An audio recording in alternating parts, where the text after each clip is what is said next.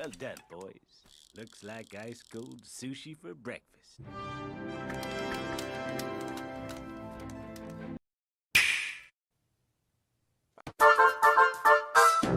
Hey folks, viewer mail time again. Oh, here's one from Sally, age 14.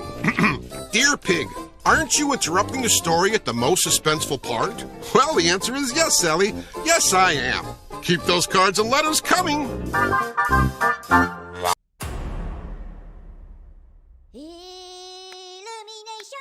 Illumination. Illumination.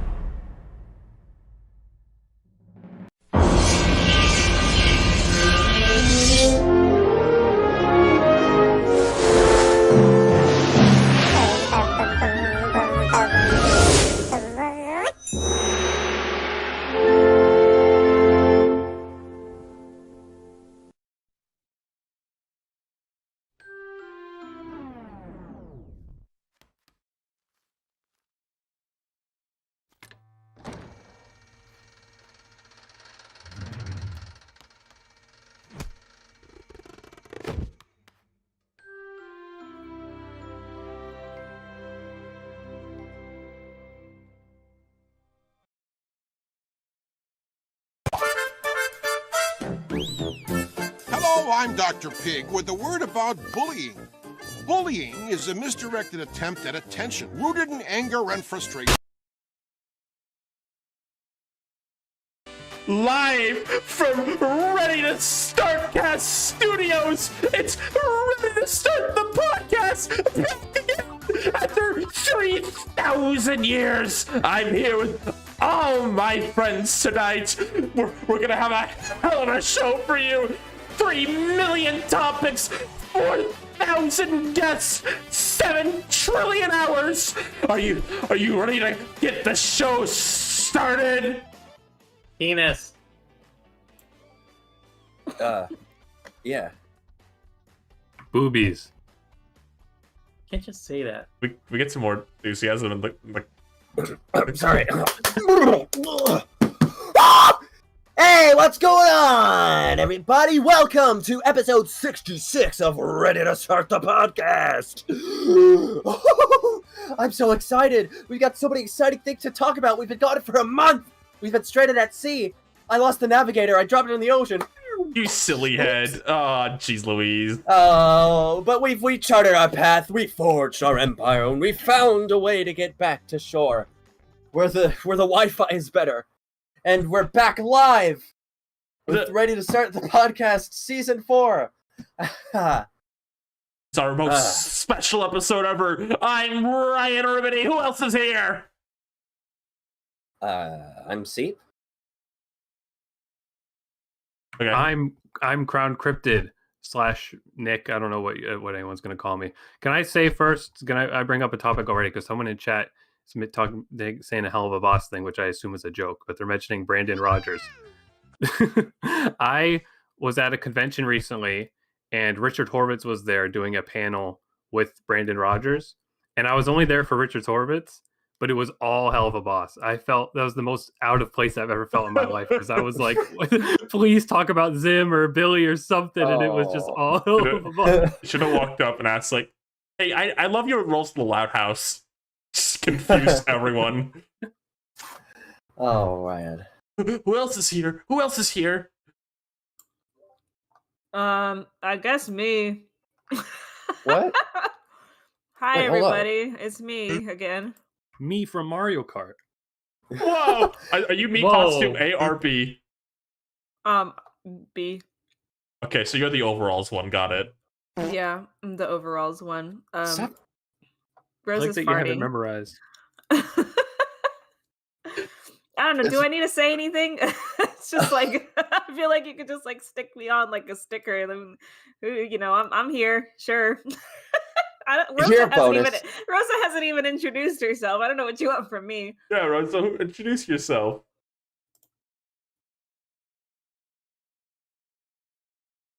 She's Rosa, playing Okay. Rayman. What? All right, give me a moment. what are you? Oh, God. Oh, all right. What? Lucky Rosa. Marceline, Oh. it's just you and me in the research of the world. They must be so congruent Okay, for a we little can't- girl. we And I can't know start you it need like to this. be loyal, But it's but just I'm paving myself. I gotta. I'm Okay. gonna Pepino. Can we? So okay, we're starting this episode. If this is your first episode of the Startcast, welcome. I know Shoutouts. we're not. What? Shout out to Angler for writing that. Oh yeah. There's a whole like. But anyway, we're not always the most. I wouldn't say we're always the most beginner friendly podcast. I don't know how everyone else here feels, but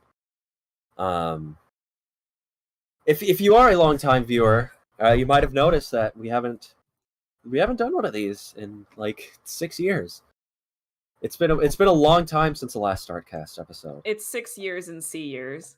Maybe Yeah, it's shorter in, real in life, nautical but years. In nautical I don't know. years. If you went through what we did, you would know.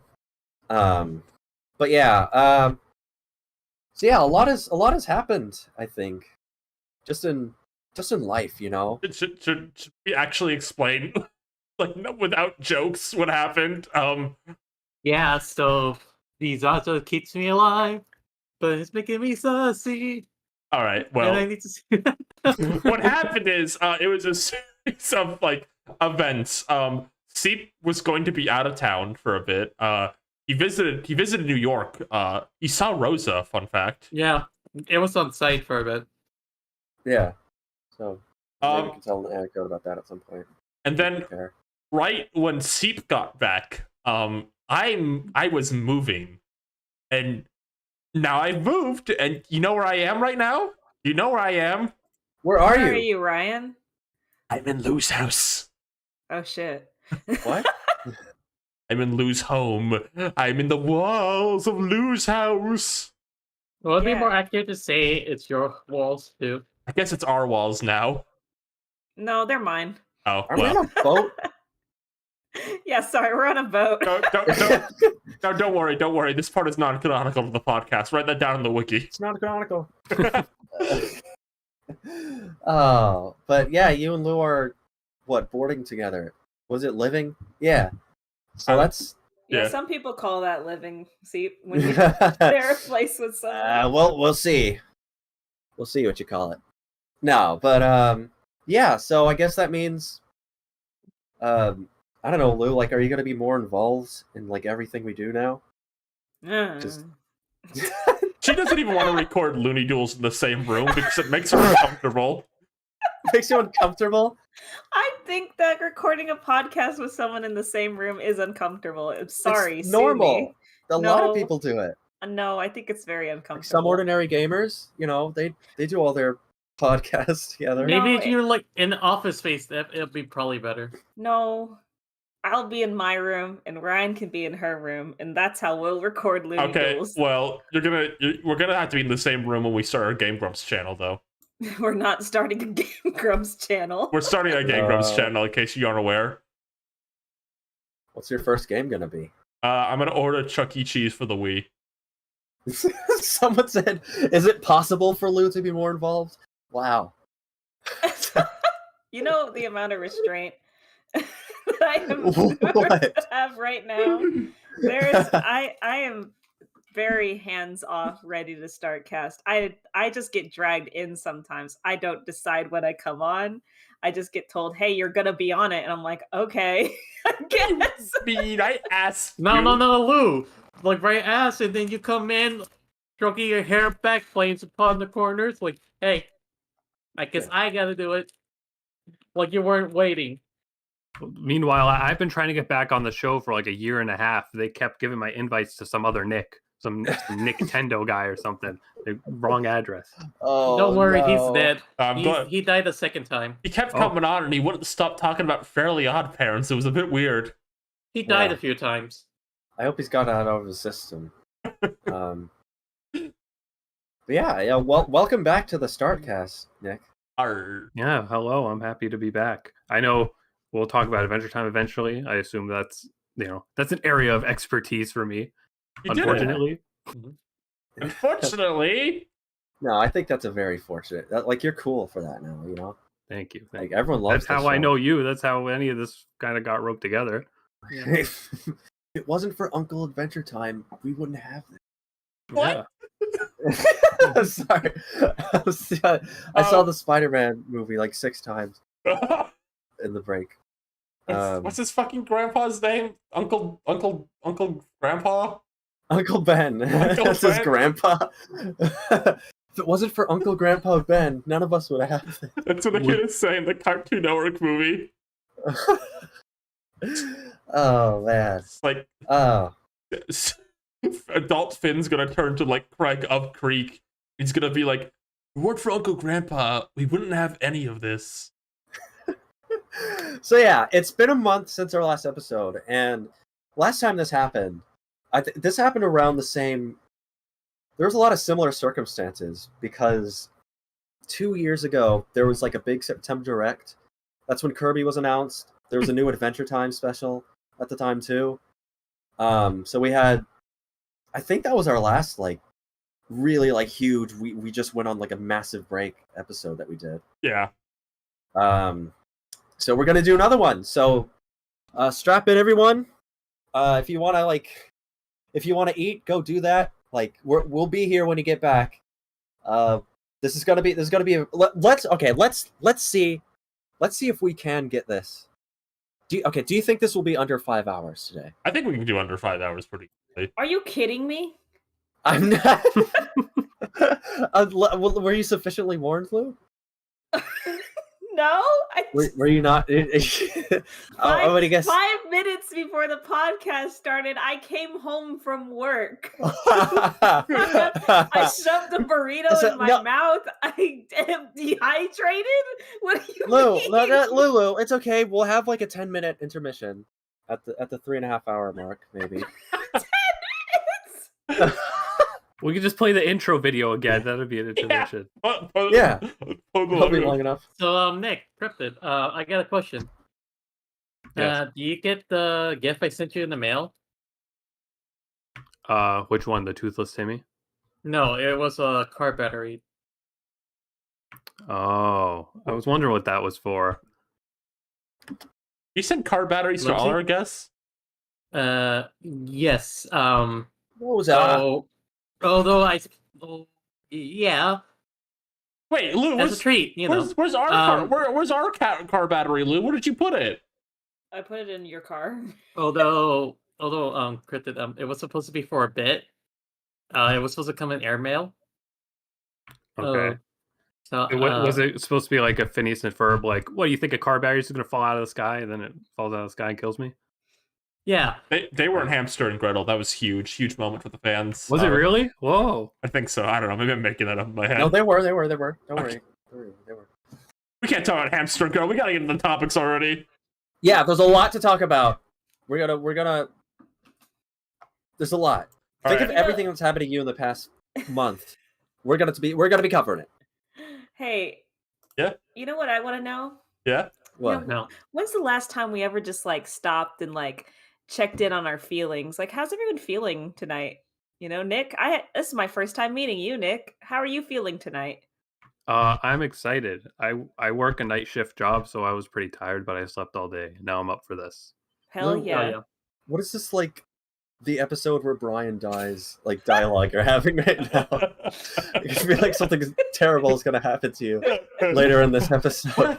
What a great day. What a great day to go outside. A car battery's gonna hit somebody. What a great day to have a podcast. Nick has slept all day. He's so ready to be here. The Otis plane's getting a bit closer, I notice.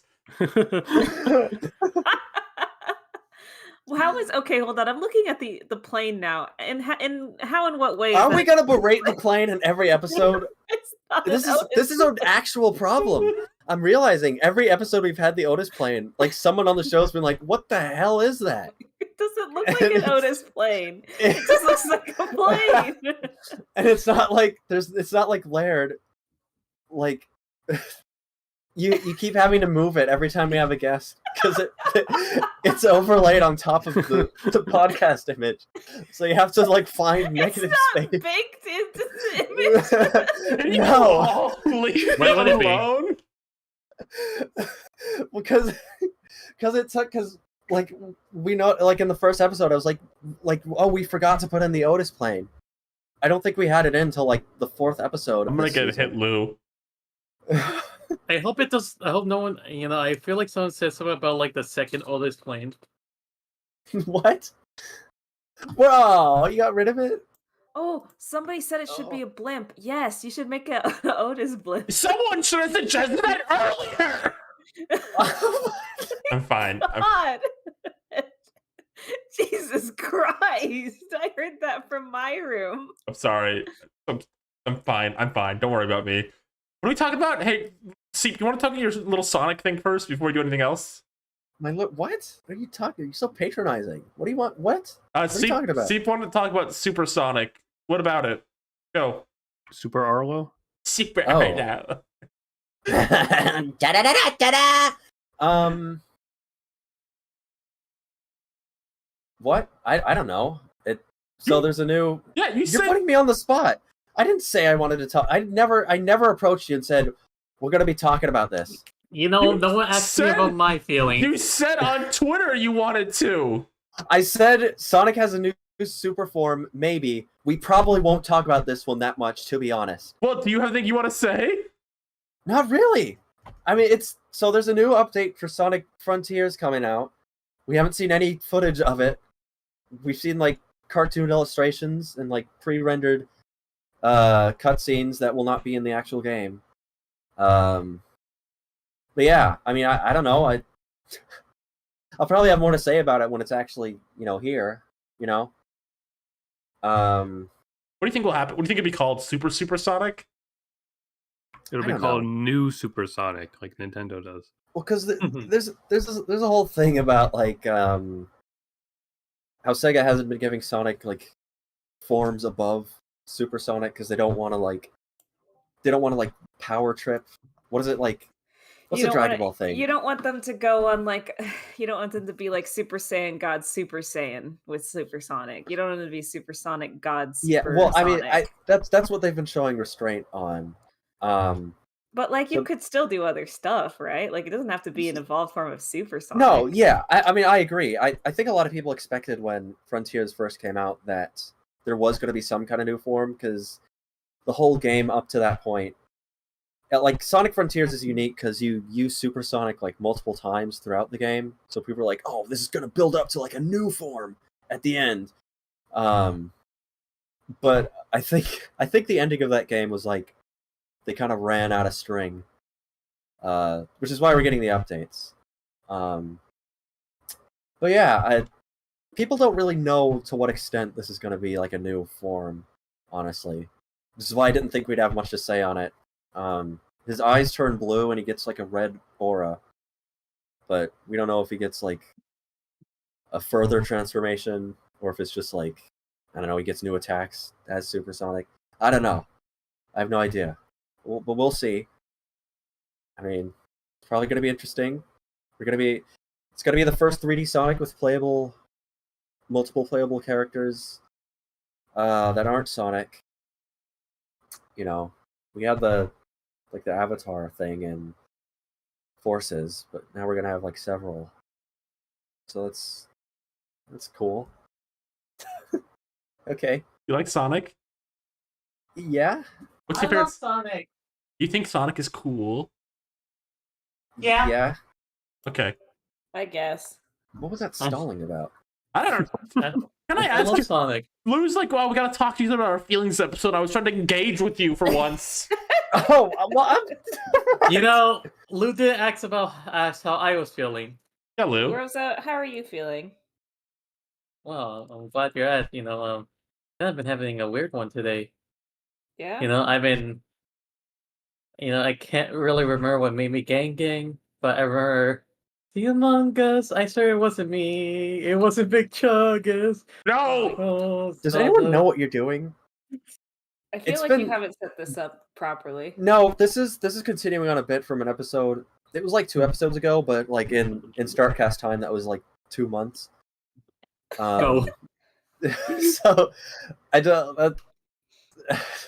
Someone in the Discord made lyrics that is a parody of an Adventure Time song, but with like meme lyrics. And I think Rosa's a big fan of that.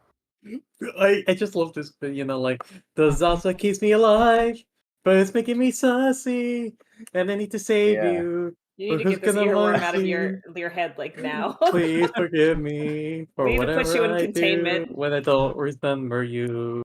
Oh, God. Zaza! Okay, Ryan, can you put something else on the screen for us? Can you take Supersonic away? I feel like we've had a Yeah. very unproductive how long have we been live? Very unproductive 25 Yeah, minutes. okay. of being Hold on, we're online. kind of all over the place right now. I don't like this. This is why I'm saying. This is why I said 5 hours. Absolutely. Do we want to do Mario Wonder Direct first or Nintendo Direct first? Well, maybe we can talk about the Nintendo Direct overall, and then specifically Mario Wonder. Yeah, I feel like I have more to say about Mario Wonder alone than most of the Direct. No, I have a good amount of stuff to say about the Direct. Well, let's get into it. Let's There just- was Okay, a we're Nintendo Direct. gonna be talking about the Nintendo Direct. Is that correct? Yes. I'm hearing from our sponsors that this is the correct choice to make. So, the Nintendo Direct time. Okay. Let me pull the Direct out. That's how I usually do this. Because I forget what happens like 3 seconds after I watch it. How could you possibly forget Detective Pikachu Returns? Very Well- easily. Maybe if Detective Pikachu get among some bitches. Okay. So the Nintendo Direct aired. What was it? 3 years ago? A week ago now, pretty much. Yeah.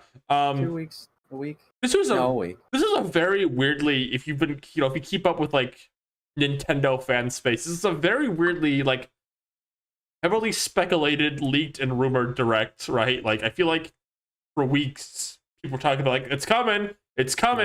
I feel like that's just happening more and more with any gaming thing. Like it's just such a big deal now to leak stuff, whether or not any of it's real. I think I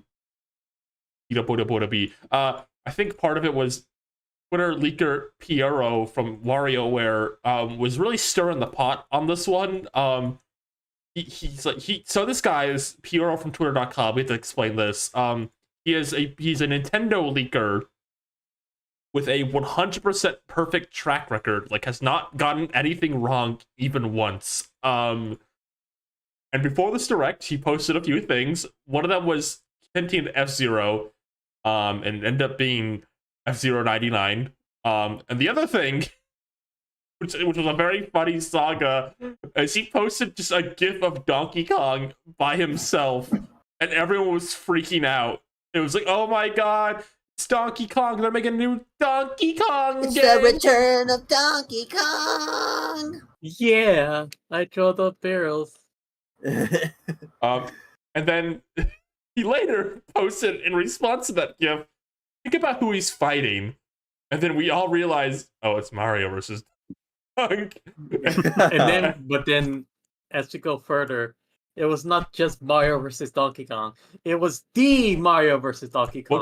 We get that. I need to explain this whole saga because I think there's like a layers to this. Then it became Mario versus Donkey Kong. We need to explain something.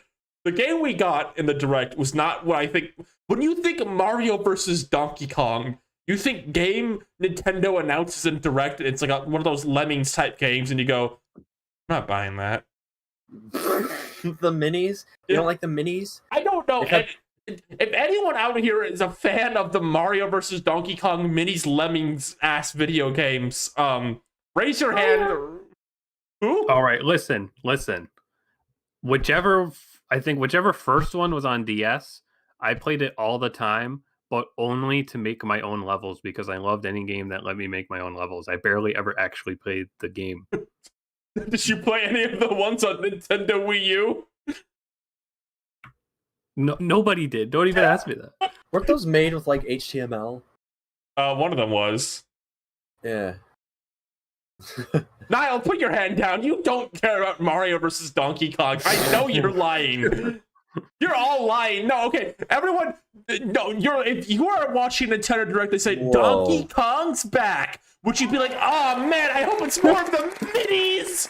No, you would go, I hope it's a Donkey Kong game where he's in the jungle and jumps around. Ryan, are you saying people have been really wanting a game where he plays Donkey Kong in the jungle? For like, well, why is that? Are those? I mean, let's explain to people like who don't maybe haven't heard of Donkey Kong. Like, you know, why is that? Why would that be more exciting? Because being a big stupid ape with a tie is awesome, and playing Lemmings with little baby Mario, Nintendo's $60 games that feel like they're worth $10. So it's just bad. They announced a game that looks bad. Is that what you're saying? No, not yet. So that's what we thought we were gonna get. Oh, we thought we were gonna get a Mario versus Donkey Kong March of the Minis, like 4. Freaking Lemmings Mario versus Donkey Kong game. Okay. But then we were wrong. It's actually a remake of the first one, which is a puzzle platformer, which is a pretty solid game. So if it had to be Mario versus Donkey Kong, we probably got the best outcome. All right. So that's pretty cool. I mean, has anyone here played that game? Mario versus Donkey Kong on the Game Boy? I played a bit of it, but what I played was pretty fun. I need to get the title screen for Mario versus Donkey Kong tipping stars on screen. Keep talking. Yeah, I kind of wish they had Toadette as a playable character instead of like Toad. What didn't you like about Toad? I don't like boys. This That this was game that was a charged statement against Toad, I think. that was actually I don't really appreciate that. Okay, Um, and what you gonna do about it? This game looks really funny. The Mario vs Donkey Kong. Okay, I have thoughts about this game actually for real. Like now that we got past the epic origin story. Origin story. I think for one, this is all a weird game to remake, right? Like, I don't was again, like, not to be a hater, because I think the original one of this is a pretty good game. It's just like was there really a huge demand for like the return of like the Game Boy Advance game Mario vs Donkey Kong? It's like, if this is gonna come back, I feel like you just do a new one at that point. It's weird to specifically remake the Game Boy Advance one, to me, if that makes sense. I feel like they could have just put it on NSO, like Right. like people. I feel like people don't really know about this original one. I mean, I hadn't heard about the original one until like fairly recently, like because Scott the Woz mentioned it at some point. That was like my first time ever actually seeing it. So I feel like it's not that popular, but I mean they kept making new ones too, so somebody's playing them. I almost feel like most people would prefer like DK94 as a remake over this one. Ooh. Because DK94 I think is the more popular of these kind of two. They're kind of the sequels to each other. Yeah. But I don't know. I don't know if the demand for this was there. I feel like part of the reason this got made is a bit to tie into the movie, because Mario and Donkey Kong have a rivalry in it. I guess. Yeah, but they could have just put minions in it too instead of the mini Marios. That's true. It could have been Minions March again. Oh, Donkey Kong has stolen all the minions from the Minion Factory. Yeah, it's kind of, again, I have no problem with it. I think it looks fine, but it's just kind of a weird choice for a game to remake. Because again, like, I just feel like if you're gonna do this, like, make a new one at that point. I don't know. Yeah. The other thing about this game I want to talk about is the visuals to me were weird to me, and I couldn't pinpoint why. And I think I finally realized it. Every single Mario game that's been announced like in the past year has like an art style shift to some extent, right? Like Mario Wonder is like very based like in the 2D art in 3D. Mario RPG is like chibi. Thousand Year Door is like paper, right? And then this one, the art style, I can only describe it as Mario stock art. I guess, if that makes sense. I think that's why they went for it, because like with the 94, it's kind of just going off like the early rendition of DK from the original Mario, I guess, from the original Donkey Kong, and then this one has like all the established like aesthetics. So I guess they just went with that because it's like it made more sense to them to do that than like something with that's already like placed down than what wasn't established. I think it needs to be redone. I think the big thing that stands out to me for this game's visual identity of all things is the UI. Get this picture. Yeah, the life images for Mario and Toad are just like soup can renders of them that existed already. Like they didn't even make new like renders for them, or like have like little stylized renders up in the corner. It's very much the HUD of like a Flash game on PlayNintendo.com. Yeah, it's weird because it looks good. I feel weird like talking about it like this because objectively speaking, it looks good. But I just feel like because of all the other Mario stuff we have right now, it looks a bit odd to me. Yeah. It's just kind of funny. I mean, I think to an extent, like someone in chat said, the animation's more stiff. Like, given that it's like a block by block puzzle game, some of that kind of makes sense. Like, it kind of like works with the game design to have it like look a certain way. But it's just like also Wonder's coming out and Wonder looks insane. So it's just like it's just very noticeable that this one doesn't look as imaginative. Right. I think this one existing near Wonder is probably doing a lot for like my visual brain comprehending this game, I guess. Yeah. Anyway, then again, we're kind of like a weird point where like we're in the twilight years of the Switch, while we're getting like major releases and major remakes. So it's a very interesting time. I also stuff to say about the shift of the Mario brand. I feel like we're witnessing live right now. Later, this is just a very odd piece of that puzzle right now. I think. This game does look very like level editor in a way where like I don't know. It's interesting how sometimes like when you update the graphics really faithfully, but you kind of keep that really like tile-y structure. Like it looks kind of weird. I just think because like the less detailed graphics are, the more like you use your imagination, I guess. Right. So when it's like really detailed in HD, it can kind of look kind of like, I guess, uncanny. Some word I'd use. I'm looking at the original GBA game, and maybe it's a hot take. Maybe we'll see some of these kind of bolder art picks like later. I feel like the original version, I'm looking at images, kind of some bolder art direction choices and like color picks. I'm like looking at screenshots that I don't think is quite there in this new one. But again, maybe it's just like because we saw most like the first world, and the first world mostly lines up. But I don't know. There's like a lot of interest in like purples and like greens. That original version. I hope it's still there to some extent. I guess. Yeah. And if it's not, then I don't know. It's still probably gonna be fun. I'm probably not gonna buy this anyway. I don't know why I talked this like 30 minutes. Next topic. We have any Splatoon fans in the call? Sure. Yeah, I mean, I love the single player experience of Splatoon. Me too. Y'all excited for the new Splatoon DLC coming out next year of all things? Next fucking year. That's a little crazy. I expected that like by the end of this year. So this has got to be meaty if it's coming out next year. It better be meaty, is what I'm saying. So far, the Splatoon single player has been like pretty good. You know, the moment yes, it's pretty good. I was gonna say like the moment they leave out Mari, it gets even better. I think that I really, really liked Octo Expansion. I was really pleased to see that Splatoon 3's story mode took a lot of tips from that rather than doing like Splatoon 1 and 2's like main story mode way. So Splatoon 3's story mode was great. I had a great time with that. And this new one looks kind of insane, so I'm pretty excited for that. Yeah, too. they say it's like a roguelite. Yeah.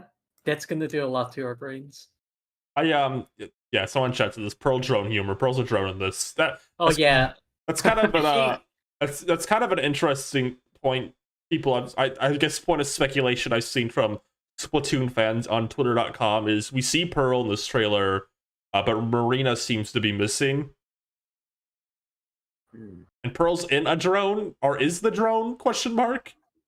Probably controlling it remotely as you do with drones, perhaps. But like, what if she's inside the drone? I don't think she's that small. She can become She's less- No. not that small. Here's the thing: the squid form can Squid like make form. that possible. Remember, like squids can like fit into anything. Okay. Yeah, it's gonna get knocked over and spill out a bunch of pearl like liquid. I mean, scary. I think this is the first Splatoon single player thing where the enemy isn't the Octos, which is neat. So this is the first Splatoon thing single player experience since game one to have like new enemies, basically. Well, not new enemies, but like a new kind of enemy. I was I gonna guess that's say, I mean, there's been like other stuff in like Octo Expansion's main villain wasn't an Octo, but I get what you mean. The Like, enemies do, were like, still- enemy Like, they- varieties, yeah. Yeah. They would Yeah, I like get what you use mean. they still use Octling just like Octarians. Is yeah. the, Now they're using Octarians, Yeah. and we're gonna and like a big change from like Salmonites too, or are they Salmonites again? I kind of got burnt out on Splatoon 3 a bit. I haven't played it like in months. But you know, I thought there's that one time he like started screaming. Like, What? Through the controller. He like No. threw the controller because What? you kept losing like ranked matches or something. I've actually never touched rank in Splatoon because I know I would do bad and I would feel like an idiot. No, I Splatoon 3 is a game like I think the community for that seems very heated at all times, and I'm glad they're having fun. But I've gotten my share of Splatoon. I think I'm good. I'm just when this comes out though, I'll play it. I like Splatoon's weird story stuff. Yeah, for sure. I think the roguelike element of it is very interesting to me because I really like those kinds of games, even though I've mostly only ever played Binding of Isaac. But I think it's really cool of them to be trying something new again rather than having it be Octo Expansion 2 because the campaign was already basically that. Yeah. So I'm very fascinated to see like how replayable it'll be and all that. I'm curious for the future they would do this because I think Splatoon's a big enough brand to do this now. What was that? I don't know. I wonder if they could make a Splatoon game that wasn't necessarily a multiplayer shooter. Because I feel like the world and characters are like interesting and popular enough to like warrant just doing like A game that you like to play. A game where you play soccer. I don't know. They can make like a Splatoon RPG or something. Like I think people would like that. They can make Splatoon puzzle platformers. Yeah. I was gonna say that too. Yeah. Where you carry around giant keys and you do backflips. Because I like Splatoon. I like Splatoon's world and characters a lot. It's just I'm not always in the mood, or very rarely in the mood for like multiplayer, like these kind of games. Like I just not in the mood for them usually. I honestly I played the first one for the loading screen minigame. When they got rid of that, I kind of lost interest. So go on. I was gonna say, like, kind of hard to get into like the Splatfest because like you know Trevor's just gonna win in the end.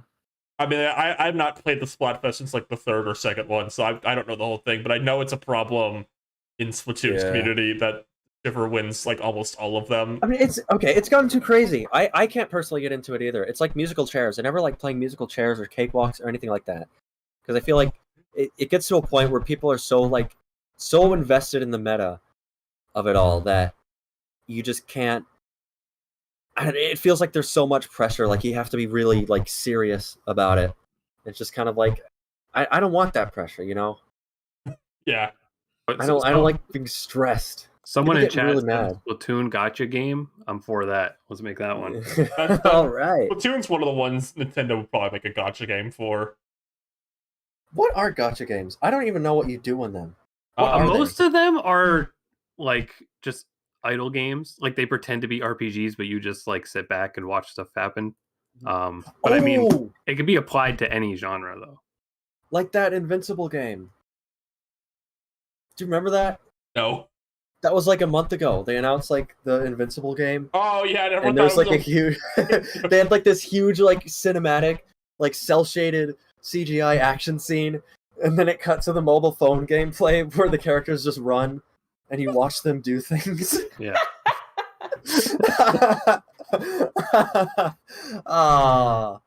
Maybe if they want Splatoon like year one of the next Switch or whatever, they'll make a spin-off, and that's how I can win. Yeah. What is the most involved gotcha game? What do you mean involved? Like the most like gameplay heavy? Yeah, the one where it's like the gotcha's cool, but I mean, a lot of I guess Genshin. Yeah, that's a good point. Oh, that's true. A lot of stuff I play is rhythm games, and it's like you can just play the rhythm game, but also like to get better scores and stuff, you have to gotcha like characters and level them up. So it's like a rhythm game with RPG elements. Probably Identity V or whatever. That's just Dead by Daylight. If it's a gotcha Dead by Daylight. Yeah. I don't play any of those.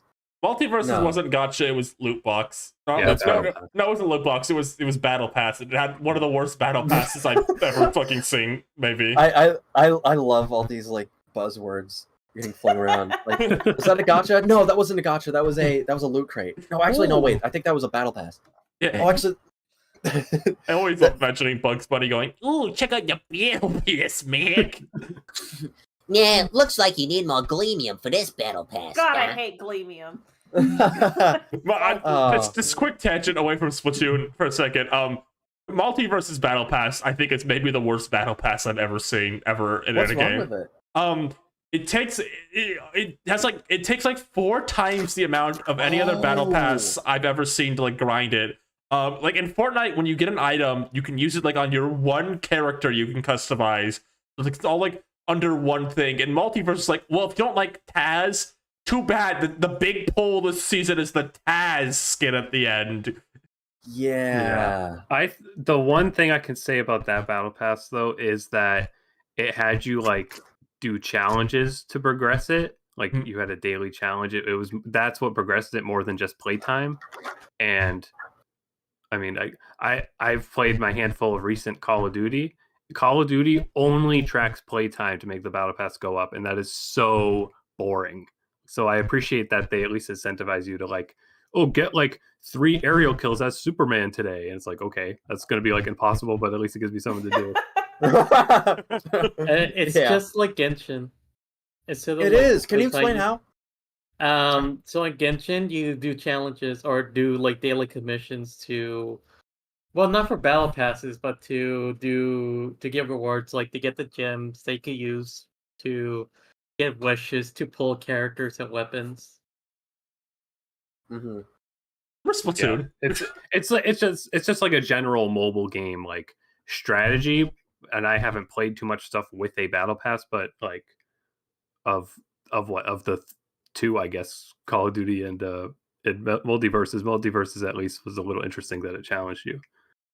Can I bring this up before we move on from this again? Yeah.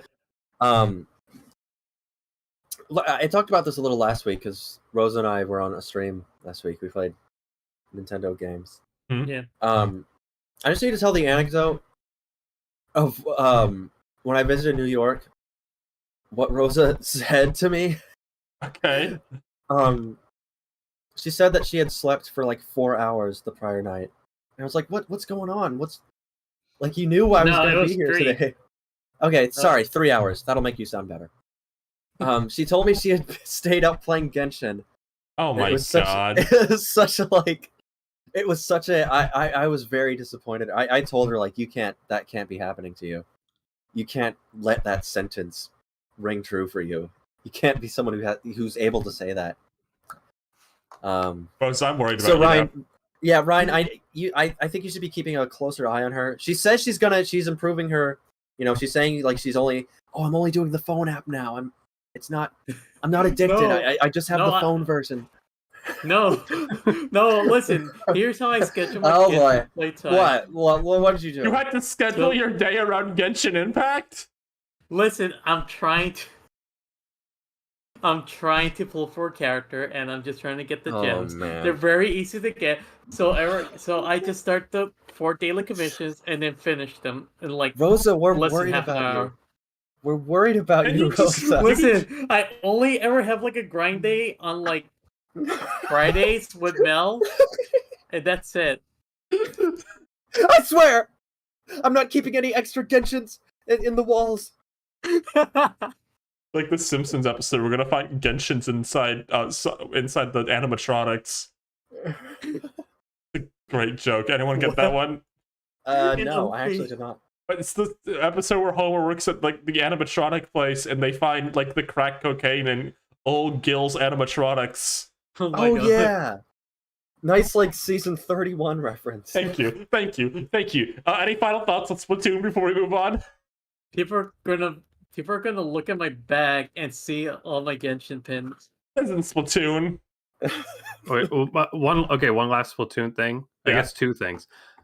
I have barely seen any like posts about when they update the game, and also why did they make a hub reskin DLC? That was weird. I remember. Can you even buy them separately, or do you have to get this pass to get this new DLC? I don't know. It kind of seems like you need to have the pass, which I guess is fine because I think the value is already on this other DLC anyways. Like it's not. Do you think that was like we're realizing this is going to take until next year, sort of thing? So they just like made something extra.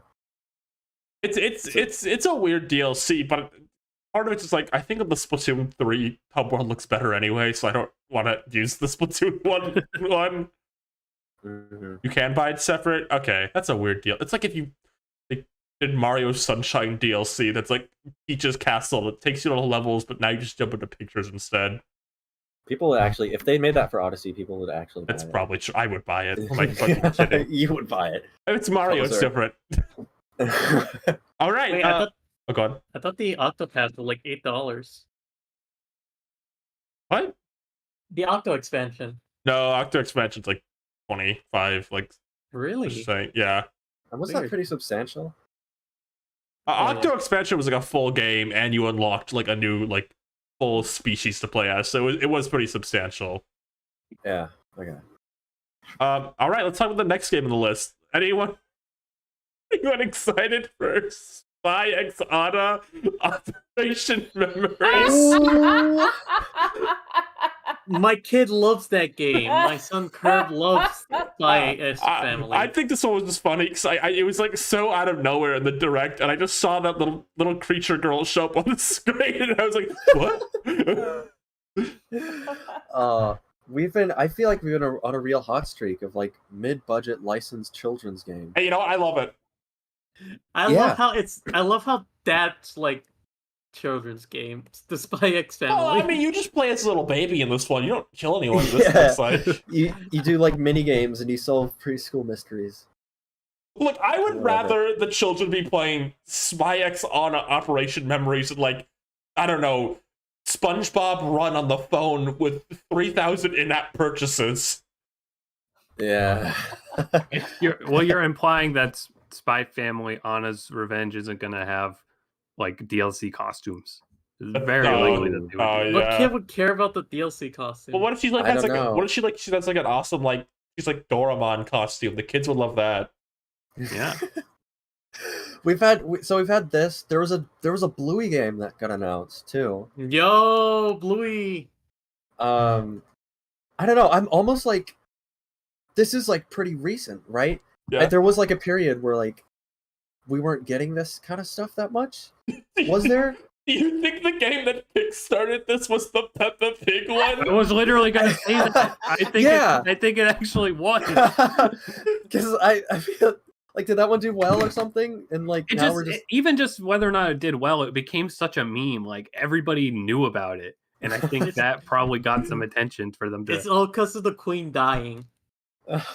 Maybe too. I don't know. But I mean, I feel like at least Spy Family's probably separate from that because I mean, it is like a game based on an anime, so it's like it probably would have inevitably kind of happened no matter what. But it's also just so strikingly like in line with those games too. Like it feels like someone in Japan looked at the Peppa Pig video game and they wanted something like that for their kids. Wasn't there a Doraemon like Harvest Moon game recently? There was Doraemon that, and then there was a Shin-Chan very slice of lifey kind of Japanese game. Yeah, it was based on like those summer games on the 3DS. So this is kind of a common like genre in Japanese. But this, I don't know, this one, I think this one in particular just looks a bit more like baby than those, because like the Shin-Chan one had like amazing stylized future of animation graphics, and the Doraemon one was like a farming game. This one's a bit more, I guess, baby in my mind. Yeah, that makes sense. I mean, at least it's not just another fighting game like every That's anime true. gets, I guess. But I feel like it probably looks the way it does because the anime is really new. Like they probably only spent a year making this game. That's right. This is probably.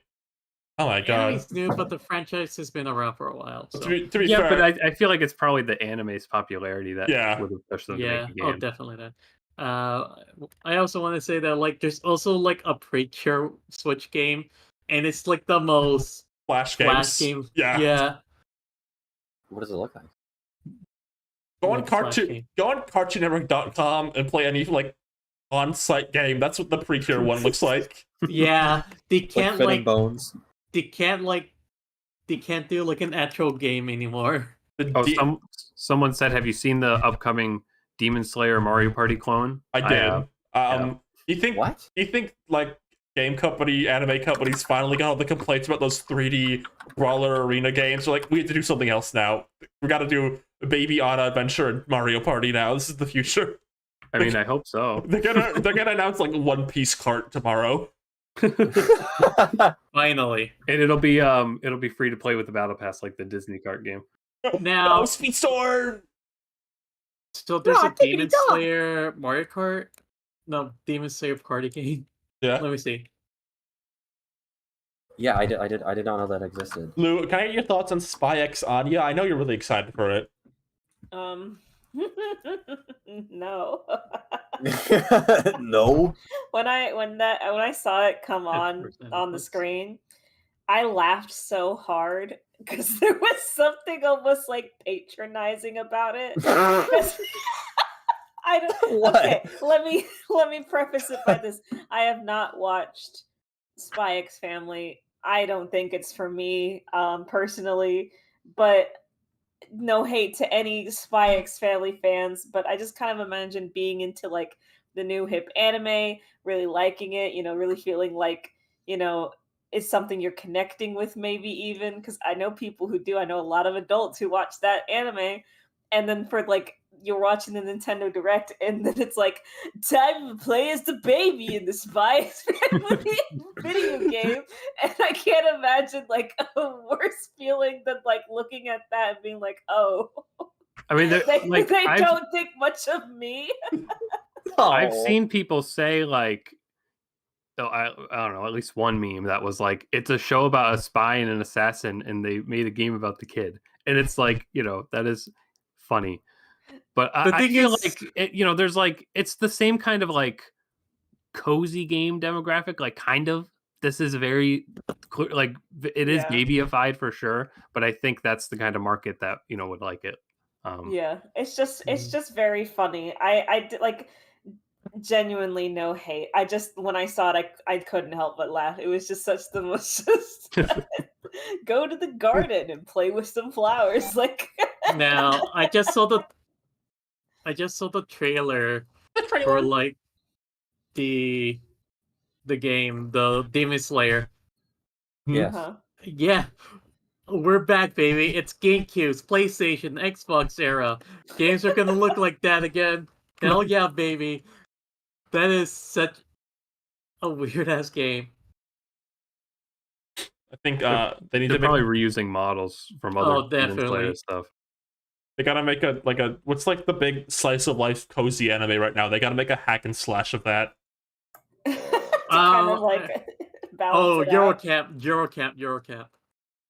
Okay, Oh yeah, totally. that'll be the one. No, next. Oh yeah.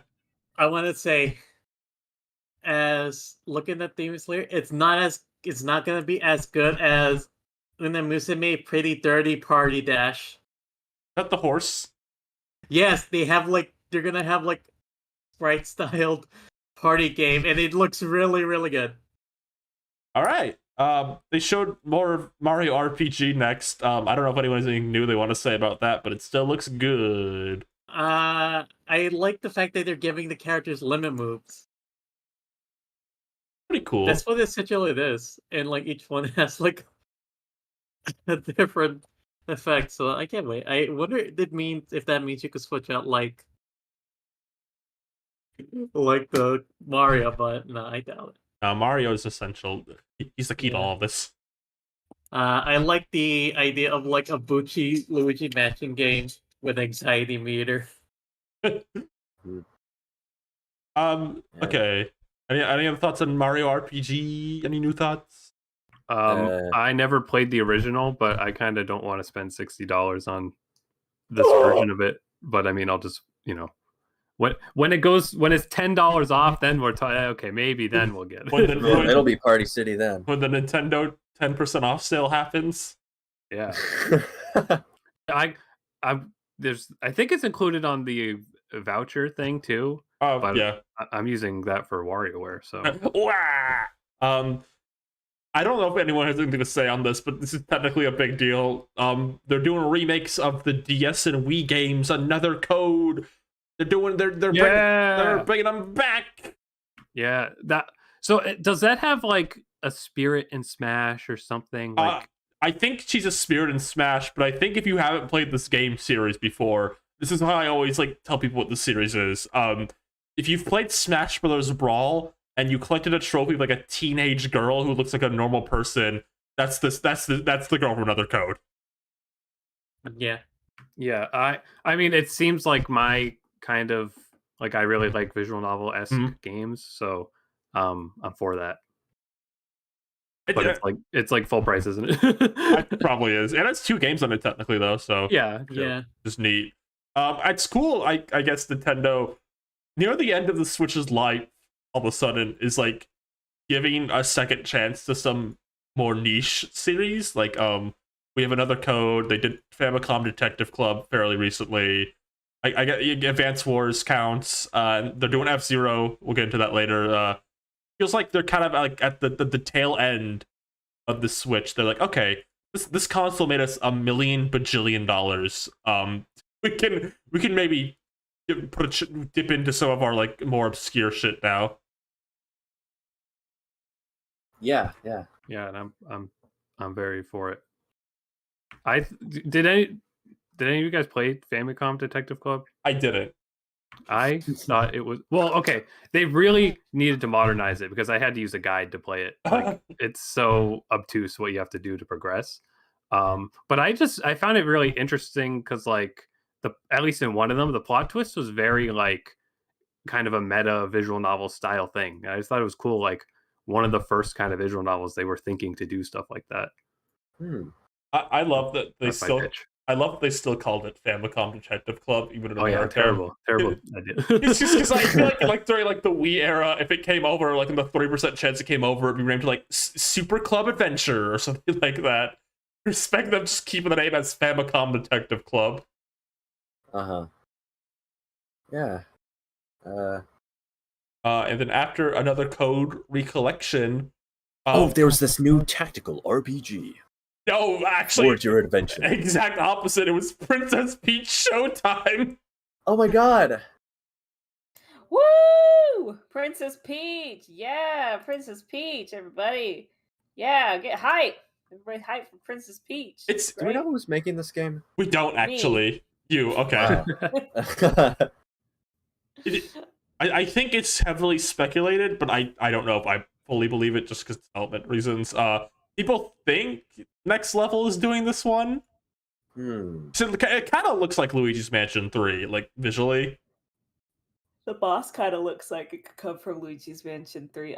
I mean like the villain character girl. She looks like she could be a Luigi's Mansion character. It is so weird the way they revealed this game. Actually insane how they revealed this game. Like a few months ago, like we're making a Peach game, by the way. Do you think that was like a Mario movie sort of result too? I think they probably revealed a lot of Mario stuff in that direct, so they could back to back be like, oh, the three main stars of the movie everyone just saw, or how about a game coming to Switch soon? I just think it's so weird that they haven't just said that. Like there hasn't been a direct connection between Nintendo and the movie. We just kind of have to assume this, and it's like, why didn't they just do like a movie direct and put games in that too, or something? Like that would be a much better marketing decision. Nintendo is so weird about that kind of stuff, is what I've heard. I think they want to subconsciously implant the ideas in our heads without us thinking that, that we know that they're doing it. Mm-hmm. Yeah, like before the movie came out, they were like, we're talking about the movie. We talked about the movie during the direct, and then the movie came out, and it made a gazillion trillion dollars. So then now they're like, okay, we don't need to do that anymore. Let's go back to talking about video games. Well, that just happened. Well, Princess Peach Showtime looks very cute. Looks fun. Looks like it's going to be, just an enjoyable experience. I like seeing Princess Peach in a lot of different outfits. So, pretty good. Everybody does. Yeah. I liked that they're making a Princess Peach game that doesn't look bad.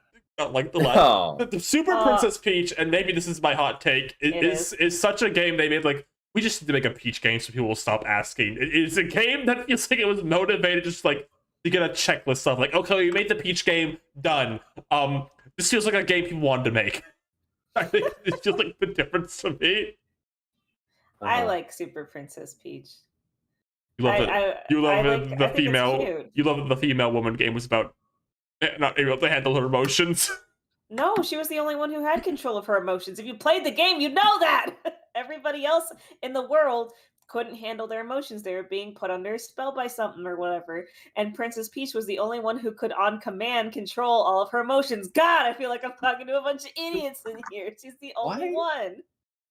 Why was this villain designed by frickin' Naoto Oshima? Yeah. You know what I mean? Did anyone else immediately think that? Oh, no. Whatever, like... Just a very. It looks like a Sonic game. You know what I'm talking about? You think they're Or gonna just have like a Sonic team game. I feel like it's the eyes. If the eyes were different, it could have passed as like a Kirby thing. That's Hmm. true. I could see that. I'm just saying, it just feels very like Knights, very like Balan. Did Nato Oshima work on Balan Wonderworld? Was he one of the ones? I'm pretty sure. Because Okay, that's the company ours. Then confirmed. There's gonna be dancing in this one. Hell yeah. I mean, yeah. Peach is gonna like save like the crystal at the end of the world. She's gonna dance with the little nose guys, and they're like,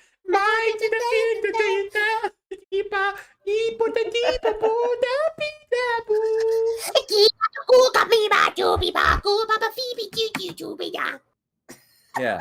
Really good, really good. no, it's cool that they're making a Peach game. Like again, just feels like a game that has like a concept behind it, because I feel like that's what Super Princess Peach was kind of missing. It's like Yeah, I don't it's think a little generic. it didn't really have like, 'cause, like when I think of like Luigi's Mansion, like it's got all its weird original characters and locations, like because Luigi is kind of like an outlier in that game, like he feels out of place, and that's kind of the point. And then like with Donkey Kong, like that's a full Donkey Kong's like a full separate world from Mario in a lot of ways. Like it's got like its own tone and like design philosophy kind of stuff. And then Wario's got all his weird shit. And then Yoshi's also kind of a weird outlier for being honest. A lot of Yoshi stuff is very much just carried over from Mario. So I'm glad they're making a Peach game that's like, okay, this could be Peach stuff. Like this is stuff like when like I don't know, we'd like make like the Peach board or like art track in future games. Like we could pull from this subsection because it's got its own unique visual identity kind of situation. I feel like this is the themes of this game feel very like in tune with like I think they want little girls to be playing this. Exactly. Like wanting. Yeah. Because I feel like the whole like outfit switching thing is just like a perfect like. You know, look at all these different clothes you can wear. Little girls love that. There are so many little girls who probably just learned who Princess Peach was from the Super Mario Brothers movie, and they're gonna clap and jump up for joy when they see this game. Just great. Yeah. I- Yeah. I mean, I can't wait for 5,000 Smash Bros. Moveset like redoing videos. So, like, for Princess Peach. Oh, God. in What I this meant- move, she transforms into Kung Fu Peach, and for this move, she transforms to Detective Peach. So what we're talking about? Princess Peach. Hell yeah. Let's go. Yeah, baby. No, Are but- you? Have you been replaced? Have you been replaced? Yeah. Yeah. Talking- Okay. No, but for real though, I'm glad she had. I'm glad Peach like needed like her own visual identity kind of like thing to have. Like 'cause Luigi's always got the horror stuff, and because Mario tends to take up like in like a lot of spin-offs, he gets kind of the castle-y stuff. Like in any Mario circuit, like there's a castle, and like that's all Peach really had for like visual identity stuff. Yeah. So I think giving her this kind of Broadway stage play visual identity will be good for her as like a character in particular. Yeah. Definitely. Love I the s- outfit she gets. She gets like the sword, the pessary, the Detective Peach. Yeah, and that's why Detective Pikachu isn't impressive to me anymore. Can't be impressed. Rude. See, I'm a feminist. I need to just read verbatim this really good tweet I made. Oh yeah. Everyone pay attention to this tweet that Everybody Ryan sit wrote. down while we listen No. to Ryan talk about her tweet. This is a really good tweet I made. I don't I'm care not about listening to my wife. I don't care about Detective Pikachu as a feminist. Just not impressed. Princess Peach is breaking into detective career in her new game. I will be supporting a woman in the workforce instead of Nintendo Switch. God. That fucking Detective Pikachu game. All right, any final thoughts on Princess Peach Showtime? I wonder if she's gonna get teched when she does her kicks. She's gonna have tech. What? Yeah, what if she gets teched, like the enemy does like 1,000 parries on her and then just hits her in with a super. Do you know what she's talking about? She's talking about like fighting games, Oh, Yeah, stuff. moment 32.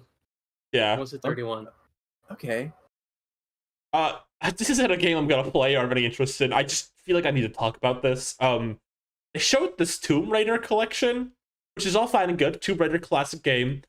Oh my god. Great to have it on Switch. Like, it's a big thing to have. But there's this really weird feature in it, where they update the visuals to be quote unquote more modern, and it just looks weird and worse in some ways, and it's confusing to me. They spent a lot of time on it looks like, but it doesn't look very good. Oh, it's like those like look how much I've improved at my art things, and you want to be nice, but oh man. Yeah, I don't. The only thing I can think of is that because it seems like you can like switch freely between each style, so I could see them being like, oh, we don't want to change like the topography to be more like high res. Someone in chat said PS1 to PS2. This feels more like PS1 to like PS 1.8. This is like beginning of the console to the end of the console. Yeah, that's the level of shit. Will this even run at 60 FPS? It'd be funny if it didn't. Oh, it has to. Come on. What if it runs at 180? 180 FPS? 180, 30 FPS. I just say it's just so weird. Like I was watching this in a car when this was happening. Like I was driving. I wasn't driving. I was in the passenger seat when this was happening. I promise. Okay. I was in the passenger seat when this was happening, and I couldn't tell the difference on my phone when they're like with new enhanced graphics. And I was like, what? Really? You blinked during the wipe and you didn't notice they changed it. Yeah. It really is funny. Like if you looked at a screenshot, if you looked at this screenshot and you were told this is a game where you can switch between the old and the new graphics, I think you wouldn't think you're looking at the new. It just looks very. It's funny. I mean, hey Ryan, you've been saying we can hold you to this. You've said you wanted to see more like PS2 era looking games. Yeah, right? but like, can I also answer PS2 era games that look good? This is your Prisma Monkey's Paw right now. Yeah. My mind's like, oh, I want like games that look like Tulip, and then I'm getting games that look like this. I'm looking at it. It kind of just looks like a GameCube game. I don't even know if I would say it. I don't know. Like I'm thinking of like GameCube games and like PS2 games. I feel like stuff like Ratchet and Clank and like Mario Sunshine and I definitely think like games could look better, but like it's within the wheelhouse of like I guess it's like in between N64 and PS1 and PS2. Wait, okay, Ryan, is that the new graphics you just put on the stream? Yeah. Oh. I don't know. It's like Twilight Princess was GameCube also, and like I feel like right, but you're talking about who made this? Who's working on this? Aspire? Isn't Square Enix own this? Yeah, but I think they sold it. I think Aspire is doing the port, and they do a lot of like Star Wars game ports. I'm pretty sure. Okay. It looks like if it was a PS1 game, it would look really good. But I think there's plenty of like bad GameCube games that I think look like this. I guess it's just weird because it's like a really popular character. Yeah, I mean, can someone in chat like correct me on this? I think Square Enix like sold Tomb Raider. No, they did. I remember that now. Yeah, they sold Tomb Raider but kept Gex. I think my first thought when I saw this was like, I was just thinking of the fact I remembered the fact that it got sold off. I was just thinking like, yeah, this is Tomb Raider now. This is gonna be it. Someone got it.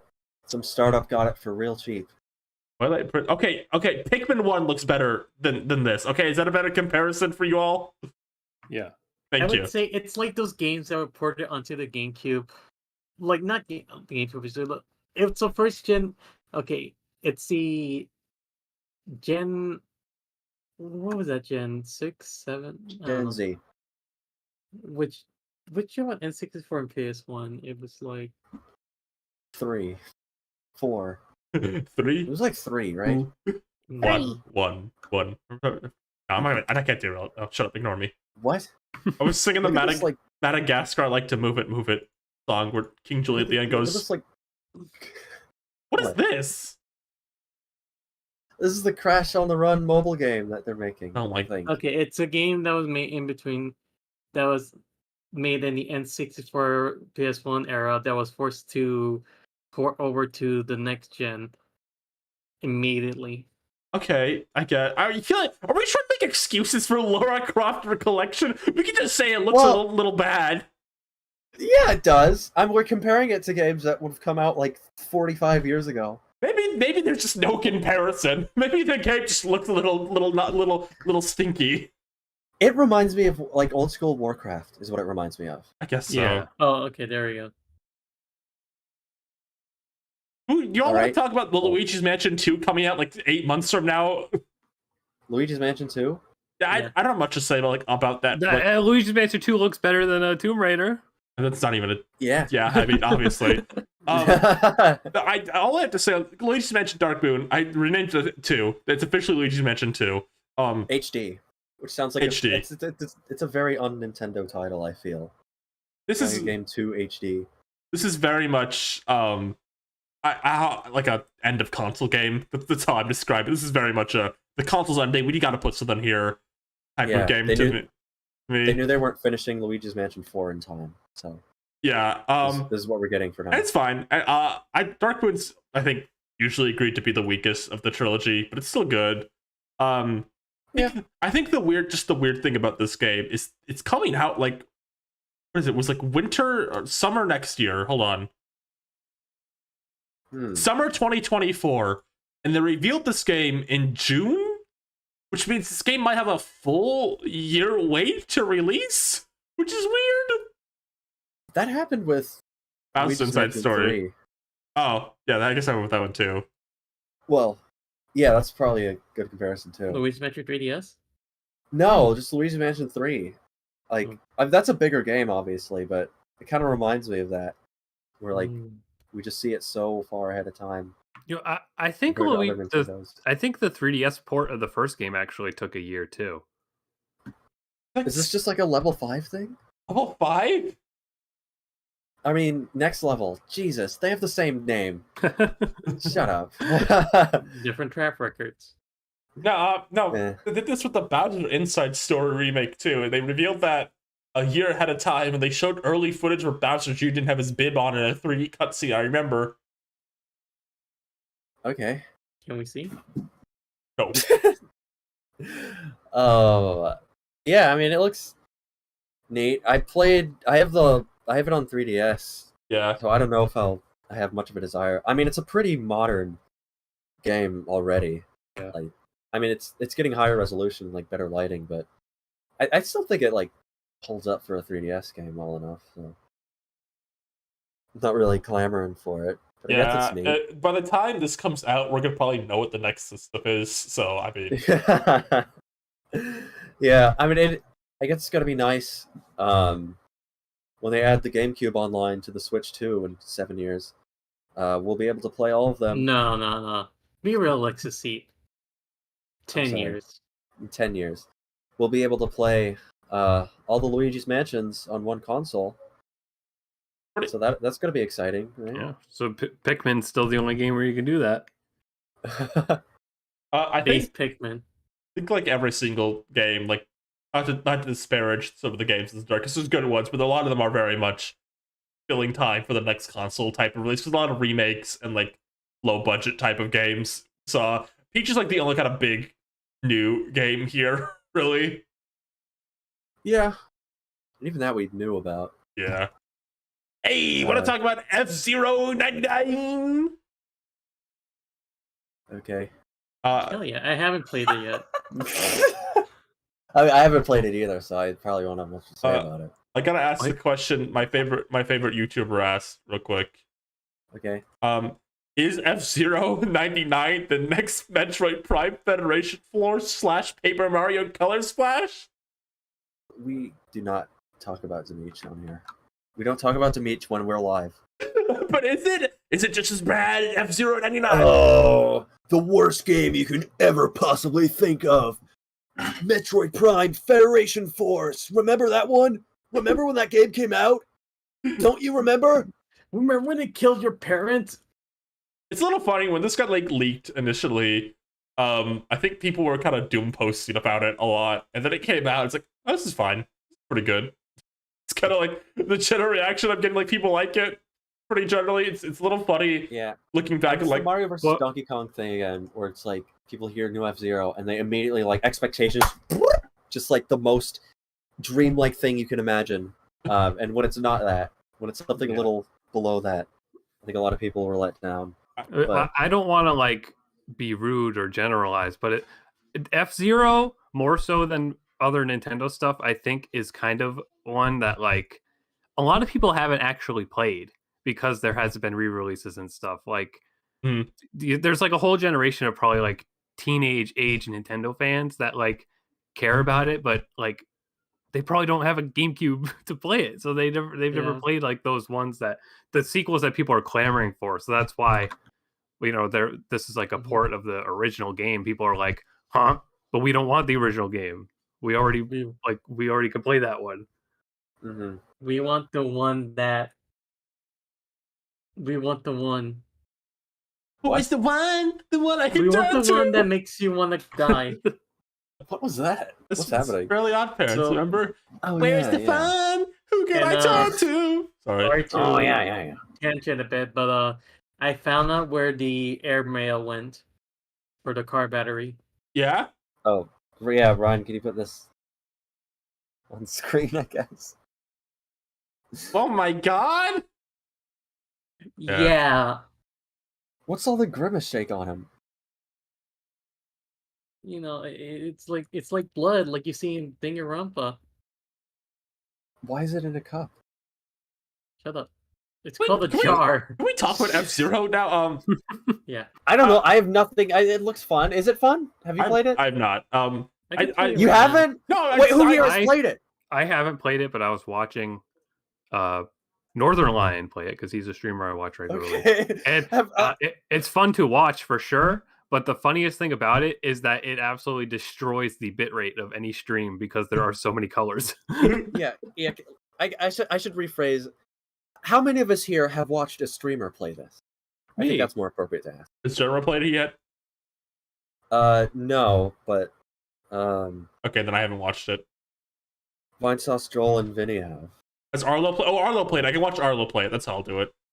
Yeah. Okay. Sure.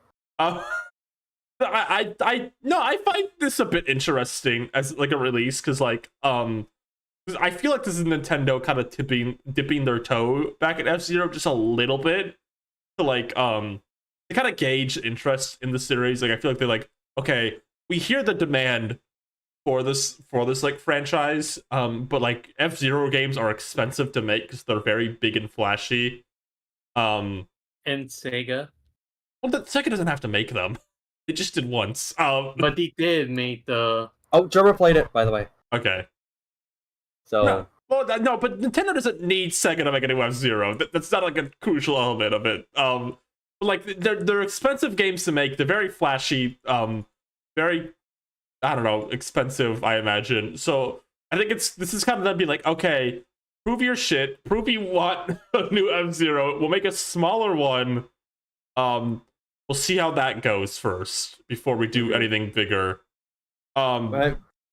Wasn't there that statement where like they said like they didn't know what to do with it? Yeah. Do you remember that? I think to some extent that was Miyamoto bullshitty of it, to be honest. But Well, I, maybe Yeah. there's not really like anybody clamoring with an F-Zero idea. Like, is there anybody who's like, oh, I'd love to spearhead an F-Zero project? Like, maybe that's just Yeah, as simple no, as that, I definitely get that. Like, I think people, developers don't always make games based on what people want. I mean, especially Nintendo sometimes. I'm sure there's a lot of like third-party companies that there's an F-Zero. I think we even have reports of that. I think what happened, if we're being honest, though, is I think Nintendo isn't confident in its selling just at all. Mm-hmm. Yeah, but And those still come out smaller like this, and yeah, see what people think. and I think I think they don't want to say that out loud ever. I don't think they ever want to say out loud, we don't think this is Uh-huh. gonna sell. I think that's what they thought. Mm-hmm. Remember when like people thought Hey Pikmin was doing the thing of like, we have to buy this, or they won't make another Pikmin. I guess I can get the logic because they said that about Chibi Robo like barely before that, which is insane. That probably scarred a lot of people, I think. Yeah. Because we never got another Chibi Robo. But we did get another Pikmin eventually. If you want another Chibi Robo, buy this game we know you don't care about. Yeah. Are we talking about Detective Pikachu yet? No, sorry. That's 30 more minutes before we dive into that. All right. That swimming pool of discussion. But yeah, I think a lot of people who actually care about F-Zero are like in their 30s or 40s. To them, I think this is kind of like, oh, it's cool. Like if you ask like someone who actually played all the F-Zeros in their 30s about this, they're like, oh, this looks cool. I'm into this. I think a lot of the people who were getting fake mad about it before it was announced, probably don't even actually care about F-Zero that much. Whoa. It's a lot of F-Zero and their name is Didn't Meech. Oh, no. Shh. I don't care. Come at me, Demeech, and then Demeech comes. We can't invite that. What if it happens? Alright, Demeech, fight me in Mario Party or something. No voice chat though. But I think a lot of F-Zero fans are like retro gamer fans, right? I think to them, like something like this is like cool. You're offending like everyone under the age of like 35. No, objectively speaking, F-Zero has a lot of like older fans. Is just what I'm saying. I think you're right. Like I don't think that's like that means they're all like older, when I think of like an F-Zero fan, I think of like Proton John from YouTube, who's like in his late 30s. I don't know. He's the guy I think of. Yeah, for sure. But yeah. I don't know, this game looks great. I'd love for any of us to play it eventually. Yeah, it's free. I'll play it eventually. Yeah. Well, get it before it's gone. You never know. I'm too busy at the Nintendo Museum right now to play it. Oh my god, yeah. Okay, I don't have much to say about that, but that was really funny. Like they show this question block and they start zooming out. Like, oh, what crazy thing will this be? Oh, it's a museum in Japan you can't go to. They're gonna have like Charles Martinet like put into resin, and then like potentially like add more like people who worked at Nintendo or done stuff for Nintendo. Like you're gonna see like Scott the Wows there because he appeared in like an Arlo video. Wait, well, they gotta get the completionist in that resin too, right? Like, oh yeah, absolutely. They're gonna put Miyamoto in there. Anybody who went to that 1-2 Switch preview, oh my god, the floor went out from under them and they got dropped into a big box of resin. We lost some Dollar Smash. And the horse guy is just there, like feeding them like food flakes. Can I dial back? Can I dial back to something Rosa just said just now? That Scott the Woz would be in the Nintendo Museum because he was in an Arlo video. Implying Arlo is like a direct tie to the Nintendo company. Yeah. Is that? Yeah, secretly. Is that how that's okay? Sure. Yeah, no.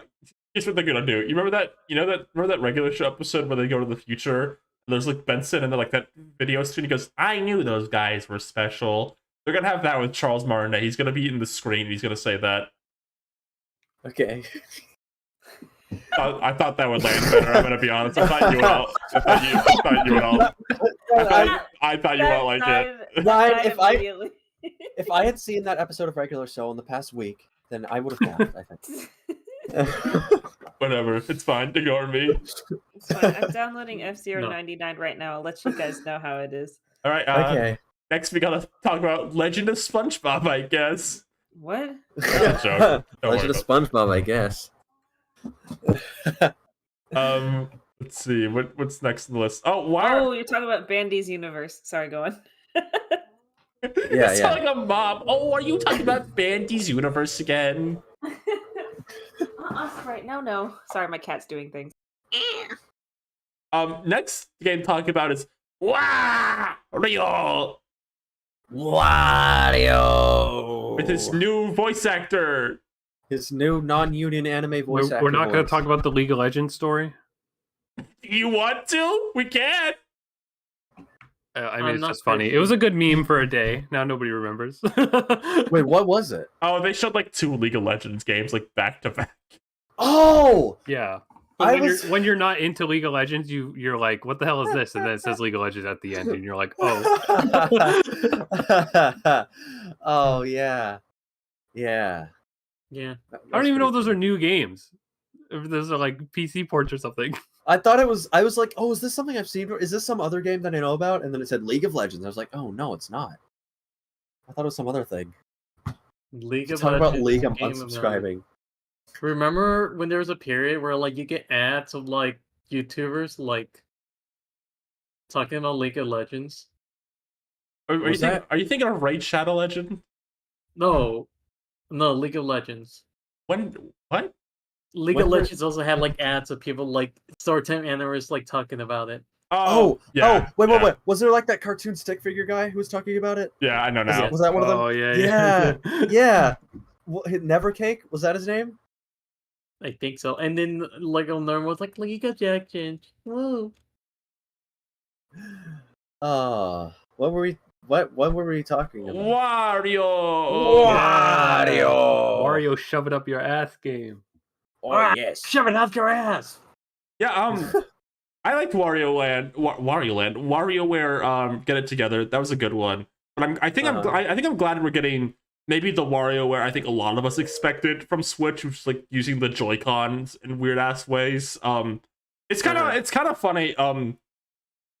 This feels like the game that should have like come out year one of the Switch instead of like a lot of the kind of gimmick stuff they were trying with it. Because Wario always does a good job with like whatever they have on the like the Wii remote or the 3DS or the DS. Like, they always do a good job of like. He's a good man. It was a late 3DS game too. Yeah, yeah. That one. Maybe It's just that's that why they it thought wasn't they were on cooking the with one Switch. to Switch.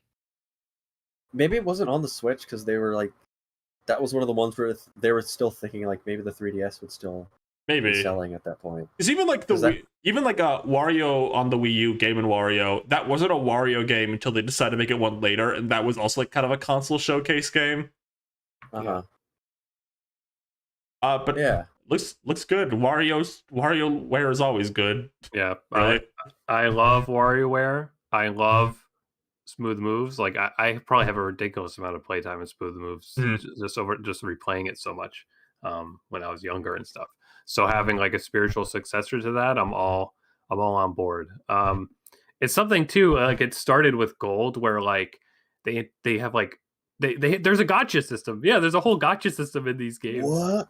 Pretty much, there's a good grind aspect to it that makes it really addictive and fun. Like I could still play Get It Together and like have to work towards stuff, even though it's it becomes arbitrary at a point because Get It Together you just like give gifts to your guys, but like it's still fun to try to get all that stuff. So I love that they're putting some extra effort into them. Weird thought. Maybe that made me retroactively think about some things. I wonder how long Charles Martinet has been off the docket for like voice acting, because this WarioWare has full voice acting cutscenes, which the 3DS one also had, but the game in the middle, WarioWare Get It Together, didn't have. It had cutscenes, but they weren't fully voice acted. And Charles in particular, I think his voice acting was like all reused in Get It Together, if I recall correctly. So it's making me kind of. He's a new voice actor in this one. It's the first time we're hearing a new Wario. We're actually hearing all 3 out of 4 of his bros, except Waluigi, fairly soon.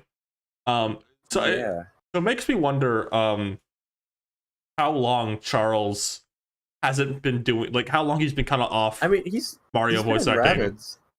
He didn't do no voice acting for that. That was reused voice clips.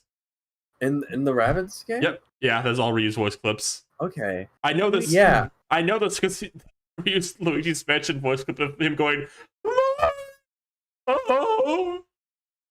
I'm glad you reenacted it, so we know which voice clip it is. Yeah, I mean that's something that's gonna tie into. We'll probably talk a lot about that with Mario Wonder too. But I guess we can dive into that now a little bit because I mean, there were like before like Nintendo officially announced that Charles Martinet was not going to be voicing for them anymore. There was like a lot of speculation. There was definitely a lot of weird stuff going on for a bit. Yeah. Was it even around the Cybershell? He has a YouTube channel. He made a good video about it, like about all the weird stuff that was going on. Yeah. Maybe we can link that if we find it or whatever. But yeah, just a lot of it's been kind of happening for a while now.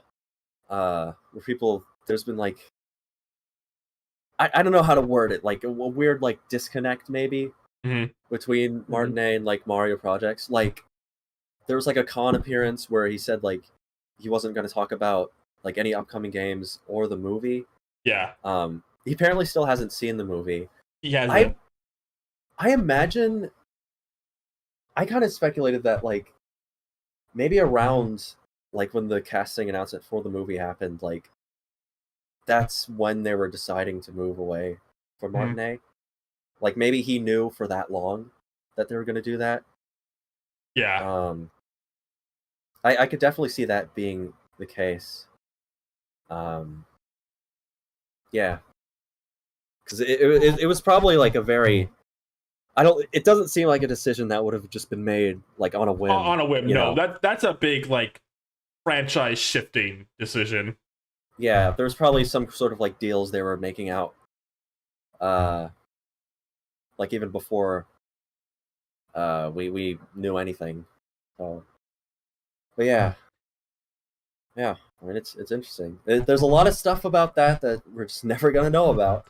I mean Charles doesn't seem like the type of guy to like break NDA, or even when he has to say anything. The only way we'll ever get a full story is if like someone who was working at Nintendo at this time leaves the company, and then 10 years from now their NDA is over, they can talk about what happened for real. Like that's the only way we're ever gonna know, like I think, what really truly went down behind the scenes. Because there's so much, even like after I feel weird speculating.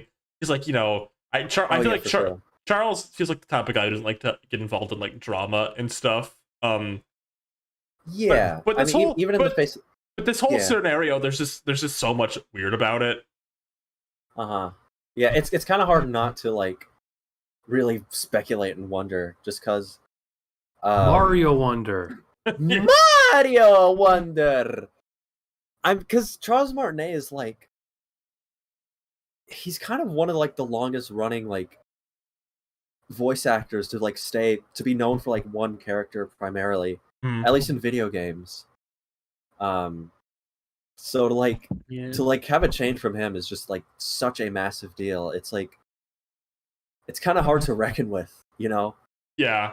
Like I feel like I'm gonna have to be like readjusting in my mind to this fact for like years. It's kind of like the fact, like if we had like just full confirmation, he's like, I'm stepping down from voice acting in general. I'm getting a bit too old for it. That'd be one thing, but that's not what's happening. He's clearly still doing things. He was like having a ball at the Dragon Ball premiere just like pretty recently. I don't know. I think a lot of people like to say, oh, he's getting old, but it's clearly not what's happening to me. Yeah. Or if it's like an age thing, it's probably not on his terms. Like maybe, I don't know, Nintendo's just being very preemptive about it. Like maybe they didn't want a case where you can tell like their mascot's like not visibly, but like noticeably aging. Like I don't know. I feel like whatever it is, it's probably some brand thing. If we get to the end of Mario Wonder's credits and like everyone's been recast, I think what happened maybe is behind the scenes. There was just like when Sonic Colors came out and there was a huge recast kind of moment. Yeah, I think maybe Mario just internally got one, and they're only kind of making a deal about Charles because he's like the one everyone knows. Right, he's the one you can get away with replacing the least. Yeah, I don't know. I mean, that'd be. I don't know. Yeah, it will be telling when we see, like, how much of the cast, like, if it's all new, because that would be very like. They're being very weird about it too. Like, they don't want to say who's voicing him right now. Yeah, I mean, we can. There's on the Kit and Krista channel. I think this is worth bringing up. Yeah. It's run by two like ex Nintendo employees. They did a video talking about like Charles being replaced. And they speculated that Nintendo wants to, like, they don't want to have like real life people associated like with the characters. As like a way of like, I don't know, like maybe they want to have more control over the characters or whatever. They don't want to have to manage people's reputations. Right. So It's just like, you know, Mickey Mouse, like, you don't know. Nobody loves. That sounds so mean. I don't mean to sound mean. No, the Mickey Mouse voice actors aren't beloved in the way like Charles Martinet was. Like, kind of an example. right, yeah. Like after like Walt Disney, it's pretty much, it's very like, the actor is very secondary to the character, but Martinet is like, I mean, he's like the reason why Mario is the character he is now, pretty much. Right. Like so much of what people immediately think of when they think of like Mario as a character is because of him.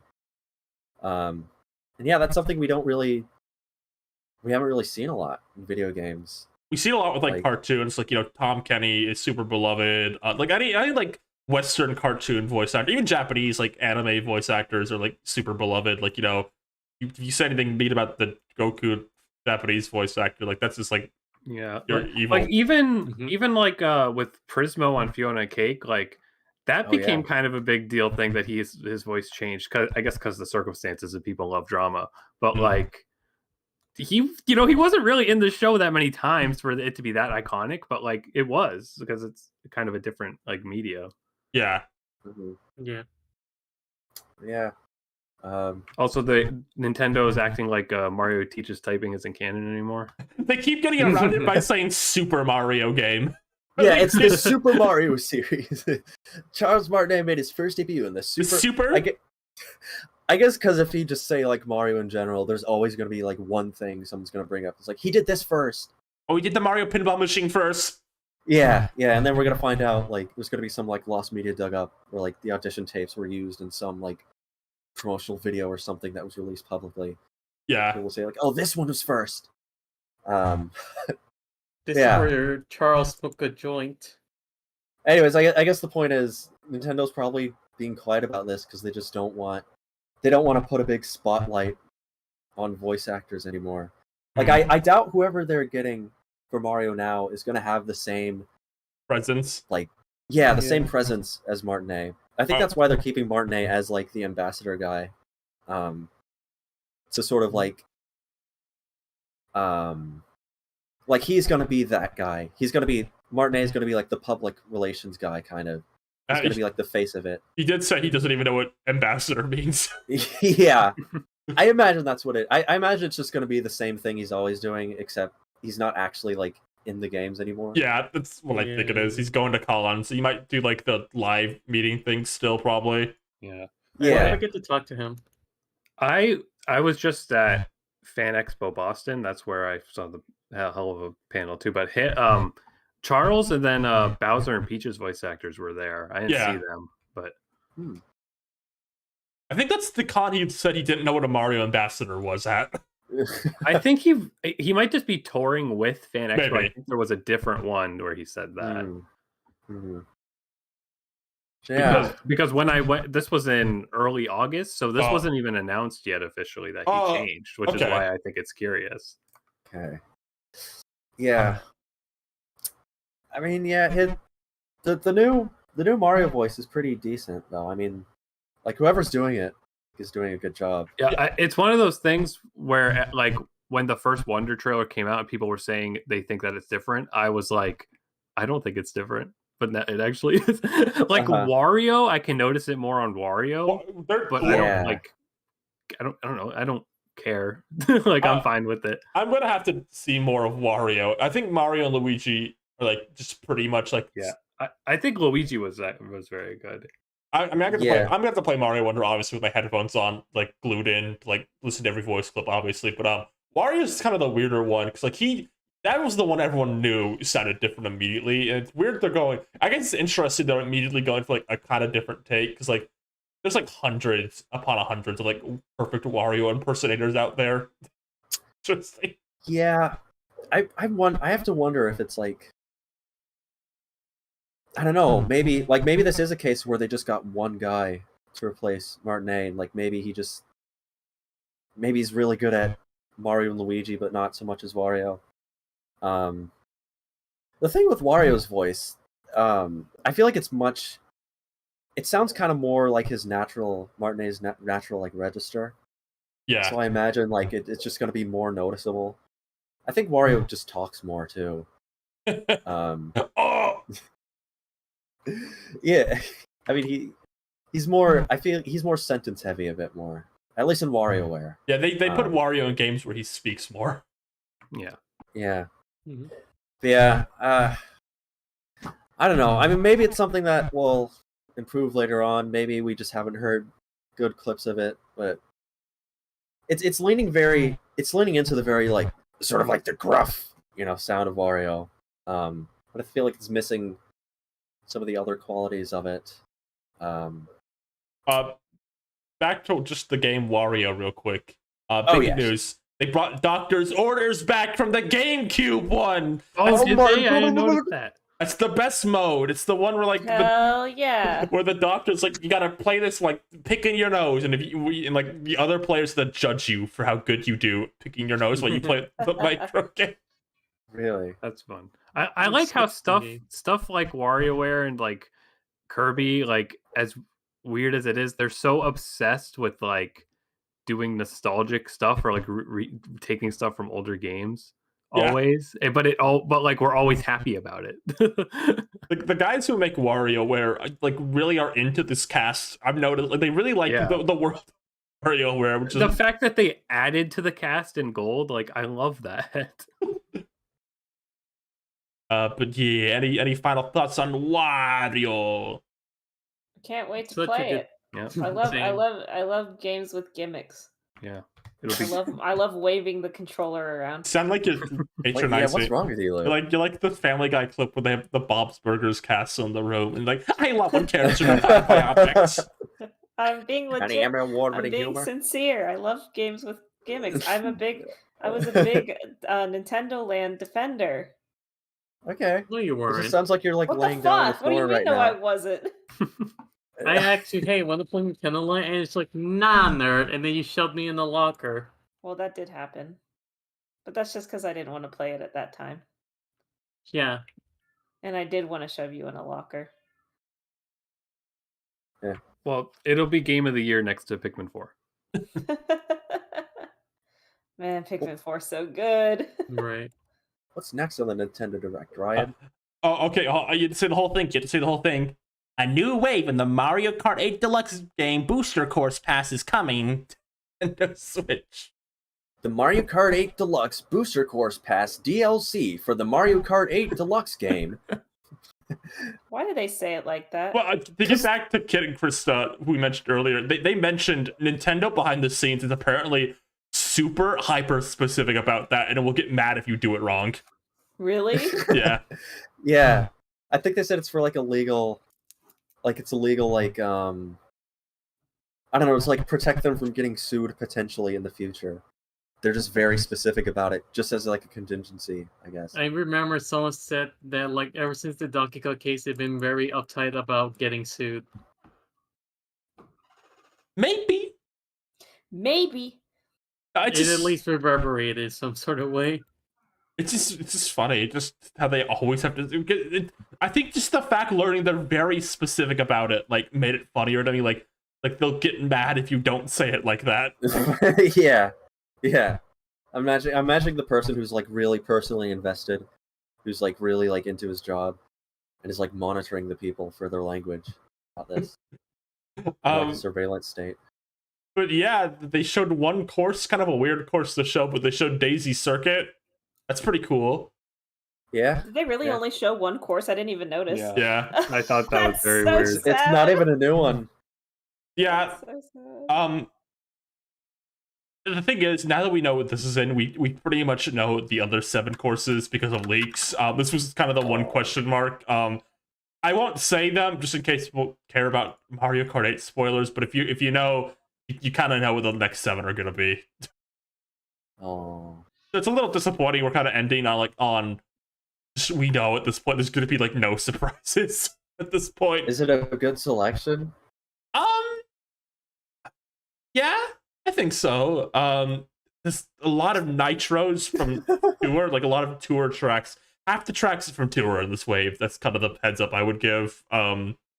Like new ones or just in general? And more city stages. Oh God. There's please, no. there's 2 city stages and 2 new ones, and one of the new ones from Tour I think is neat. I mean, this is the spoil because you know they're coming. Piranha Plant Cove is cool. It's like this kind of underwater temple track. I think is cool. But Piranha Plant Pipeway is like the last one they had the Tour, and that one's just boring looking. Yeah. And then the retros, you know, Daisy Circuit, and then I'm thinking the other 3 in my brain. They're pretty good. Boston Breezeway. I think it would be better if one of the Tour tracks somehow didn't exist, and we got one more like kind of. That feels mean to say, but we got one more actually cool retro course. Like I don't know. Spoiler alert: Wario Coliseum definitely isn't coming to this game. Oh no! I love that course. Wario. If Wario Coliseum or something was here instead of one of the Nitro tracks, I think it'd be really cool. But I don't know. The characters though were a neat surprise because it was kind of thought we were only going to get 2 because there's only like 2 UI spaces left. But lo and behold, we got 4. We got the 3 I think big characters everybody wanted, which was Diddy, Funky, and Pauline. Those were kind of the 3 everyone really wanted. And then we also got Peachette, which is just funny to me. I love Peachette. I know a lot of people are mad about Peachette. I can't get mad about Mario Kart roster. It's so low stakes to me. Yeah, it doesn't even matter in gameplay that much. To me, Peachette is just funny because I think it's fitting. Mario Kart 8 ends on a Peach variant after like how the roster already was. It's just another Peach variant. Yeah, it's a very much like a. They probably just had the extra time, so why not? Yeah, I think it's hard to complain too when like every other pick has been like the best possible pick to me. Yeah, it's a pretty good roster. I mean, I don't really.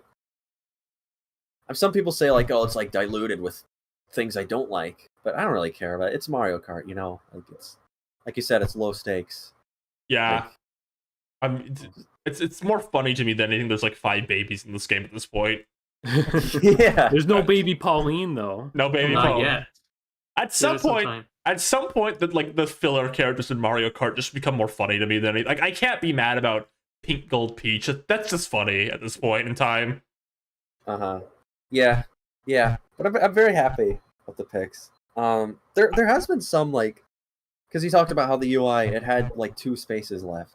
People assume that would dictate the future choices, but now that that's sort of broken, like what do you think they're gonna do with how the roster looks? 'Cause it was designed to be like a square. Like my speculation based on some things, I think they're gonna put Cat, Peach, and Tanuki Mario like as alt costumes under Mario and Peach. You can click on. Really? And then Peachette and Pauline will go where they used to be. Okay. Ooh. I kind of I don't know. I honestly could see them just not doing that because to me it seems like one of those things that people say they're gonna do that would make sense, and that also makes me feel like, well, then they're not gonna do it. You know? Mm-hmm. Like how everyone said, like, oh, they're gonna have 2 more characters because that would make sense. They didn't do that. Remember how Smash Bros lets you like stack the Echo Fighters on top of each other? Like, does anybody even care about that? Like, does anybody use that? Yeah, who here uses the stacked character menu? I've used it just for the hell of it because I'm like, it's a feature, but it's weird. You think anyone's like, I hate looking at Dark Samus on the select screen. I need her off as much as possible. Yeah, I need her in a little bubble next to regular Samus.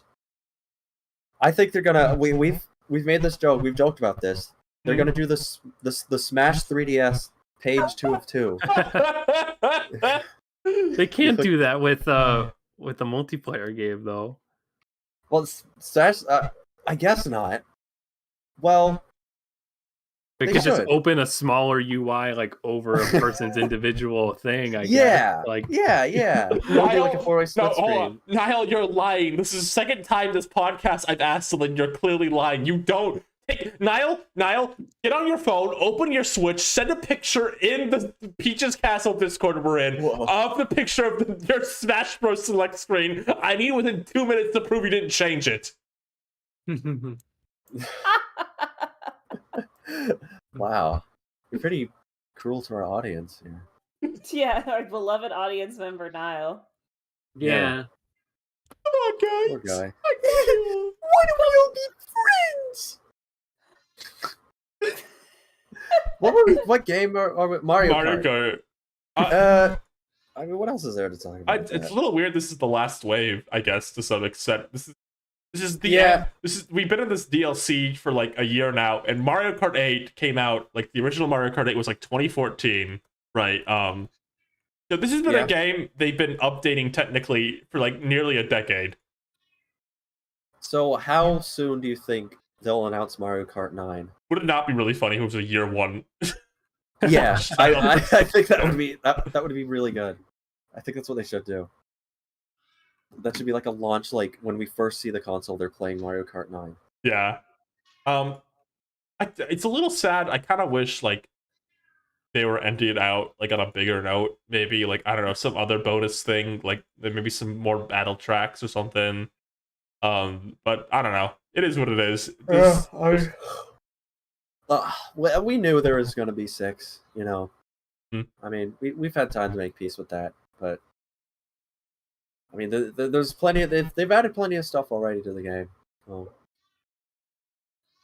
Yeah, They surprised with the characters, I guess. At least with yeah, the that whole- was the a whole nice thing. like final surprise. I They guess. could have. I wish they would preserve the tour like alternate costumes, but I know they won't because those only exist because they could put them in a gacha and wouldn't want to give Yeah. them just for free in Mario Kart 8 because then nobody would play like the last 3 weeks of tour that are going to exist.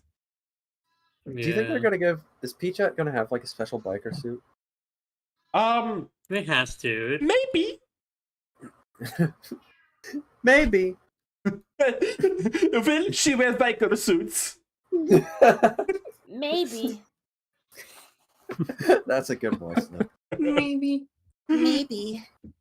Really?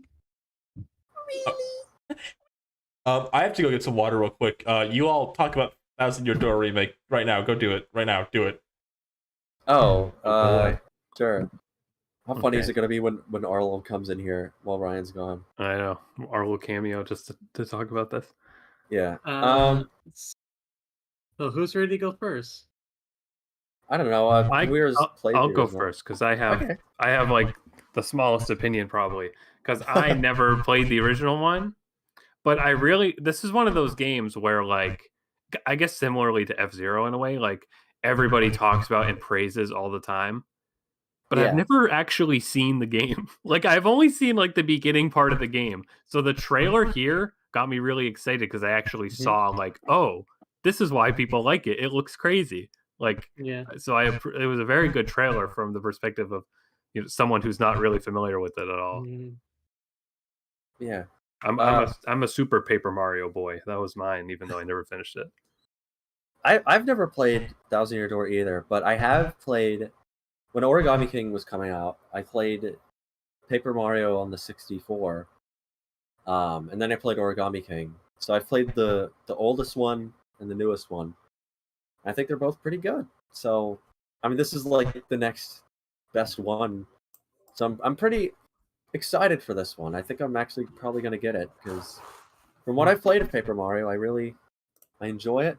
I really like the style of it. Even though it's kind of like people will bemoan like the differences between like old and new. Oh my water. Yeah. but- think every Paper Mario has something for it's got a little something for everybody. Okay, Lou. What is Lou? Lou, Two what is, thumbs up. Lou, what do you like on Sticker Star? I like that it has stickers in it. I like stickers. I like that it uses the gyro on the 3DS to make reflections on the stickers. There you Ooh. go. You guys There are you all very Now, I have some loving. things Yeah. to say about Thousand Year Door. Okay. Okay. Now, one of my favorite GameCube games ever. It is a fun time too, but I gotta say, when people say this is like has the most complex battle system, as Uh a person who played other RPGs, I gotta say it's like the equivalent of saying Bluey is as good as The Godfather. oh. Oh my god. Rosa, You just came out like swinging, like just R- no chance, no Rosa, chance. I like you're, Bluey. you're being really mean to me as a white woman. Whoa. Here's the thing, and I don't want to talk about it too much, but every time Paper Mario comes up in any capacity, there's always like so much discourse and like discussion about it, and it really bogs me down. It really, really just makes me like go, oh man, it makes me like frustrated and not want to talk about Paper Mario. But there's so much to talk about Paper Mario. Like really every game, even between the original and Thousand Year Door, has like some really cool stuff in it. Says like unique stuff in it, and I'd rather just talk about like this, like the strengths of those games and what makes them like fun and what makes people like them, than get too like Yeah.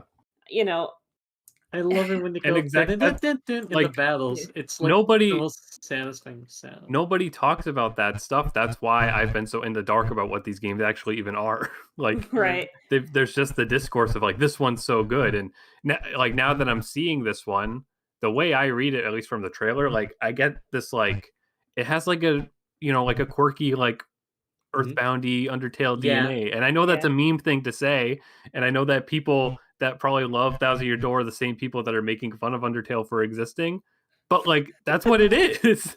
Yeah, quirky RPG. I think. Oh, go on. Go on. No, you go first. I was gonna say. Oh, yeah. I think.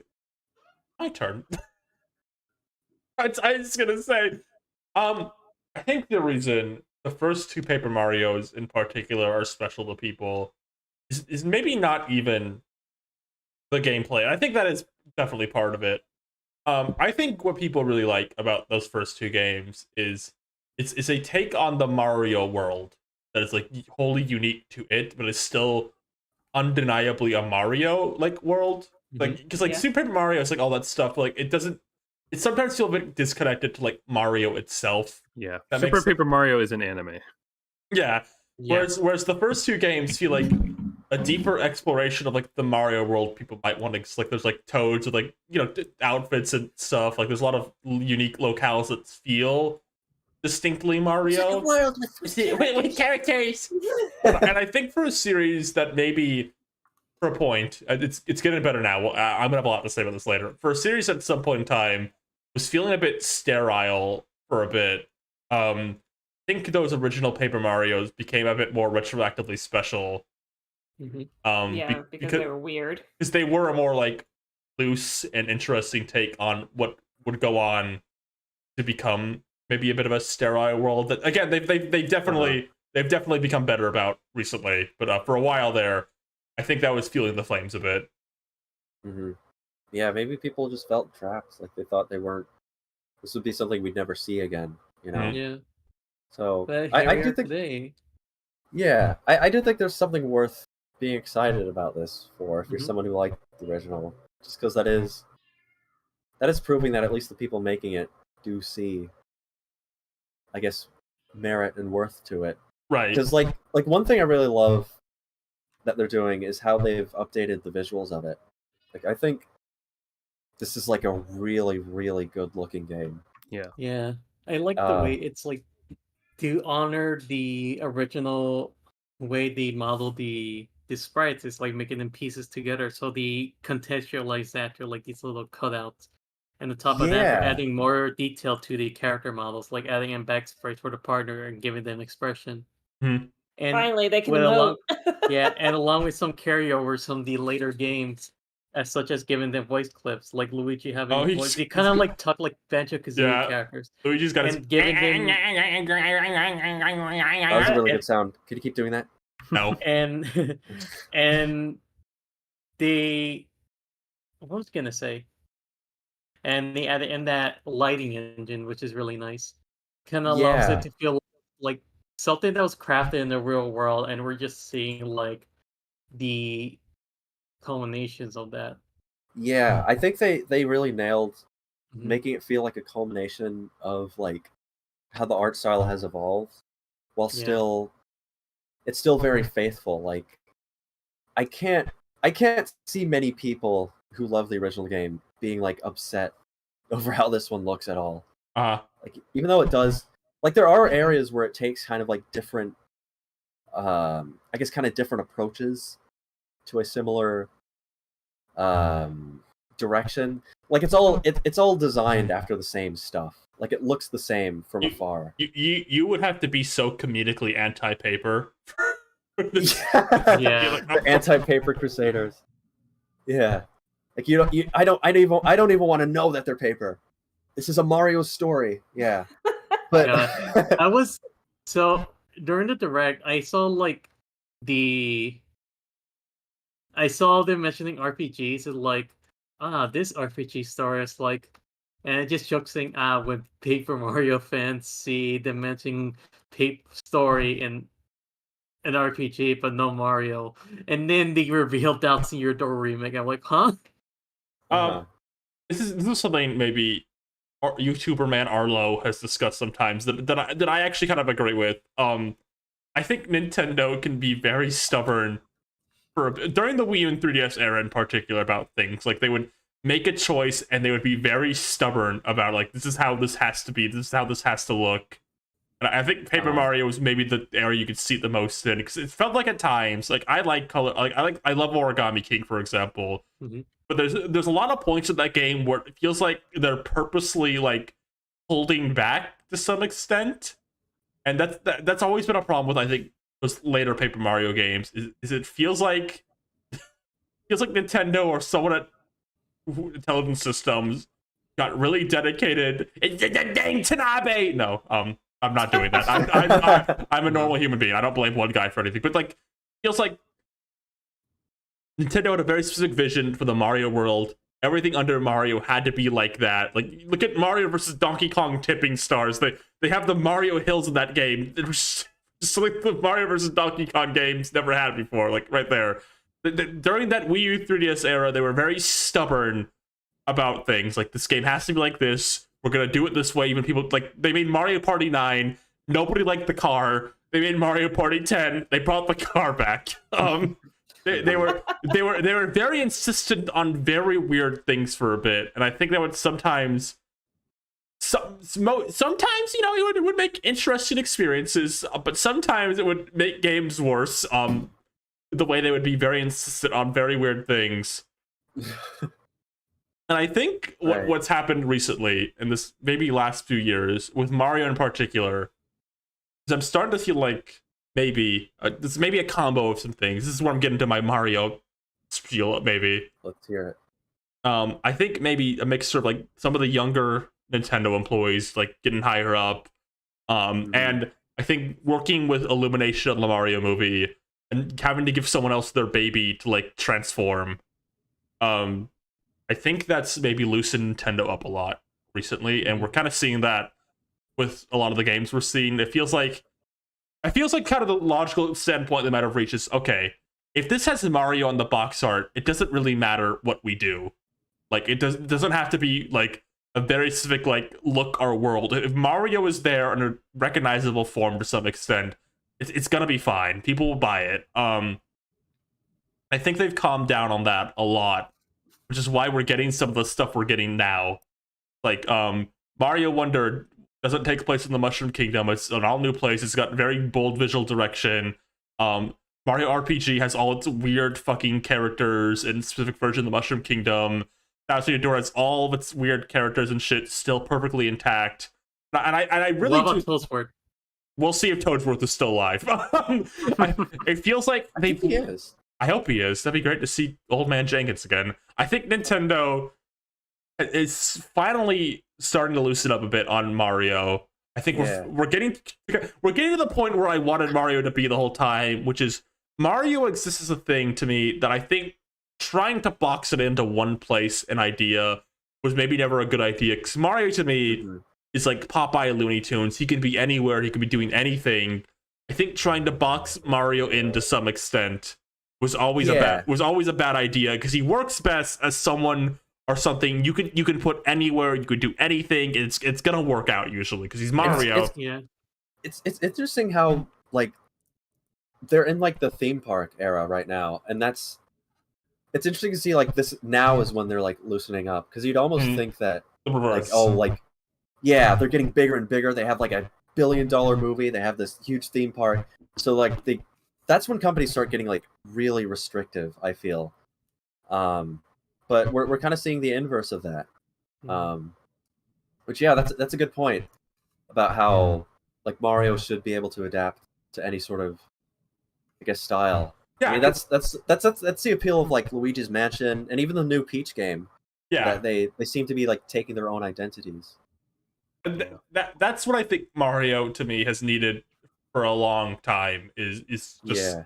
it's just the ability to do kind of like whatever it wants again. It's Yeah. a little cartoon series. He can go wherever he wants. He can do whatever he wants. He can fucking be paper. I don't know. And again, like I think from like the late Wii era to kinda early Switch era, we were still seeing some like fragments of that in early Switch era.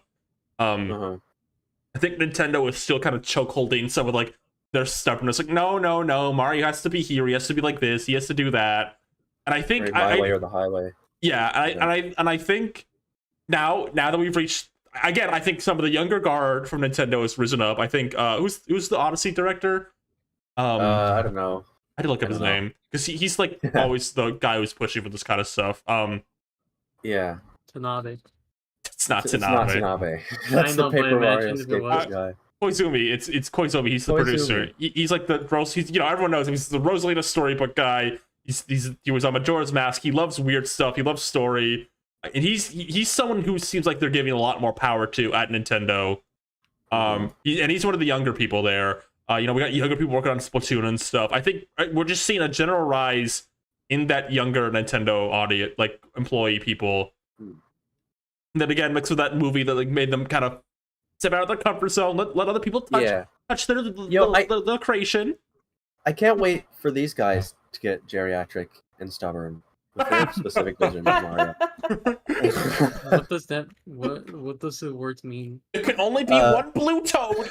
I'm just waiting for Mario to go back to a hotel.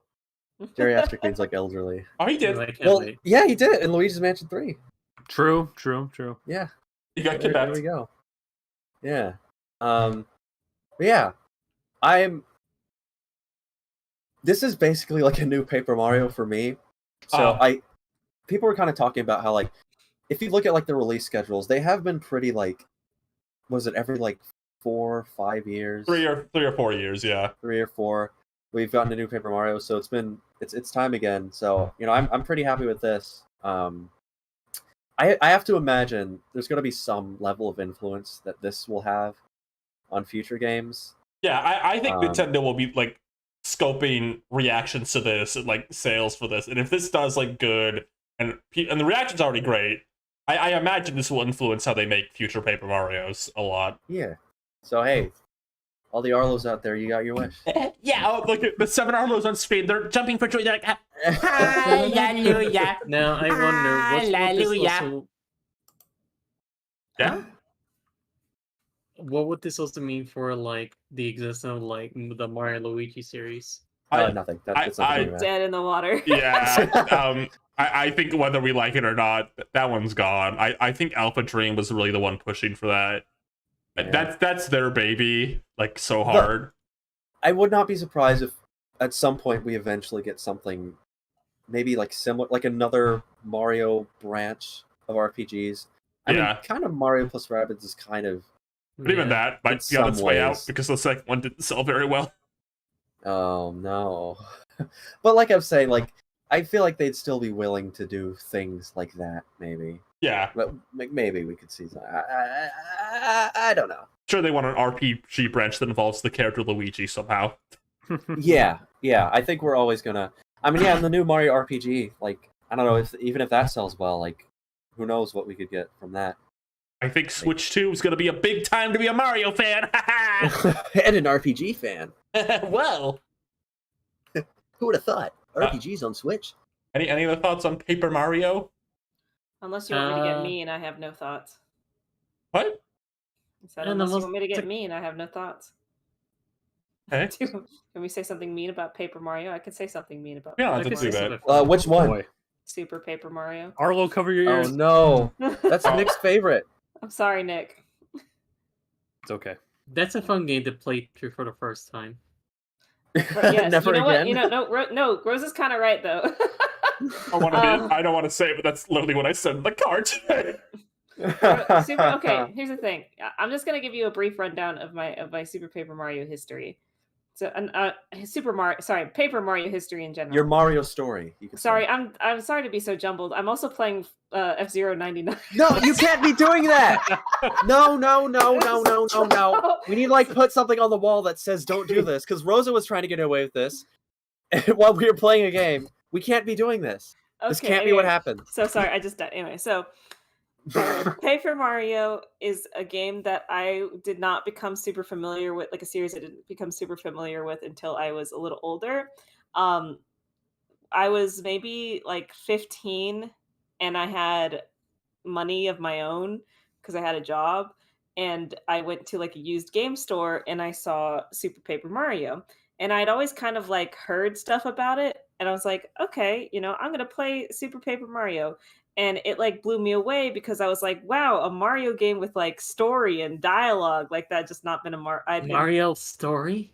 Yeah, I've been playing, The Mario characters. Sunshine in 64, which has like 2 bits of dialogue each, and so I played it. I thought it was a rip roaring Now, good hold on. time. And then like a year or two later, a few years later, actually, one of my friends was like, "Hey, have you ever played Paper Mario? I think you'd really like it, like the one on the N64." Because I was a big N64 kid. So I played Paper Mario on my N64. He brought it over, let me play it, and I like fell in love. I was like, "Wow, this is amazing!" And then like a week later, he brought over Thousand Year Door, and I played through that, and I was like, "Wow, this is amazing!" And then like a few months later, I was like, maybe I should like replay Super Paper Mario, kind of like because I've been going in order, and Uh-oh. I don't know, guys. Like, I was like, oh yes, this is like the story. It was dialogue funny, but then I got to the gameplay. And I was like, I don't know, guys. It's slow platforming and not for Oh. me. I think I I don't know. I think it was just I was so like entranced by, like, it does have a really good story and really good characters, but I think I was just so distracted by that, and it was just like a new experience. Replaying it made me realize it can be kind of a slog sometimes, but to be fair, I'm sure some people would say that for like the 2 original Paper Marios also. So it's just kind of to each their own thing, Mhm. Yeah. It's whatever. I don't want to dwell on it. My take on the game is it has a lot of ideas, and I don't think it fully explores all of them to their potential besides the story. That's my general take on that game. Hmm. I can Okay. believe that. But speaking of Mario, the fun will never end. It's Mario. Hold on. Yeah. I got one more thing to say. Yeah. Final Fantasy IX is kind of like Paper Mario because it has a similar batch system. Okay. Well, it's something like a batch system. Is that true?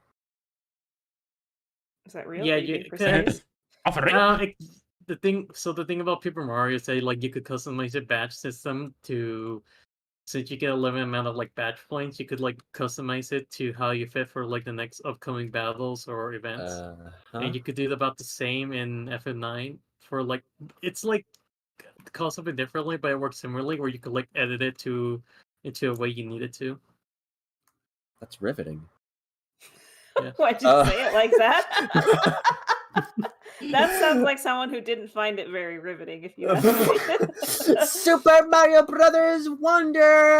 I have been so excited to get into this because there's a lot to dive into. Okay, I'm sorry. I'm getting ahead of myself. You're really tripping I know. over yourself. I'm stumbling over myself. I'm just so excited for this game. Okay, before we get into anything, I just want to address the situation. in the area right now. Which Uh-huh. animal do you think each character will be? We can't do this. We can't. We've got the new elephant mushroom, right? Let me get For this Mario opening. specifically. I think they'd be in deep shit if they turned into hedgehogs. So I might write a note to Nintendo about that. So, Hey Ryan, can you put this list of I'm getting animals on. on the screen? It's getting on Yeah. screen. Don't worry. okay. Okay, let me There's take a a lot look of at the animals, list of like- animals. Yeah, Luke, can you give your opinions on this? So we know Mario's going to be an elephant. Right? Yeah, so I think that Princess Peach is gonna be a mole. I think Okay. she's gonna be, well, she's gonna be that's- digging around. That's not really a Well- female animal. yeah. Could you pick a more feminine animal, please? Okay, you're sorry. Sorry. Princess Peach is going to be a sheep, a beautiful, fluffy sheep, and Okay. and then Daisy is going to be a fox, a beautiful, thin, curvy hipped fox. to really, say that she's feminine, and she's gonna have a full head of hair, like actual human. Wow, those are some pretty good picks. And Yoshi, he'll turn into a horse, and him and Mario, they're safety. Ooh, Nabbit should be like. It'd be really cool Wait, if Nabbit was like a raccoon. Nabbit's in this game? Yeah, he's gonna be a raccoon. He's gonna turn into a raccoon because raccoons He's are like gonna be sneaky and they sexy. steal things. And he's We're sexy. I'm just gonna Um, hippopotamus. I like that the giraffe on this picture is cut off. It's a very good Madagascar joke. Or So- Mind Your Partner's a Monkey. Diego. Everybody who geniusly realized that they weren't going to make every single character a different animal. How does it feel being like proven right so like wholeheartedly? Yeah, Like no question about it. It feels so good. I never thought they were gonna do that. It'd be weird if like they designed a power-up shaped like an elephant and Luigi grabbed it and he was otter. I knew they were going to do this the whole time, and I feel smarter for it, and you're less smart than I am. I think my ultimate evidence is in that footage of the original trailer when Mario gets that elephant power up. There's that fountain. It's like, okay, that's clearly something he's gonna get water out of. It'd be weird if they made it very in-depth power up like that, and only one character out of all of them that play the same. Yeah. But Yeah. So yeah, we got the big reveal. This was in its own direct. We missed 2 directs. yeah, It was really funny how they revealed it. By the way, when they're showing the power-ups, like they started with Elephant Mario because that was the one they showed. yeah. It almost feels like they knew, like people were going nuts. Like there was like a civil war over like if Peach and Daisy would turn into elephants. So I feel like they really built up to that in the And direct. can I I just don't know if they did that on purpose, but I'll just say about first of all, I didn't watch this direct because I didn't want to have spoilers, but I've basically seen it in screenshot form. on Oh Twitter. no. But if we know that the internet was turning the elephant thing into like a oh, that'll be so funny because it's like DeviantArt, it's sort of whatever. At least that's what I took from it. If I wasn't on the internet and I just played the game naturally, for it, not even a second would I have ever thought anything perverted about this concept. yeah, I Well, that's the feel thing like a lot about of it, right? yeah, a lot of internet discussion is like, I feel like it's that sort of looms over it. Like it feels like every like cartoon trope is tainted for people because a lot of fetishes just happen to come from that. I don't know why. I don't know like the psychological reason for that. The guy out there who was hypothetically gonna think Elephant Peach was sexy is probably 3 times less annoying than the guy keep making jokes about it. Is usually my stance. Exactly. Exactly. The thing is, people, there are always like guys trying to be above, and like they're above that just so they could look like, I don't know, better. Maybe I mean, I don't know. I'm not a pervert because I don't like Elephant Peach in that way. And if you find the design charming in any way, you're a fucking degenerate. Like, what does that Aw. mean? Like, what's the point of that? It really is just people like imprinting for like trying to look better than what it is. Can I Like get elephant tone on my shirt, by the way? It's- Yeah, let me put it on your shirt. it's like they're trying to see who's like the next like Wonder Bread blonde woman guy. oh my god! Right. And like the reality is like there's only like one of those. and like the real, and every other person is like really cool. Like, you know, like the giant muscly Falcon foxes in the buildings. Where are we? Yeah. The guy who commissioned those is like a really nice person. You know The what? guy who pays hundreds of thousands of dollars to freelance artists across the internet is probably a chiller person than you'll ever be. I'm just gonna say it. I love Daisy more than anyone. I'd still kiss her when she's an elephant. Yeah, why not? Would you kiss her elephant mouth or her elephant nose? Whatever she wants. Whatever Oh, Hey, bad news, everybody. I got 63rd in F-Zero 99. wow. Hey, can you get a cooler number? Yeah, I'll try. Gosh, what do you want to start with this? So Like 69? what? We're talking about F-Zero. Sorry. Oh, okay. Zero So, yeah, I 69. forgot we don't pay attention on this podcast anymore. Yeah, I am. Listen, we're here for 5 hours. We gotta keep ourselves entertained. I guess one of the first things to talk about is this game has a ludicrous amount of playable characters in it. It was 4. It's hard. Okay, I just want to say with this roster, it's crazy to look back. How do we live with just Mario, Luigi, and 2 Toads? Like, how did we live with that? How did We didn't. They just made us live with it. How did we find that acceptable? I Or don't. there it's not riots in the street about how little you can play as in Mario? Don't they know you could play as Peach and Mario Wonder? I wish I could just go back in time and just have it always have been Toadette, because that feels just like, or even Peach. Like, I don't know. I know Peach is always supposed to get kidnapped, but They said like a while back, like in the olden Mario Wii days, right. they're like, oh, we can't have Peach because we have to animate her dress physics. But the answer was just they didn't want to make a new story. It's Yeah, because she's been in 2D games now, so they'd have to make a new like damsel or whatever. we can't have a Mario. There was still no point. Like we can't have a Mario game without a femnoid being kidnapped. Don't call it that. I heard something else for a second. But there are What? 12 characters in this. There's Mario, Luigi, Peach, Daisy, 2 Excellent. Toads, Toadette, 4 Yoshis, and Nabbit. And that's a lot of characters for That's like, really doing Mario. That's a really funny. I love the select screen. How it's just like a bunch of stuff, and you can just Yeah. pick from all of them. Love that Toadette's there. Too many Yoshi reps though. Yeah, it's Oh. like, come on, Yoshi fans, haven't you had enough? My favorite is specifically light blue Yoshi. They make sure you know he's light blue. Yeah, that's because there's no like blue. There's no just it. Did they not want to Please? confuse it with? No, I was Put almost up gonna say. the character selection. I was gonna say, do they not want to conflict with Blue Toad? But they have a yellow Yoshi and a yellow Toad. No, Nintendo Yoshi colors is one of those things Nintendo is hyper specific about. Oh, It's not a blue Yoshi, there's a light blue Yoshi. That's Wait. right. Because if you call it Blue Yoshi, then I think people on the wiki would have to like, oh, in one game, Blue Yoshi looked like light Blue Yoshi. Right? Can you put up like the entire character selection? I did. It's just a delay. Oh, okay. Okay, they got Red Yoshi. They got We're the gonna- Red Yoshi that won first in the Melee tournament. Oh, Amsa. They got Amsa in Yeah. this game.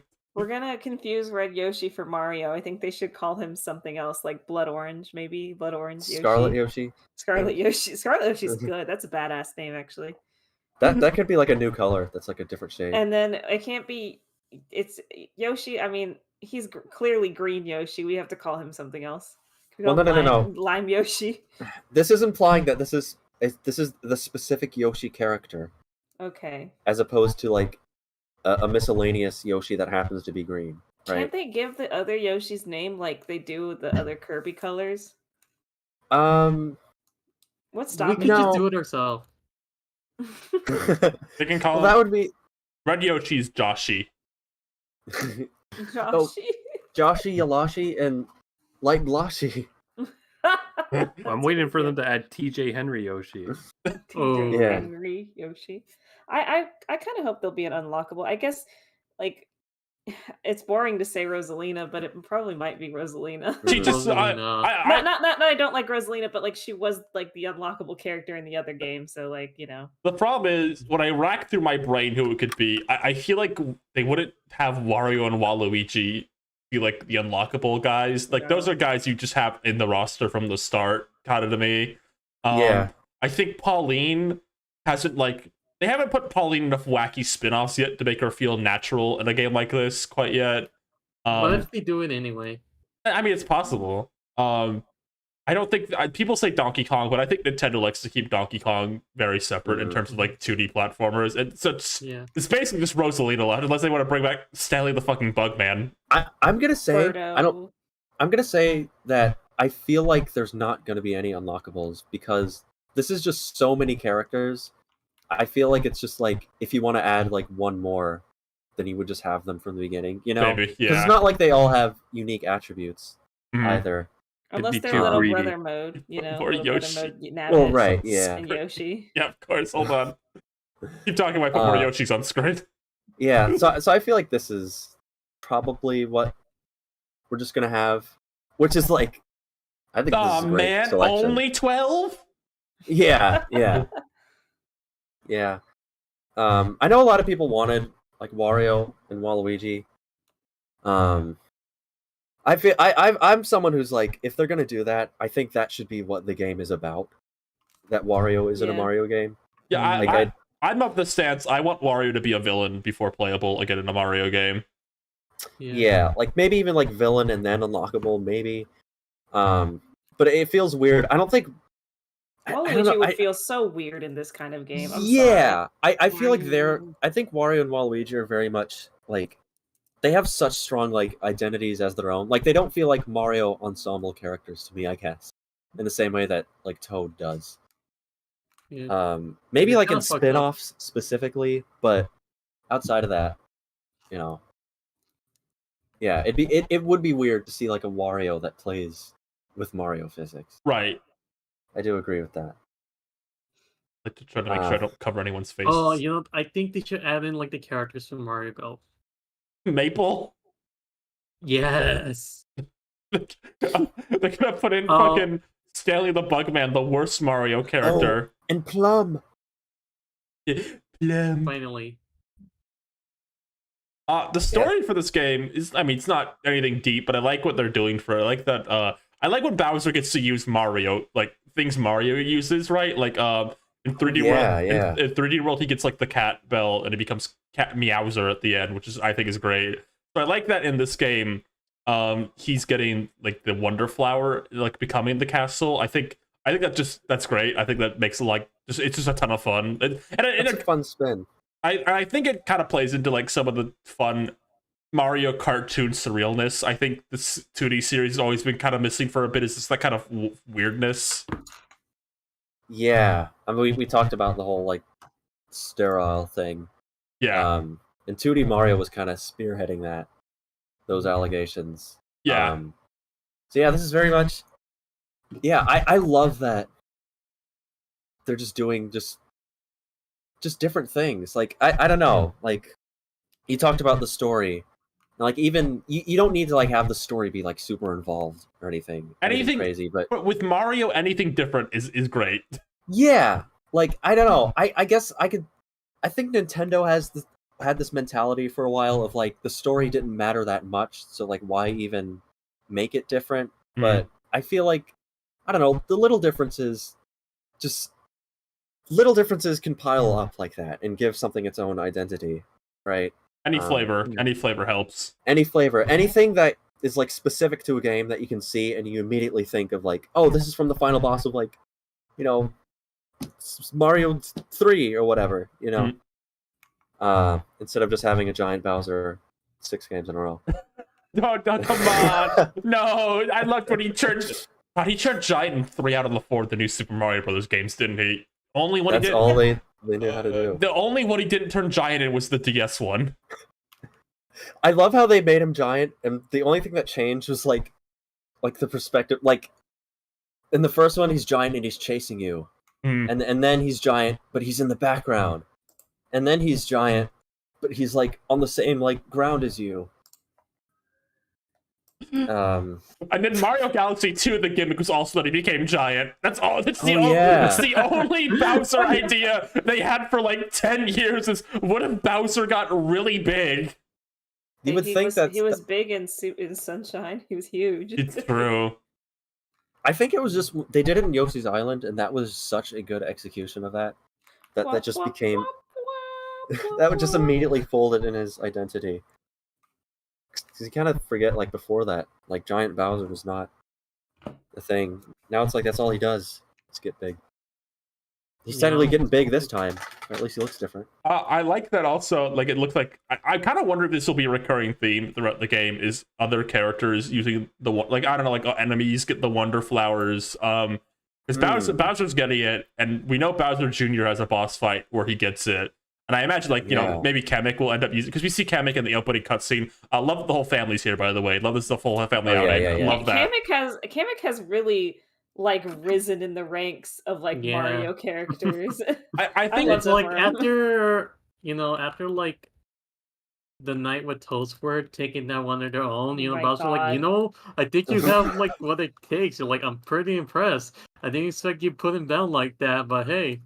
You can't just jump into talking about Toadsworth and Kamek having sex like that. It's not something you can just like casually talk about. Like we're all on the same page. Everybody's like, "Yeah, I remember when that happened in the Mario game." Like, you just can't do that, Rosa. I think Nintendo do it anyway. I think Nintendo likes having Kamek around because I think it's good for Bowser to have like a lackey, like an on-hand lackey who isn't his son, because like he can be more like, I guess, like verbal or mean to Kamek without it being weird. Because like if he's mean to Junior, it's a bit weird. I like him being like a loving father.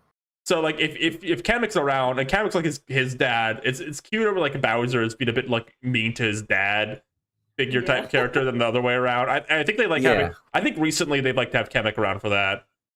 He was great in Origami King. That was good. I love Kamek for like how he has that little nugget of history too. Like it just feels like it gives just a little bit of depth to the dynamics. There, almost sort of like humanizes Bowser a little. I don't know. Like they don't always bring it up, but it's a neat little detail. I know people will miss Kamek Koopa, but like, damn, Kamek like served better old man pussy. Wow. Okay. Yeah, but I think my prediction is I think the bosses will be kind of like what they did like in New Super Mario Brothers DS, kind of, where it's like kind of regular enemies get these kind of advanced forms, but these will be like crazier because like they'll be like the wonder forms. Like I don't know, like they'll be like you enter a room, there's like I don't know, like a Koopa, and they get the Wonder Flower, and they become something crazy and weird. I think I could see them doing that. That's a good idea. Like using it's gonna be like Yoshi Island. Yeah. And honestly, all the enemies are pretty much new in this game anyway, too. Yeah, right? This is the first 2D Mario, I think. God, how long? In forever. I think there's more new enemies than old ones in this one. Yeah. With that's exciting enough on its own. Goombas, Koopa Troopas, Piranha Plants, Boos. Oh boy, I can't wait to see like the kind of OCs made out of these new enemies. Oh, they gotta put these with the 2D Mario. These guys are gonna be around for like party games and stuff. They gotta put some of these new fucking guys like in Paper Mario and Mario Party players or whatever. Yeah. Definitely. Oh, I want to see them bring Bumpy into the main series. No, actually no. Bumpy's like only good if you have him speak, because then you could like hit him and you could hear how he's slowly dying. The little guys who try to eat the Goombas, like that's like a hit. You got to put that guy in everything now. There's got to be a Mario Party minigame where they're like eating all the Goombas, and you have to like, Those guys are guys. If you put them in Pokemon, they'd be like the generation fan favorite. You can't not use these guys forever now. Yeah. This game overall, just like artistically. Yeah, speaking of like the designs, is so like we saw a bit of it in its like initial reveal, but I feel like the more they're showing, it just feels like there's so many just good looking like stages and like world designs. I feel like it's like from a meta Nintendo perspective that like the recent Switch games have been so like pleasant looking, like they've been so colorful and bright because that meshes with the OLED, and because maybe. They're not gonna the hardware is not upgraded, they can't really make the games look better, so they're making like the art better, right? They're playing to the system's strengths. Yeah. Yeah, yeah. I think they're doing pretty good at that. I love how a lot of the enemies. We kind of saw this originally with Mario. They kind of like took a lot of cues from his 2D art in this game, and they're doing that with the enemies too. And we now officially have the best 3D Boo model ever. Just saying that right now. This is the best 3D model of Boo ever. This is the best one.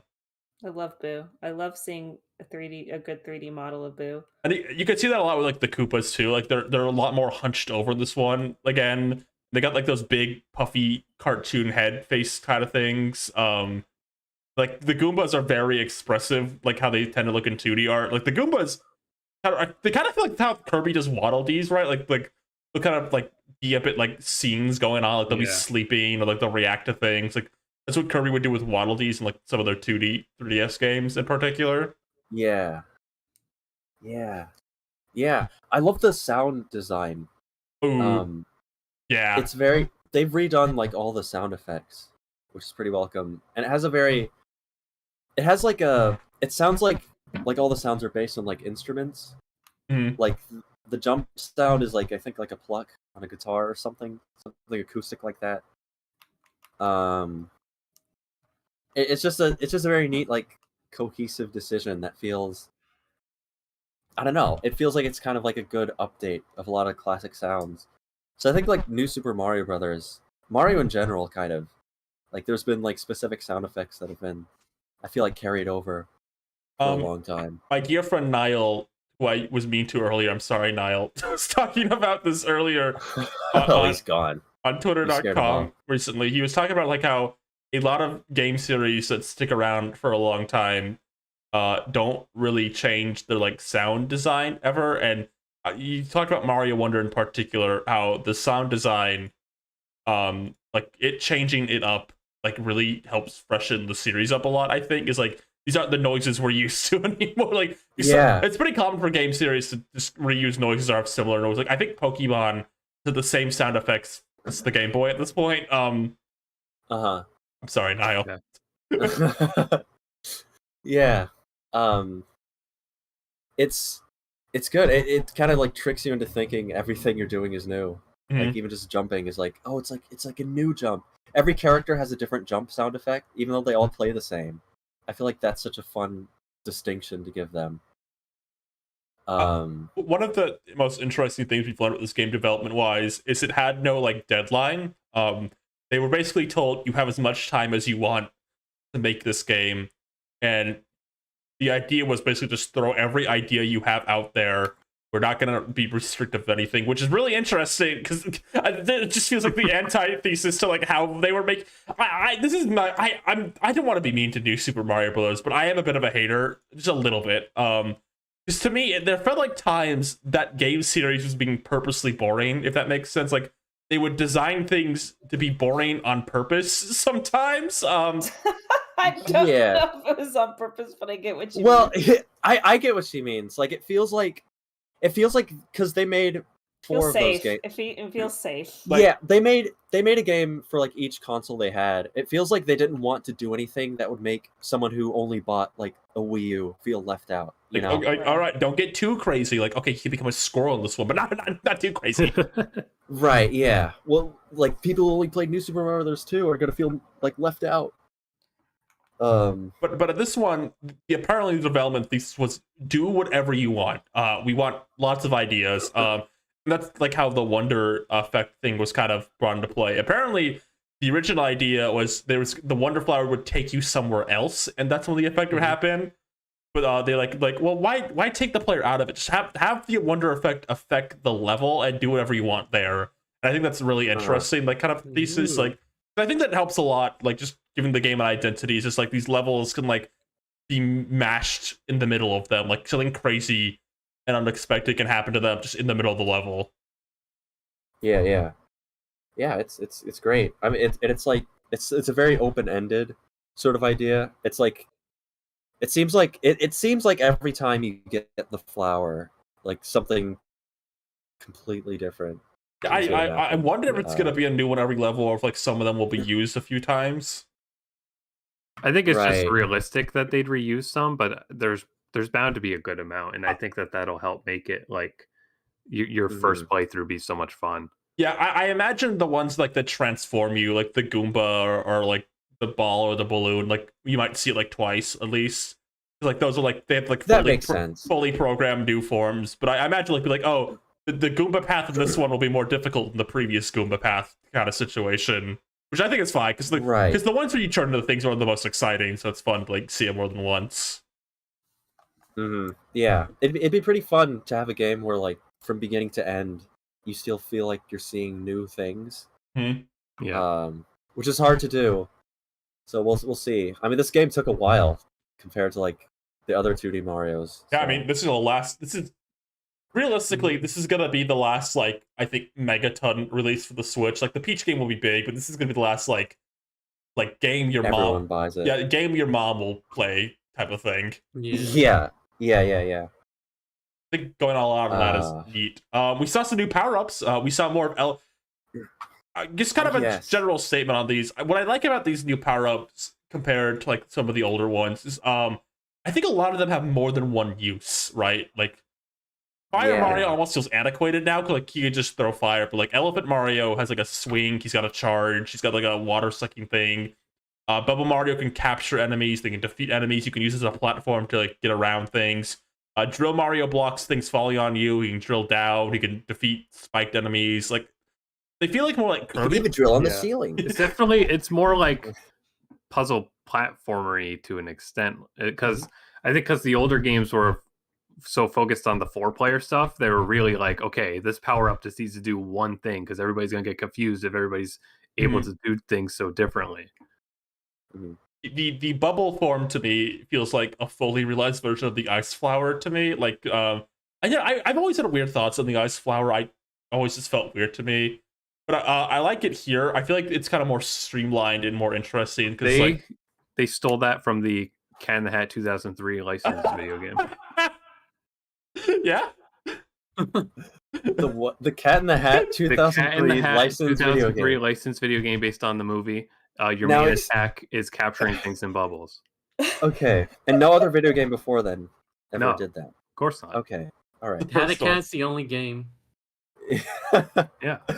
I think Ryan, you're about to mention this, but it does feel like there's more. It feels more similar to Kirby abilities. Yeah, where those are designed. They got a lot of uses out of like just one power up.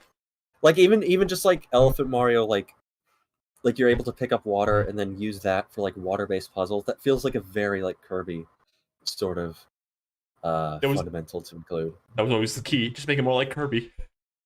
Yeah, I mean it's not a bad idea. I've kind of wanted that.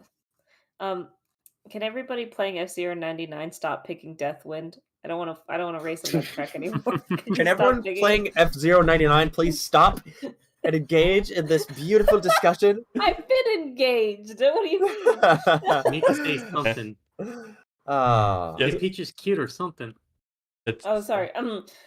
I think Elephant Peach is cute. I don't agree with anybody who's like, they should have hair. You're stupid. Stop saying that. Okay. That's all. Did you give her a kiss? Well, I'm serious. Okay. As the resident furry, I feel like I have a dog in this race, okay? I am so I am so sick and fucking tired of every time there is like a girl anthropomorphic animal character and they have to have like a full ass wig on their head and the male ones don't. It's like you can be creative. You can use an animal's feature to have Is that why you like Sing? I do like Sing. None of the animals now have hair except like the one dog woman. Like they can use some of their their attributes, and hair on an anthropomorphic animal is not like the worst thing. Like I've seen it done where it looks nice. I like. It's not like I hate every character that does that. I just think that if you're making a female anthropomorphic animal character, you should try and think a little bit out of the box, just a tiny bit, Everyone and then knows. But look, girl designs are when you add things on top of the default design, which is the male design. Like you think of Rosita from Sing. She's a pig woman. Of course. No, yeah. We all think of Rosita from Sing, I think. I think you can speak for everyone when we say it. You think of Rosita from Sing. She's a pig woman. She doesn't have a full head of hair. She's bald. She's a bald pig woman, and I love that for her. I need to share something somebody posted in the Startcast Discord. I'm gonna put it on the screen, so it'll be a second for you guys. It's really good. Hold on. Okay. I'm looking forward to it. Keep talking. Well, no, I mean that's the thing is like I think this game is going to be really fun. I'm really excited to see all the like wonder effects. I think it'll be just kind of like something will happen and you'll just kind of like have a smile on your face. You know, you're gonna That feel, classic feel Nintendo wonder. smile. You're gonna feel the wonder in your spirit. Lou's gonna be so excited when Mario Wonder 2 comes out and there's the big rooster chicken form. Oh my god. Okay, imagine in this game, you go inside the giant Bowser castle, and you're running up to the throne room. The screen just caught up. The screen. Yoshi All looks right. so elated. What sexy! I love this. Nabbit looks like a Wow Wow Wubsy character. Yeah.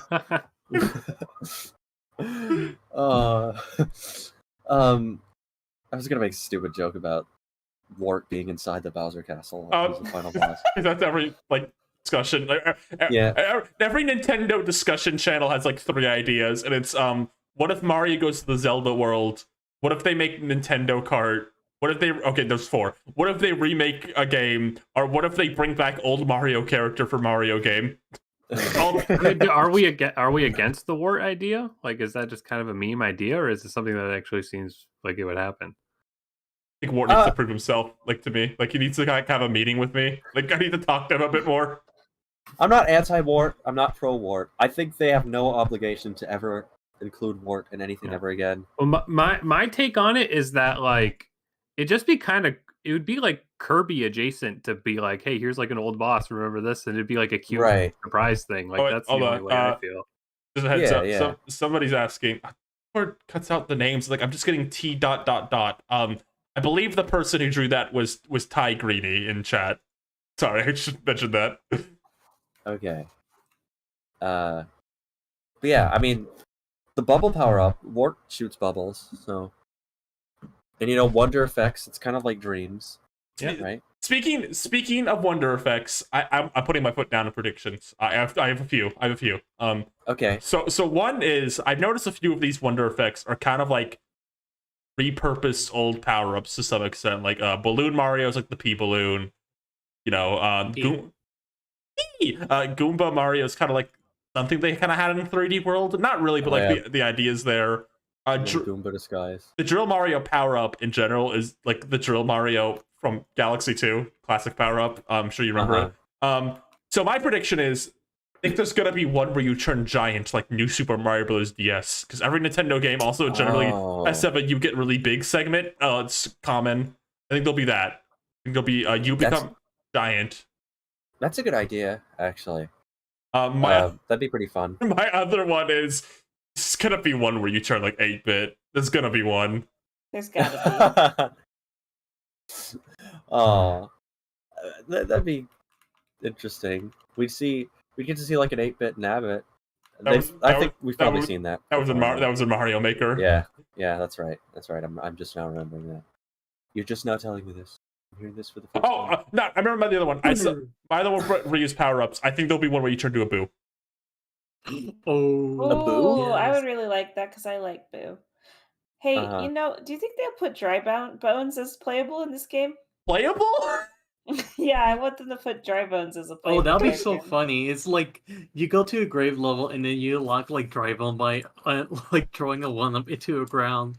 Honestly, that would tie into like Ryan's like observation of reusing ideas, because that was a Mario Maker thing where you could ride in the Dry Bones shell. Oh no, but I think Lou wants fully playable Dry Bones. I want. I think that playable Dry Bones is antithetical to like the Yoshi and Nabbit, in which he makes the game harder in like a bullshit way.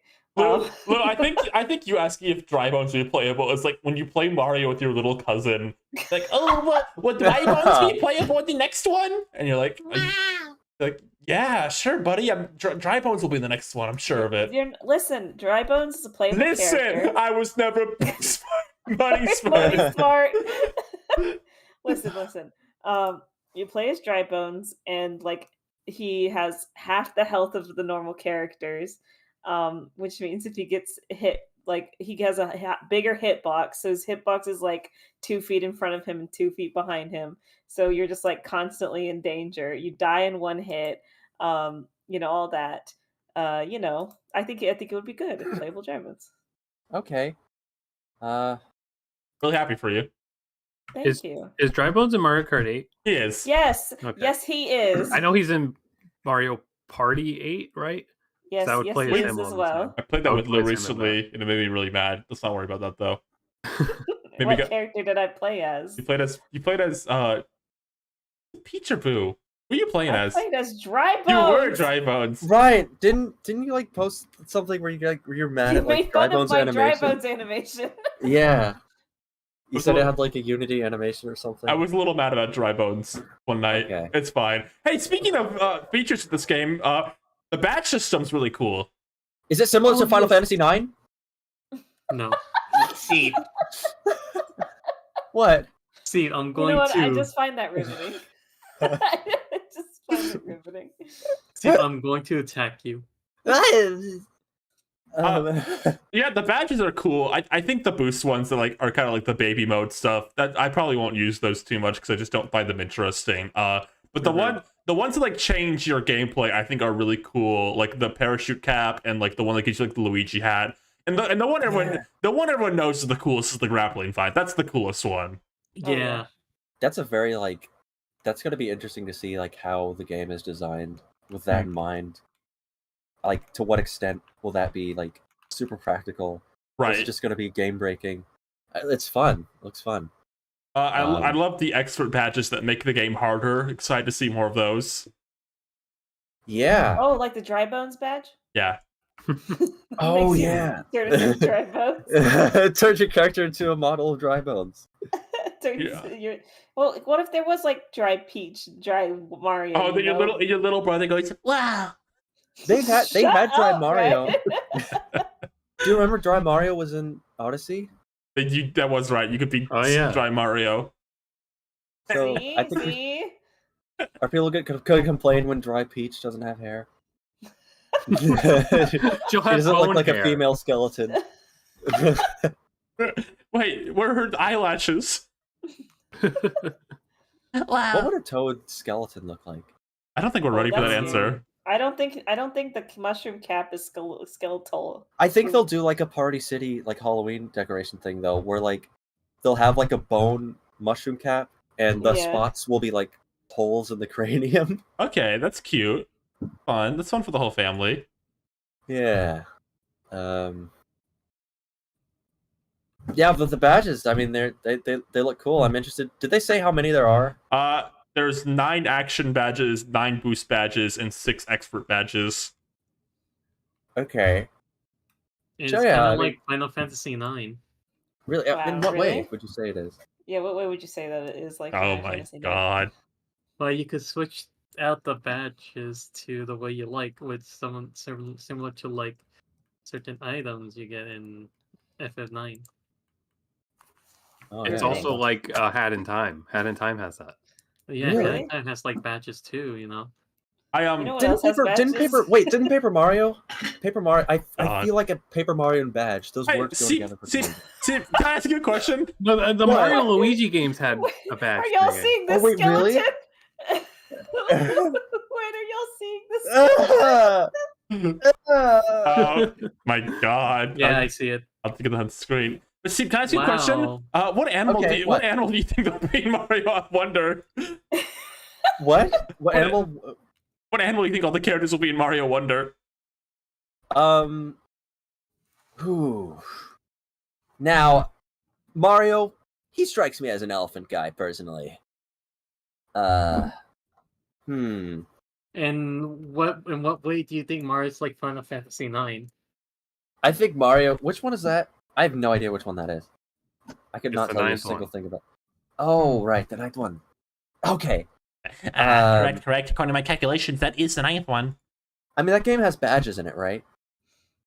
And I've heard there's some Mario badge mechanic in one of the games, maybe? Does anyone know about that? No, Shut up! I hate this. Am I bit. off? I'm sorry if I'm wrong. I apologize. I've never really played Mario before. Are you putting the toad skeleton on this? I am. Yeah, it's on my end. Oh, there it is. Okay. Oh. It's Some people- it's the toad skeleton. Someone just said, "What is that?" It's from Mario Strikers or whatever, I guess. I had to say about the badge system for real. No jokes. What? Don't say it like that. You're gonna make me think we're gonna put this sort of joke. Sorry, just say it. I just.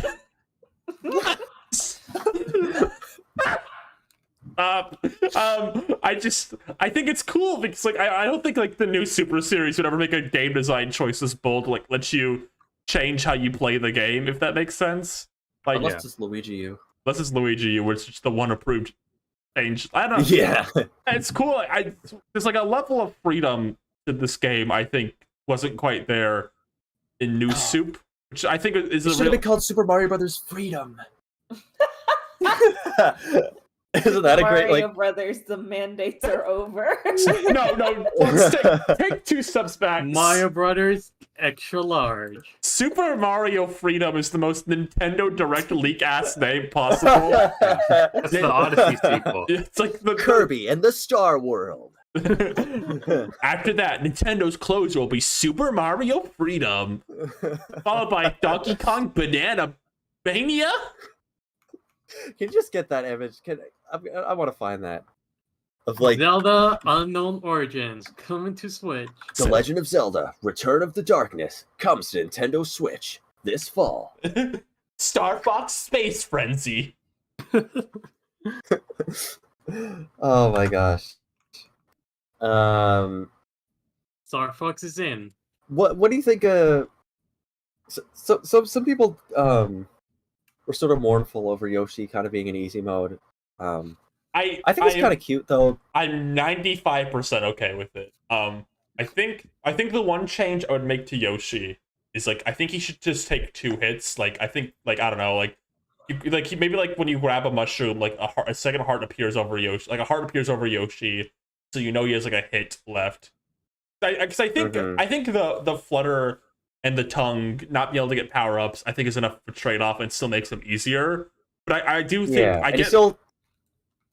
But I think it's also not like Nabbit too. Like it's a level like you still take knockback and like you can't run over spikes or anything.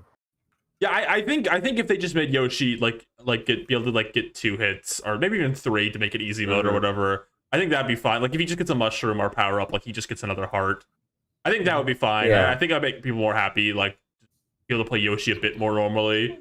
That's my only problem. I think otherwise it's fine. I do think it's neat how he basically controls how he does in Yoshi's Island if you don't have a baby on you. Mm-hmm. It's basically like you can take infinite hits, but you can still die from like.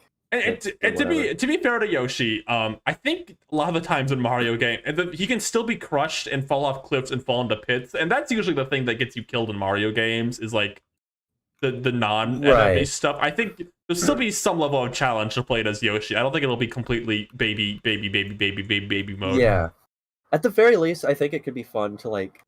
If you're like going for 100%, going back to older levels as Yoshi could be fun.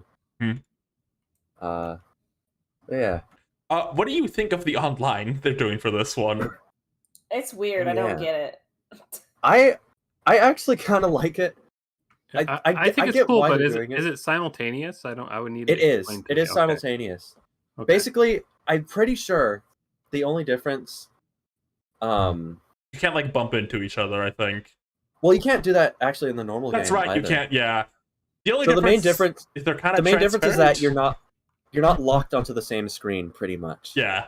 Mm-hmm. So you could still play the game at the same time, but you would have to like choose to like, like wait up for me, You'd be doing that sort of stuff. I think part of the reason the online in this game was made the way it was, is because I think Nintendo knows. Maybe the people making this game know Nintendo's online isn't super reliable. Yeah, definitely. I think that's why I think it's probably a good idea because I feel like having an online with the same like like Mario Maker 2, for instance, if it had those same problems, I feel like it would kind of, I could see it like devaluing the multiplayer for people. Yeah. Like it would make the game feel less polished. So I think making a compromise where, you know, you can still play simultaneously, but it's not super intensive with having to keep everyone's status like identical on every screen. I think that makes sense. Yeah. I'm fine with that. I I'm agree. cool with it. Yeah. Mario Party mini game madness. They're gonna give you like a cup. They give you like a Cuphead mechanic too. Oh, that's right. You become a ghost instead of being in a bubble in this one. The ghost is way cuter than the bubble. That's my hot take. I immediately thought of Kirby Fighters. Yeah. Because that's basically how it works in Kirby, which is another Kirby inspiration, which I'm sure was completely intentional. Holy crap. No, Holy crap, you guys! I think the ghost system is really cute. I like that also you can avoid losing, because you share lives in this game. I like that you can kind of avoid losing a life if like your fella gets back to you soon enough. Yeah, it's good. I like the agency it gives you with the ghosts. The little like online checkpoint things you can make are pretty cute too. That'll be cool. Wow. Yeah. Wow, you know, I never thought of it. How did we go this entire podcast without doing that? That was our first like fake good vibes gaming discussion. You were so close. I know. I'm so weak. I'm so weak. You know what that line's from? Scoop! Scoop! Scoop! Hey, Yes! Hey, Steve, can I ask you a question? What? Yeah. How sure. many times have you seen the movie Scoob? The whole movie? Yeah, the entire movie. Be honest with me right now. And if your answer is anything less than at least once, I think you have to cancel the podcast. We need to put this on the wiki, so it needs to be true. Yeah. Okay. I think I've definitely seen it once. all the way through. Yes, I've seen it once all the way through. Definitely, like definitely. Okay. Don't act. Did you really think I hadn't even seen it What? once? No, you've Yes. definitely seen it once because we watched it together. Yeah. I don't remember. Don't you remember that? There was a whole like Scoob like watch party.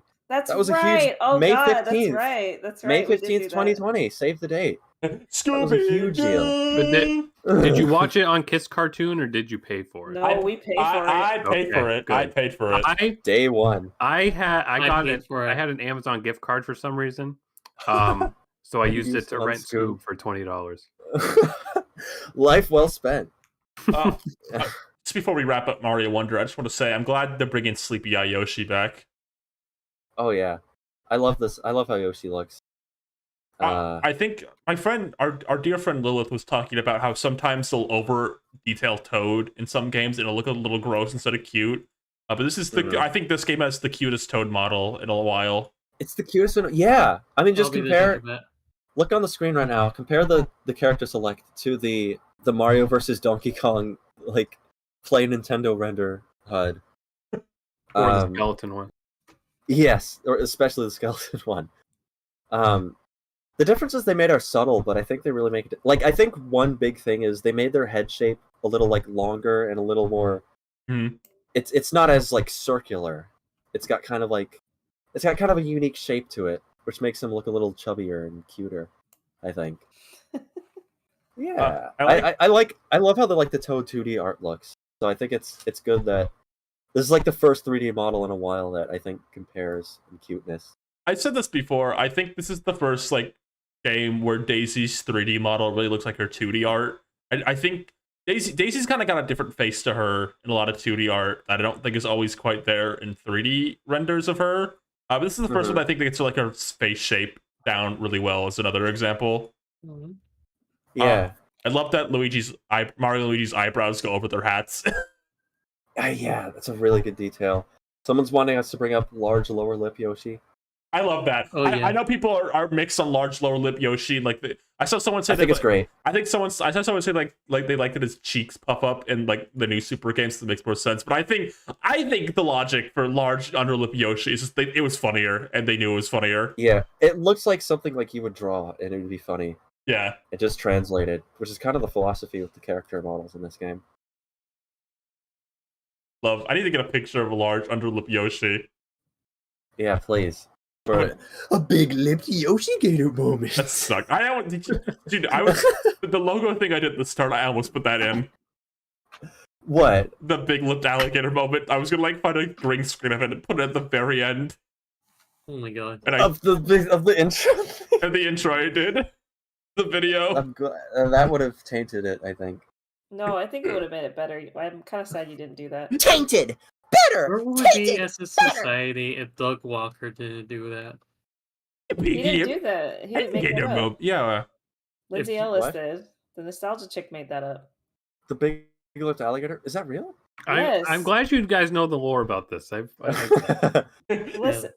in their crossover episode for Fern Gully, the nostalgic chick introduces the concept of a big Okay, lipped Okay, alligator. well, hold I on. also remember this now that you're mentioning it. Do you think she wrote that part? Or did Because Doug... she was using it in her own videos before. Okay. She brought okay. it to the nostalgia critic table. Wow. And now, Oh. if I go on like Nebula.com, like, is she still doing it? She stopped making videos. She got ran off the internet. See? No, she does. She makes. Doesn't she do it on Nebula? I don't think she makes any videos anymore. Okay. Not even on her streaming service I Nebula. don't think- you can join for like I $10 wouldn't a month. either if someone told me I should watch. If someone told me I should watch more than one movie. I watched 3 movies. Why? Oh, so you should have asked. Land. You should have asked Richard Horvitz about his mask character in Crash 4. It's about time. You know what? I guess. Clearly, I not a guess. single person Wow. in that room probably knew about that. Aw. 3. Why do we get stuck on like line reads like that? Like fucking 3. I don't know. I really don't know. I Why? couldn't tell you. I genuinely couldn't. I would need like a therapist to tell us that, like an outside viewer. Any final thoughts on Super Mario Wonder?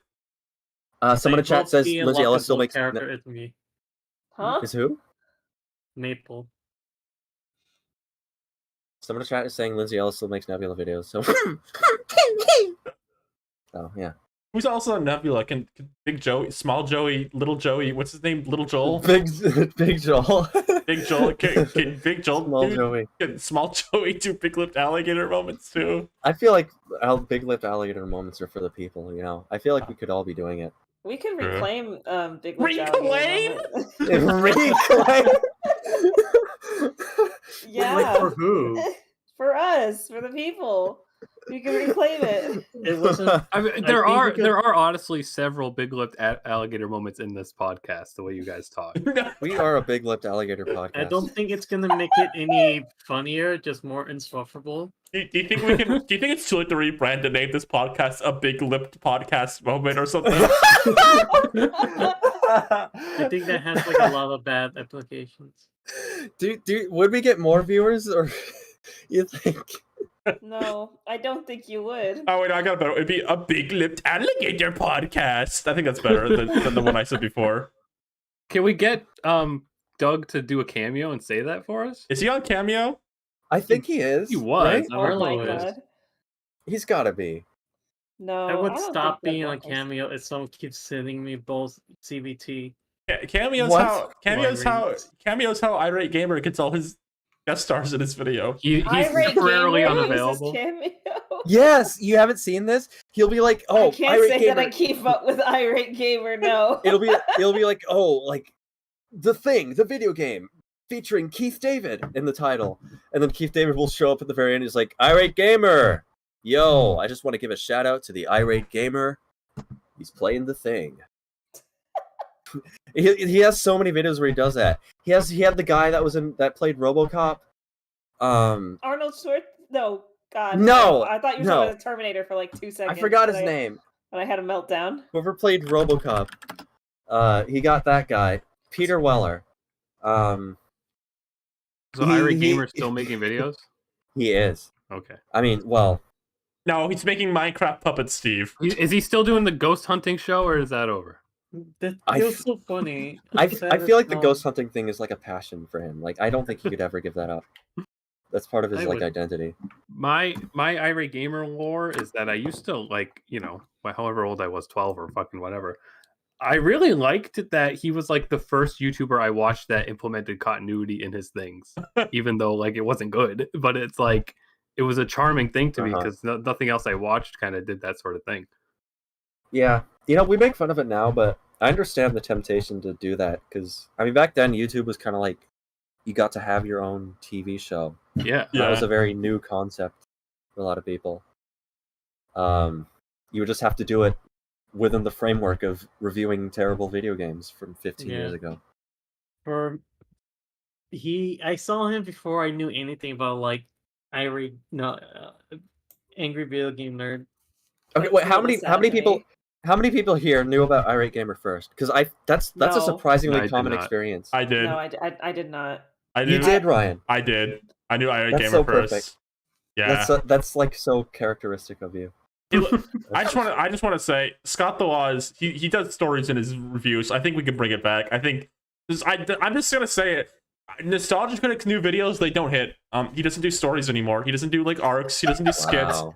Tamra and Malcolm will show up at the beginning of the end, but not in the middle. They don't do skits anymore. I hate it. No, you're saying we need to go back to the Soul era of Channel Awesome. We need to go back to the Soul era of like YouTube videos online. Everyone needs to start doing stories again.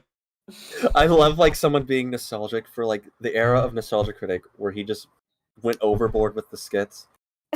the clipless reviews are like, oh, bring those back.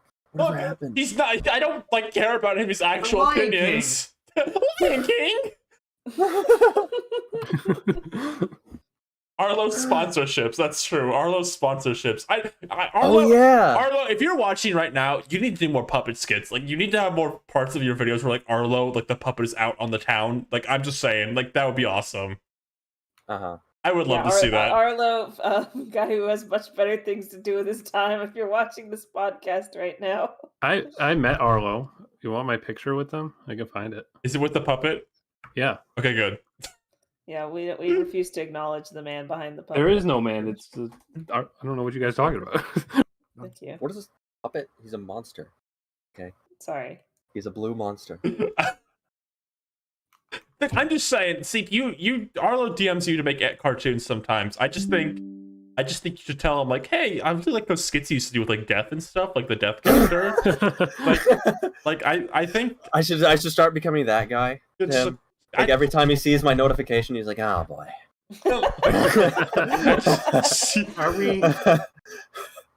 Are we allowed to mention the Red Gunner, Arlo? Sure. I mean, no one's stopping you. I guess. You don't have to call him that. You can just call him Red Arlo. Yeah, but like that's how it started. Listen, that word has unfortunately taken on a new meaning. Well, no. Apparently, she's using it for its current meaning. Apparently, they banned Goonie at Nintendo Land. Stop it! Don't even say that. Do not even say that on this show. Seems like looking over their shoulder to see if Arlo's like standing up, tapping his foot, looking disapproval. Oh no! Tapping his foot like the villain in the cage. Sorry, no. You're gonna get me in trouble. No, Arlo. No, I need Arlo to know if he hears this. I watch all his videos. I promise. I love Arlo.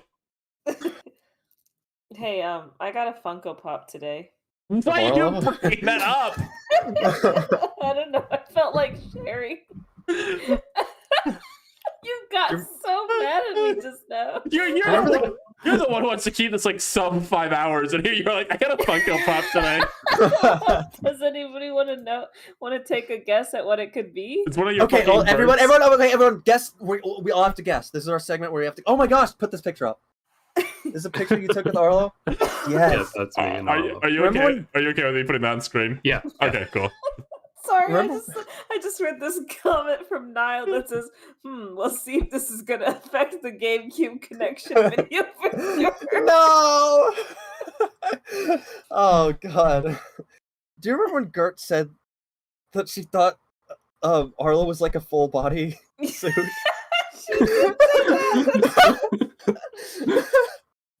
This is just making me think about that, this picture. Yeah, Gert was very concerned when she learned that Arlo was in fact not a full body suit. I love the Rainbow Arlo. Do you remember? Did you think it was like a Big Bird thing, where like you held the hand up and it was like 8 feet tall? I think it's like, how could you even like assume that by just like watching a video? Yeah. Like, where was she Where does getting the that head data? None of this makes sense to anyone in the chat right now. It's like, what are they talking about? What fucking Funko Pop did you get? You didn't guess. Yeah, we all have to guess. Each of us has to guess. It's all one 4 of us. Is it one of your birds? No, it's not a bird. It's not a bird character? It's not an anthropomorphic singing bird character? It's not an anthropomorphic singing bird character. Oh, man. Okay. That really narrows it down. Skeleton, but yellow. No. Is it an anime? Huh? What, are we allowed to like ask questions like this? Yeah, let's do 20 questions about it. Oh my Okay. god. So okay, we have our first one was, is it a bird character? What was the second one? It was an anthropomorphic singing bird character. Okay. Is it an anime character? No. Okay. Is it a character from a movie? Technically, no. Is it live action or animated? Animated. Is it a Disney cartoon? Yes. Ooh. Think about Disney things you like now. Okay, Disney things that are not technically movies. They're not an anthropomorphic bird character. So it's not. Is it anthropomorphic at all? Yes. Okay. Well, it's an animal. It's a talking animal character. I can walk into It's Lou's a room talking and go animal look. Disney character. Don't look. That's cheating. Ooh, is it a Disney TVA character? Sure. Is it Darkwing Duck? No. Is it Launchpad McQuack? No. What, Ryan? You're blowing through all our questions. Is it? Wait, hold on. Is it Don That's Bernard? 10. We're at it's 10 right blue. now. It's blue. It's blue. Nope. Oh. It's not blue? Is it recent or is it older? No, it's old. Okay. How it's old. How old? That's not a yes or no question. Ooh. Okay. Is it from a Pacific Disney era? It's Goofy. Yes. From McDonald's. Okay, is it a Disney afternoon character from like Yes. the 90s? Ooh. Someone else can ask. Is it Don Carnage? No. Stop asking specific characters. That's how you're gonna blow through all our questions. We need to like be able to have like data to work with. Is it from? is it from a duck show? No. Okay. Is it a villain character? Yes. Are they like hashtag slay? Maybe. Maybe. Is it a cat?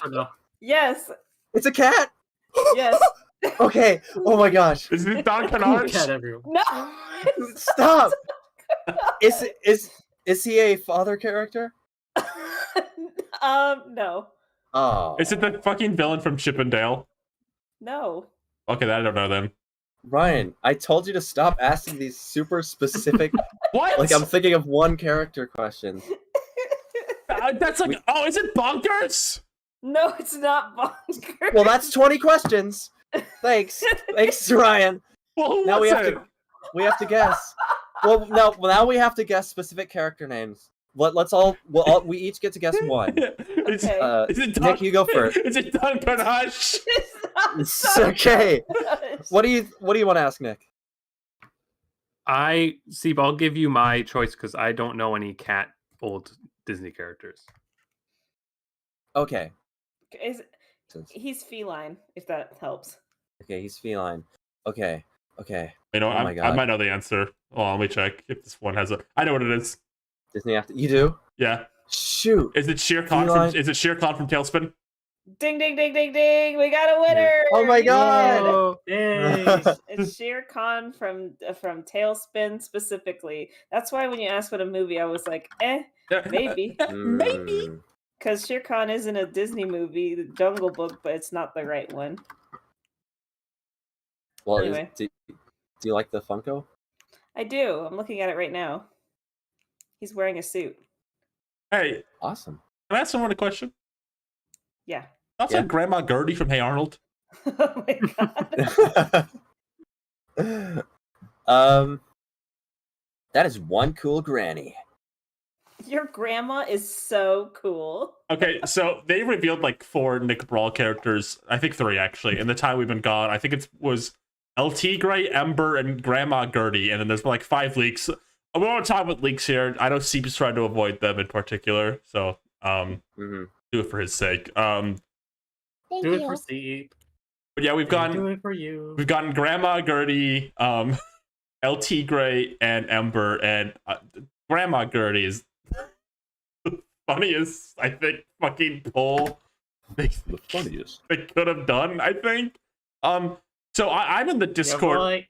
I'm in the Discord for this game, and I think I take this game's roster a lot less seriously than most people. You'd be shocked to know how controversial Grandma Gertie is for the Nickelodeon fighting game. But I don't care. I think she's hysterical. See, here's the thing. If you're making a Nickelodeon fighting game, this is low stakes. It's funny. This is silly. This is, it's a goofy cartoon video game. I'm fine with them doing that kind of stuff, honestly. I mean, you know, Grandma who kicks butt, Grandma character, voiced by Tress MacNeille. It's just the perfect archetype, you know. You have to be thinking about not just like franchise representation in these kind of games. You got to be thinking of archetypes. And I think, you know, we needed the Grandma character. Tress MacNeille Grandma character. Yeah, we had to make that very clear. Multiverses gonna have a lot of catching up to do when it comes back from its hibernation. You got no grandmas in that game. I don't see a single Grandma, Tress MacNeille or otherwise. So, wow. I think this is great because I think Tress MacNeille Grandma character voice has been like a recurring joke between us for a bit. So I love that there is a Tress MacNeille Grandma voice character in this game. yeah. I mean, she's pretty funny. What is her like? She's like an item character. Yeah, she's a mixture of a great series of words what to say. Grandma Gertie from Hey Arnold is a mixture of Captain Falcon and Foss from Guilty Gear. Okay. Really? Yeah. I mean, that's just pretty fun. I mean, I feel like if people are mad about this, this is probably what people were thinking about Hugh Neutron. You know, like, oh, you can't have like the dad character. It's like a meme pick. This is like a meme pick, but it's not actually a meme. It's just like a funny cartoon.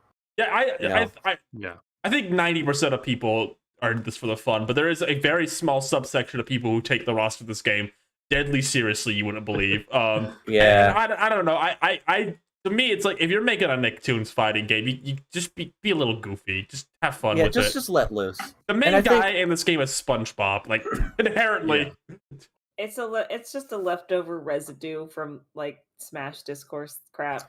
Yeah, I really think because you think of Smash, people hold Smash Brothers as like the most important human creation ever made. Where like what happens in there is like emblematic of like the freaking industry as a whole or whatever. When something like this is like a side thing. This is not what people are gonna know these characters for for the large part. So like, yeah, just let loose a little.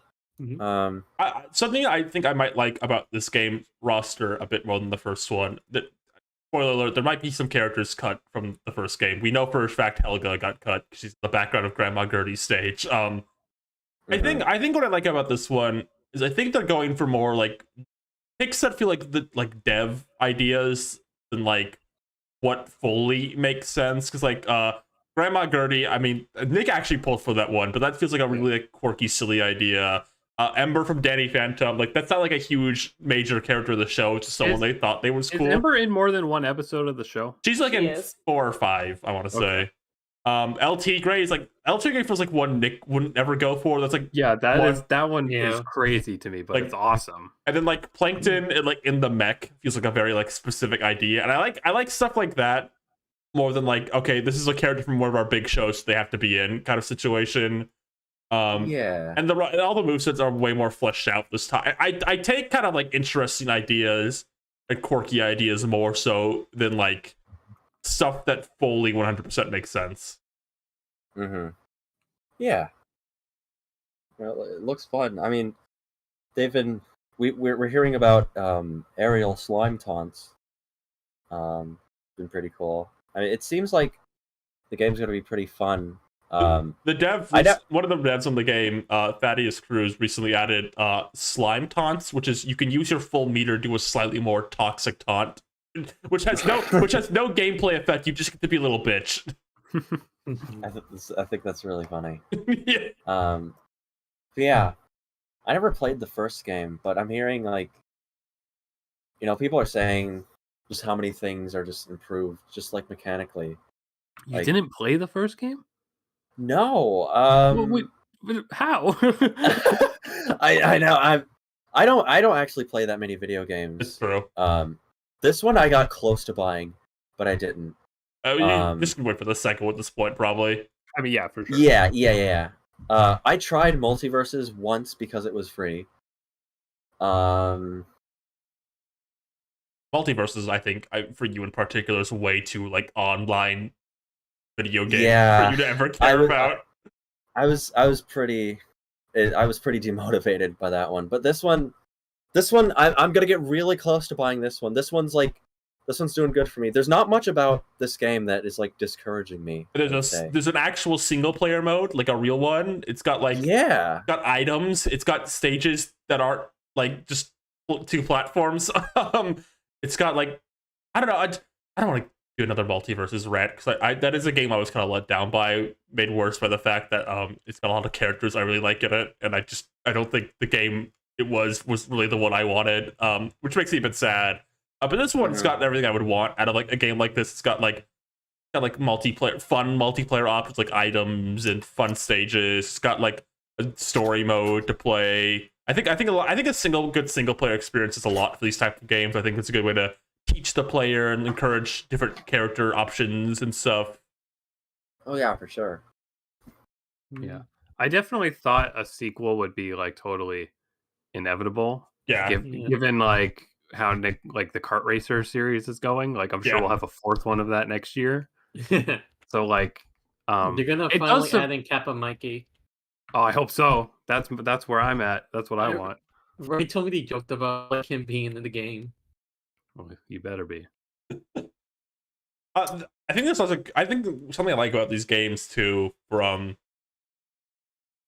just like on a dev side, I get the sense the devs are kind of having silly fun with it. I think like they'll go like into the Discord, like one of them or some of them will be like, anyone got any funny ideas? And if like someone suggests that's kind of funny, like recently somebody suggested like if you hold down SpongeBob's dash attack where he does a slip, he should just stay on the floor for a bit. He's like, that's funny, I should put that in, and that might be the game. Now I like that attitude. I'm just like, I think it helps keep this game feel like a lot more low stakes and some of its similar stuff. I love the transparency of the dev team.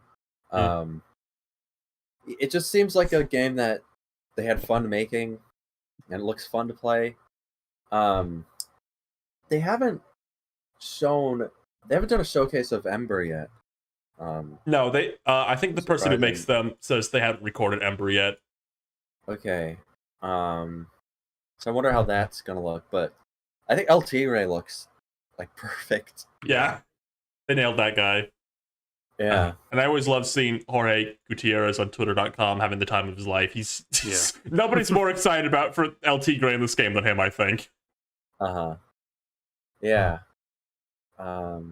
That's just a cool character to bring back. Everyone likes LT Gray. I wonder, because it's not something I follow. I wonder how many times he's been referenced since the show was canceled. Because I feel like it's one of those things where they probably really never did. No, he's a character who shows up if Nick's like doing like, here's all our characters ever kind of thing.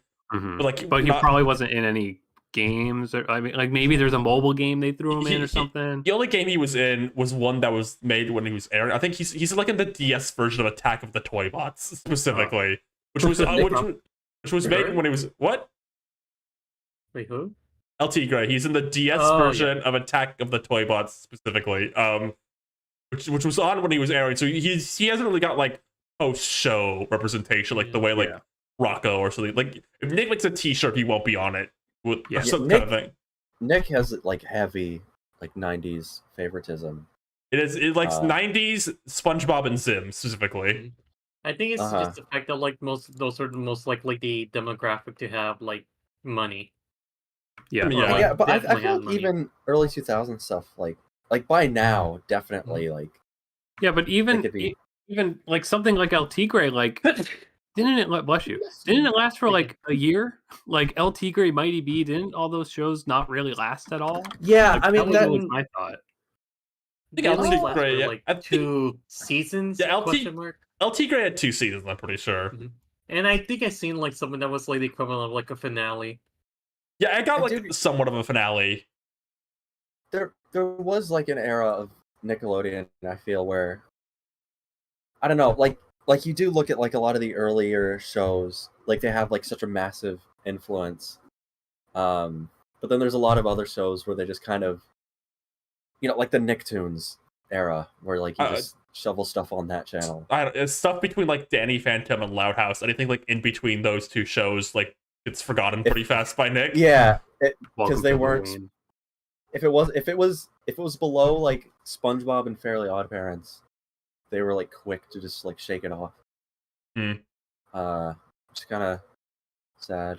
Yeah, I think El Tigre, as time has gone on, I think has become more clear. It was like a really, I think, important show to a lot of kids, and a lot of kids liked it. It's funny, like it's called a cartoon like that important, but like, I mean, yeah, no, I mean, it's like it was Hispanic like cartoon. Like there wasn't a ton of those on the television.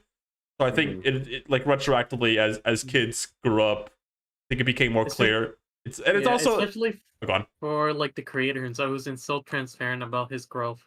Yeah, as a creator and his works further on. Like, of course, I do enjoy Book of Life, and I hope to see more of his work. I think I missed out on like watching his other stuff on like. But I am Netflix. a queen. And I really appreciate his like art. Oh, I mean, like yeah.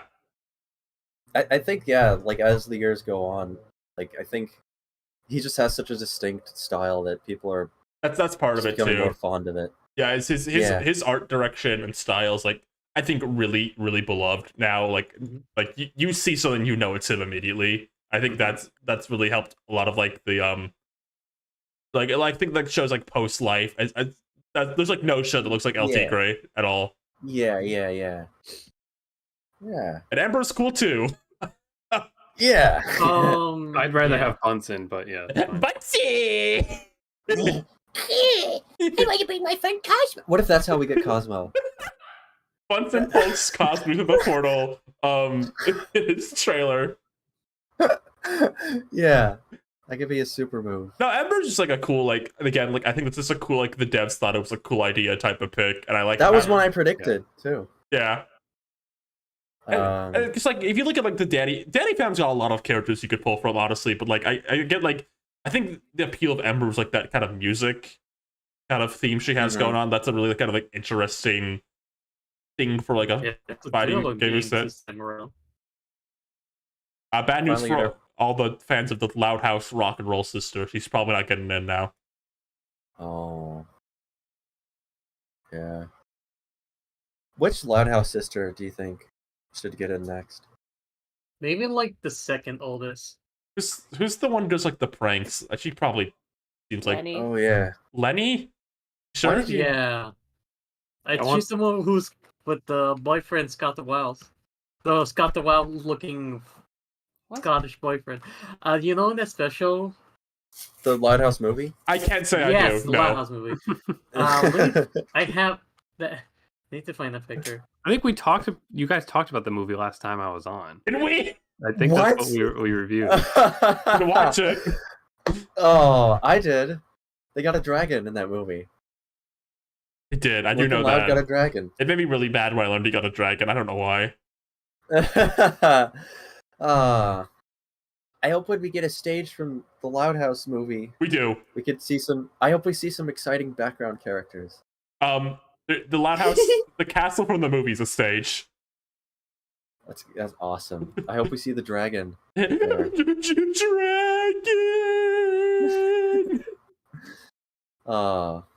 Ronnie Ann from the Casa Grandes.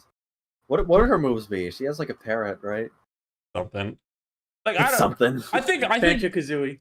I don't No want to. Duck Hunt. I don't want to confirm either way because we don't actually technically know, but it's looking pretty likely Lincoln Loud got cut from the sequel.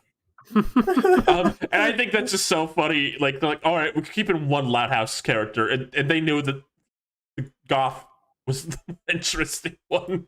Yeah.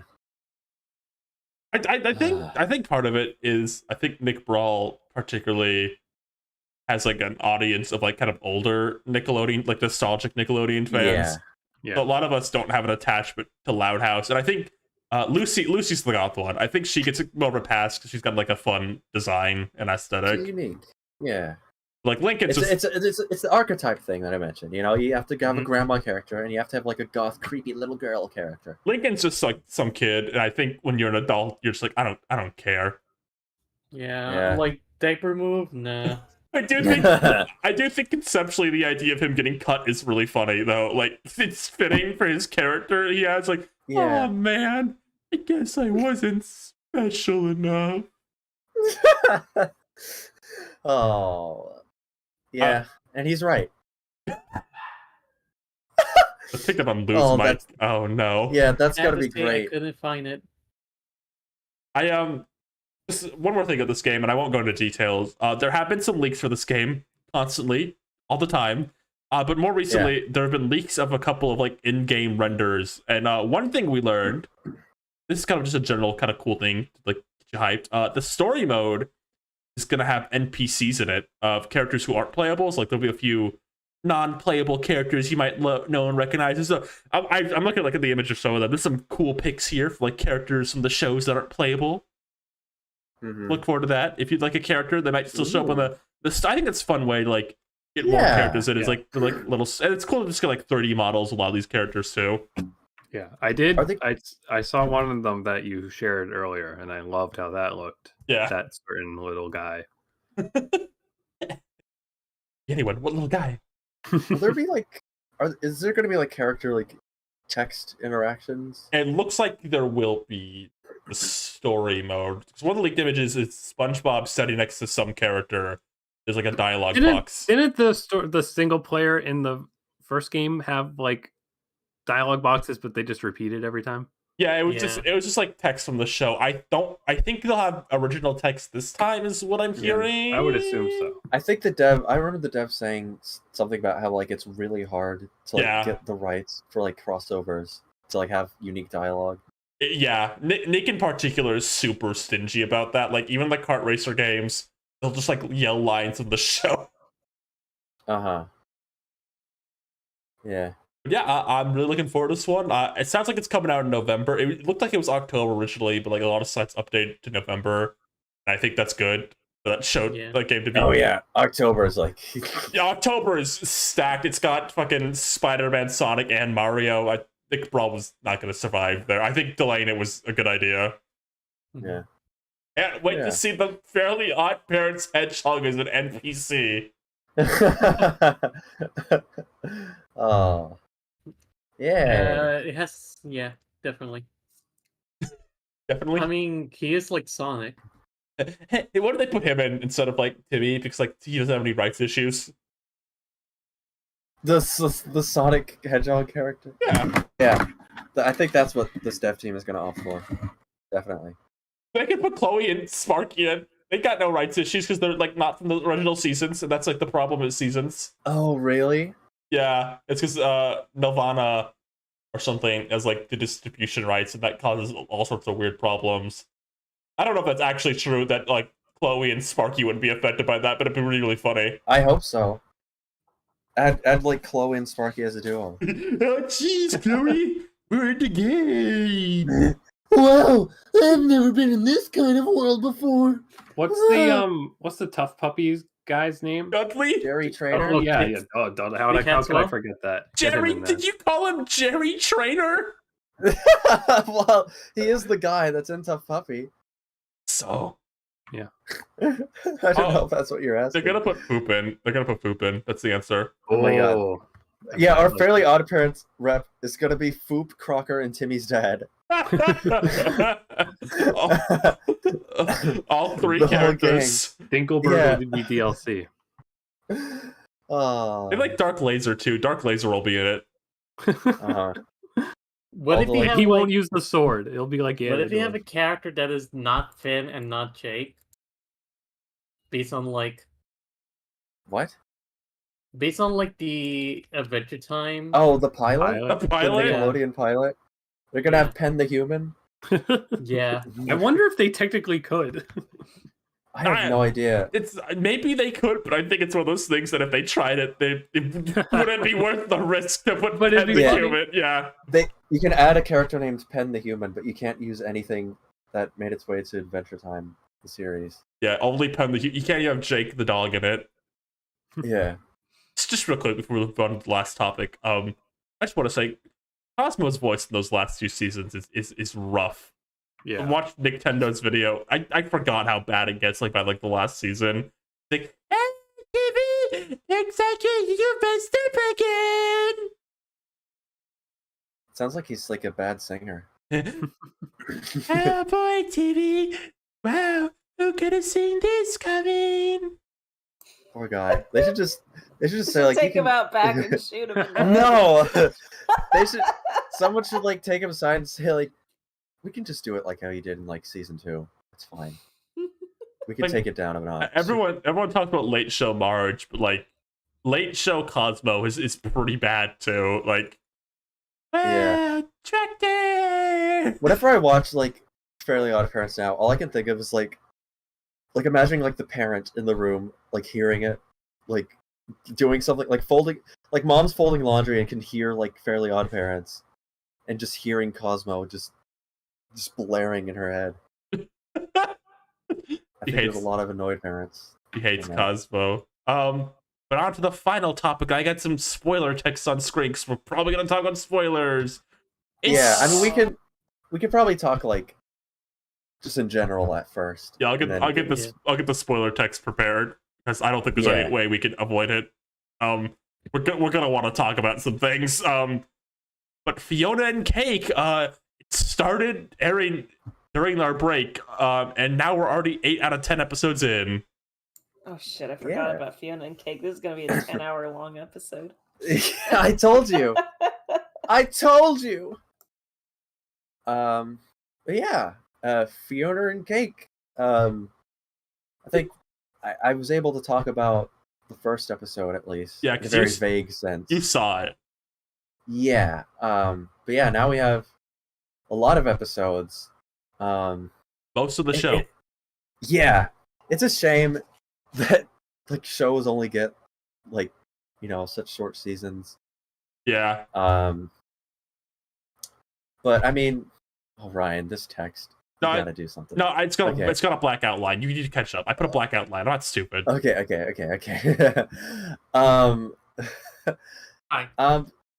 Yeah, I mean, I don't even know where to start. I got a starting point actually. I think I get. It's kind of funny. When this was very first revealed, it was kind of more of an, oh, that's neat kind of thing for me. Like the very first initial reveal, like when they just had that image, it was just kind of like, oh, that's neat. Because I wouldn't say Fiona and Cake was always like my favorite things in Adventure Time. Like they're cute. That's kind of what I always thought about them. But it was on me for being a fool. For thinking the Adventure Time team would be doing something normal, like just like to my mind, I was like, okay, Simon, go to the Fiona and Cake world somehow, and they'll have some adventures in there. And I was a fool for thinking that even for a second that's what they were gonna do. And of course, what actually happens is this is insane. It's an insane cartoon. Mm-hmm. Well, me and Seep are big Adventure Time heads, and so am I. Yeah. From the initial announcement, I knew that it was because of the quality that Distant Lands had. I had no doubt that this would be something, and even it's exceeding what I expected from it. But I do really think that initial reveal was just really bad. Like they literally just put up a press release and said like, "Oh, it's a multiverse," and like we're at a point now where people hear that word and they like want to shoot themselves in the head. So it's like it was just like a really bad reveal. And something I thought of, this is just total hypothetical nonsense, but I fucking wish. Sorry, am I not allowed to say that? Sorry, but you can say no. We've said so many terrible things. I wish that they posted the intro and that's it. no plot synopsis or anything. Just posted the intro for this show and said Oh my like Fiona God. Cake coming soon. Like that would have had the craziest reactions from people that are into the show. Yeah. Because it is like, man, this show's like really good. Well, Steve, I mean- you saw it early, right? Were you at? Yeah. Yeah. That was a very interesting experience. Yeah, because you didn't even get the trailer ahead of time. You just went straight into it. At that point, that like press release was the only information we had on the show. It was just like a picture of like Fiona and Cake with Simon, and then it said like, "Oh, it's a multi-voice." That was all I knew. So that premiere, that first episode is like, it's nuts. I didn't even like, man. The horse. I think The horse. one of the interesting things about this, I think, is a lot of people who maybe fell off Adventure Time, and I don't even think Distant Lands got people back in this way. But like, Oh yeah. but like, Distant Lands released so sporadically though, like that. I feel like that's a big fault of that. But like, I'm seeing like Adventure Time fan art on my timeline like regularly with like 40K likes and stuff. People are it's I don't know, it's weird to say this with like such a big cartoon. I can't really comprehend that Adventure Time has like this kind of like large fan base again to some extent. Yeah. I think it's the issue with Adventure Time is that around when Steven Universe came out, people kind of just migrated to watching that instead. Yeah. So on top of CN like being bad at advertising and doing the bomb format and stuff, Adventure Time did just kind of become like a smaller show, at least with online communities. But now that it's delivering such a strong story and people are nostalgic for it to begin with, it's like really hitting. And also I think too, a big thing that's going on is that a lot of people that are into Fiona and Cake now are people that were like 13 or younger when the show was like almost over. So those people have a very different type of nostalgia, and they're like posting art for the first time and stuff like that. So that's why it seems like it's really big. I also think people are going back and like watching the seasons they missed, because like a lot of the seasons I think people missed have a lot of like some of the best stuff in the show. Yeah, I think a lot of people miss Stakes and Islands and elemental elements and stuff like that. Yeah. I've been making like some short TikTok videos like sharing Adventure Time lore, and they're doing really, really well. But there's such funny comments where people are like, dude, just watch the show and you would know this. And I'm like, well, yeah, people didn't watch the show. Like, that's just kind of what happened because it's so long. I'm sure that kind of stuff is helpful because the show, I mean, just like the Adventure Time just mythos is just massive. There's a lot of stuff. I'm sorry, Rosa, I can hear your background. What's happening? Rosa? Huh? Oh, we can hear your background. Sorry. It's okay. I think real quick, to build off what you're saying here, I saw someone once say Adventure Time is the closest Western animation has to like a long-running shonen, and it's not wrong, honestly. Yeah, because it's got a very like, I don't know. There's just so much to it. It was very much a show where like they were kind of doing whatever they wanted with it, you know. But everything kind of contributed to this huge world that the show was creating. It's one of the few cartoons I can think of besides The Simpsons where like they'll do episodes like on C characters just about them. Yeah. And I love this. Fiona and Cake is interesting because it feels like it's very much like reliant on knowledge of Adventure Time lore, but I think even with that in mind, like I feel like it's still like, even if you don't know like everything about the show, like from the back of your hand or whatever, like it's still like good just on its own. It's like merits. it's so on its own, yeah. Yeah, like I think it. Oh, you just need to know Simon, which everybody pretty much does if you're interested in cartoons at all. I feel like most people would just know that moment. And like you kind of need to know Prismo, I guess. But then other than that, there's enough context for you to just be like, sure, like I'm along with this. Right, yeah. Like I won't spoil it yet, but like what happens in the latest episode, like the world they visit there is like you don't need to know the exact reason why that exists. Yeah, and I didn't even until I was reading it on Twitter. I'm a fan of the show. Right. Yeah. Probably one of the most interesting things about the show, like people have talked about, is this is a big like audience shift for the show. This is very strictly an adult cartoon. They swear. There's like gore. Like it's not like South Park levels of. It might be that. There's not like South Park levels, like I shield your kid's eyes, but like it's very clearly being made with adults in mind, kind of situation. And I think that's really interesting because we've talked about before. Adventure Time's one of the few like cartoons that's like really gotten to grow up with its audience in a natural way. So like it's a little weird at first hearing these characters say like swear words, but after a bit, it's like, well, yeah, this character would say that. Yeah. I think it makes so much sense for the story too, because it's it's a story about being a grown-up, like in a meta way, and like just like Simon Petrikov to begin with, like that was such a fan favorite concept from the original series. And I said something like this when I was talking with my other friends, but it's like, back in like 2015 when it was like peak like Tumblr sexy man Simon, they wouldn't have greenlit a show about Simon. Like they weren't thinking like to do something like that because that's not kid friendly.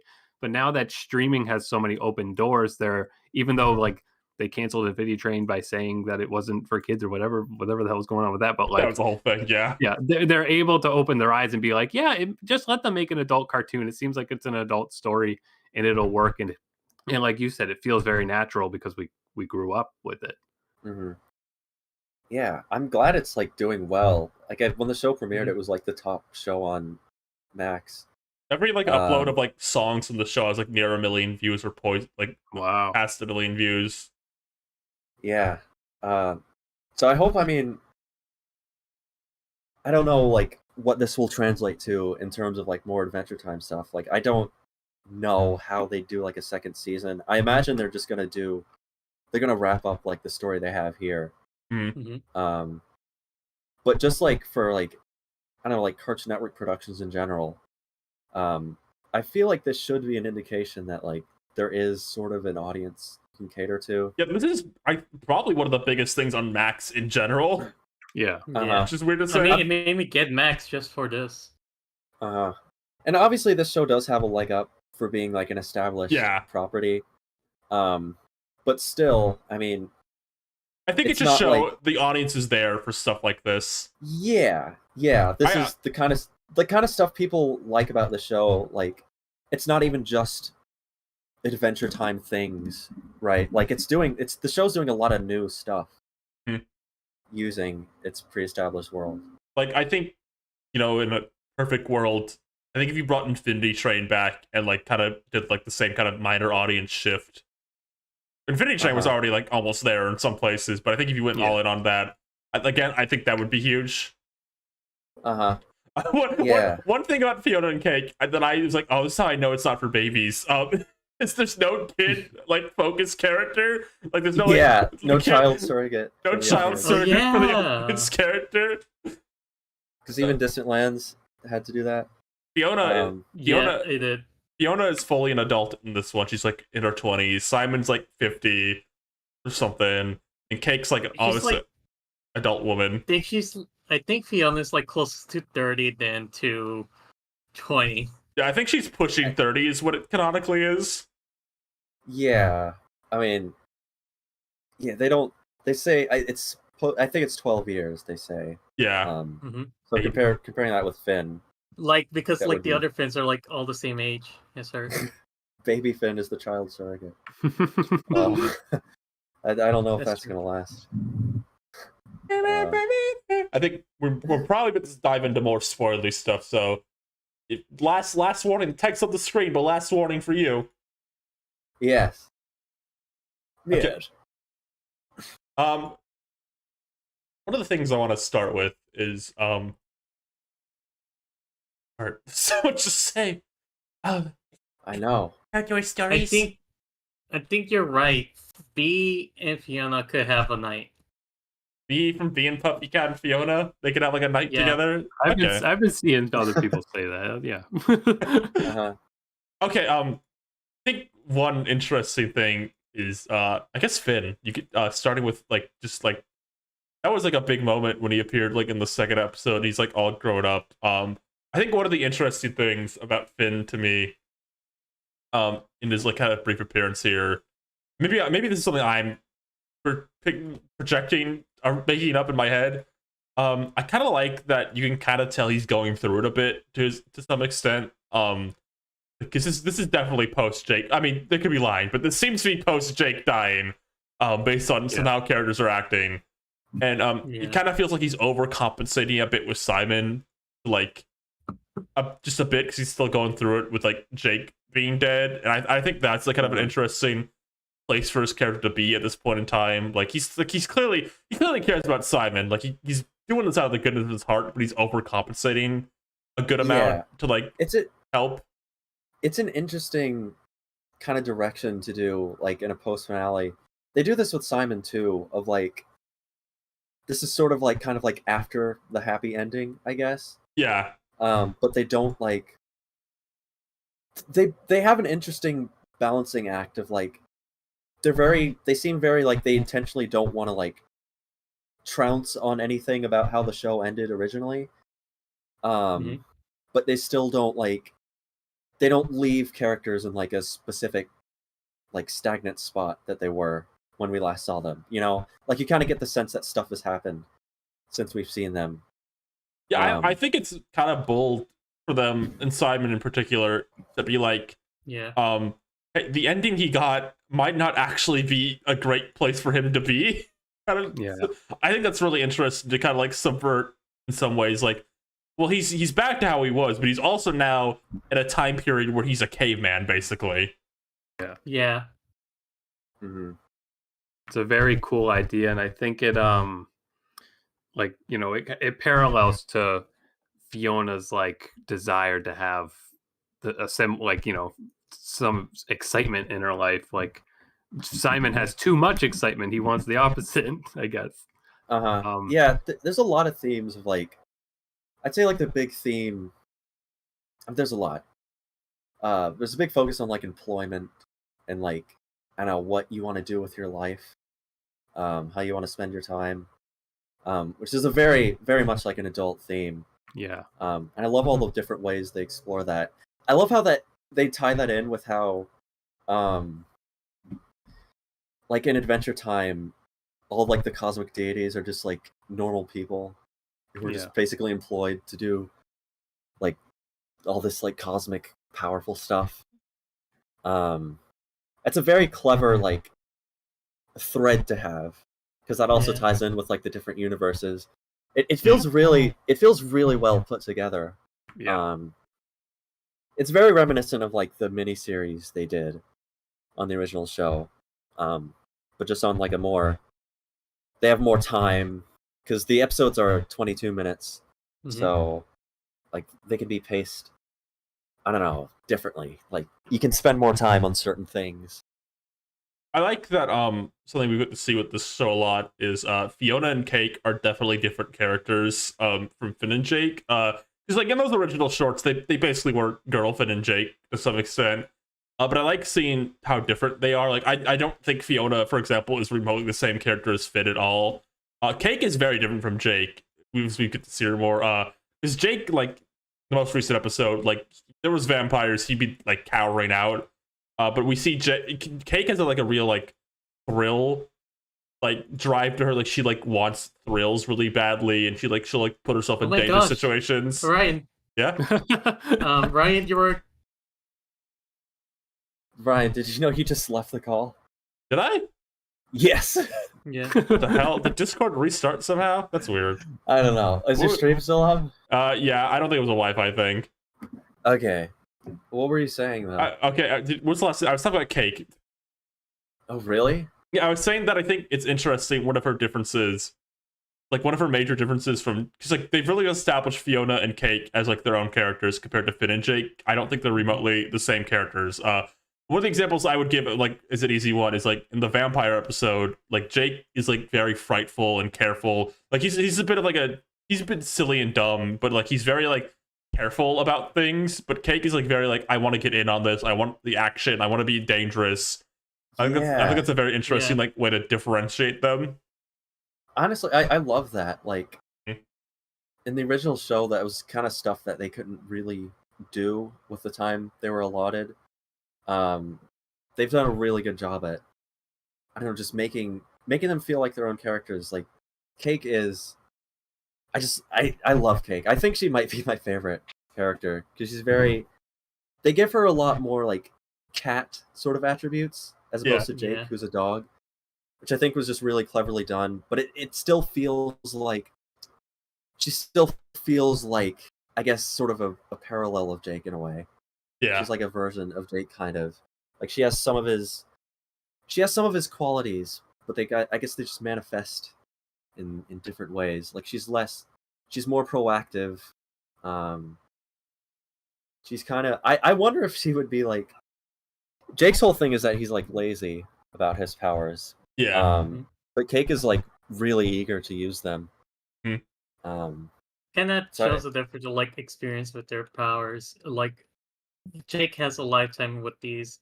Well, Cake just got them recently. The way I kind of described Jake before is he's an incredibly powerful character who's balanced with the fact he's just really lazy.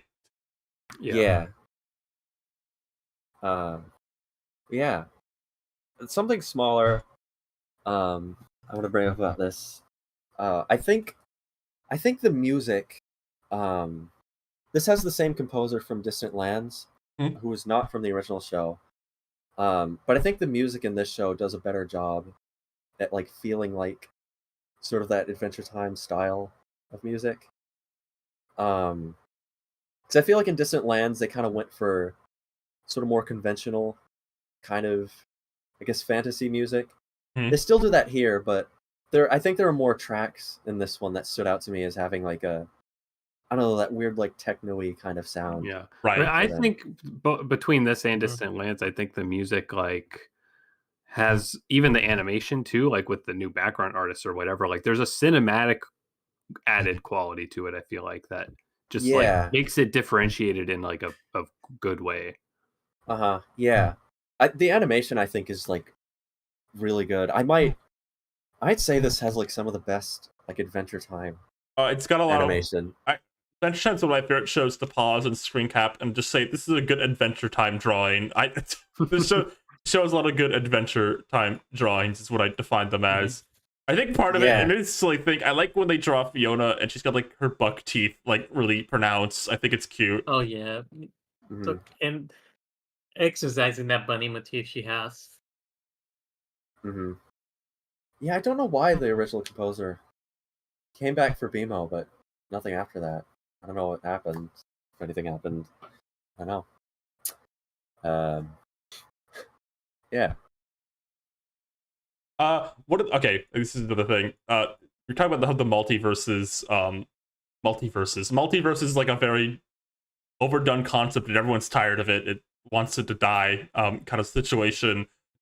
Okay, that's dramatic, but people are tired of it. I think the reason it's getting a bigger pass here.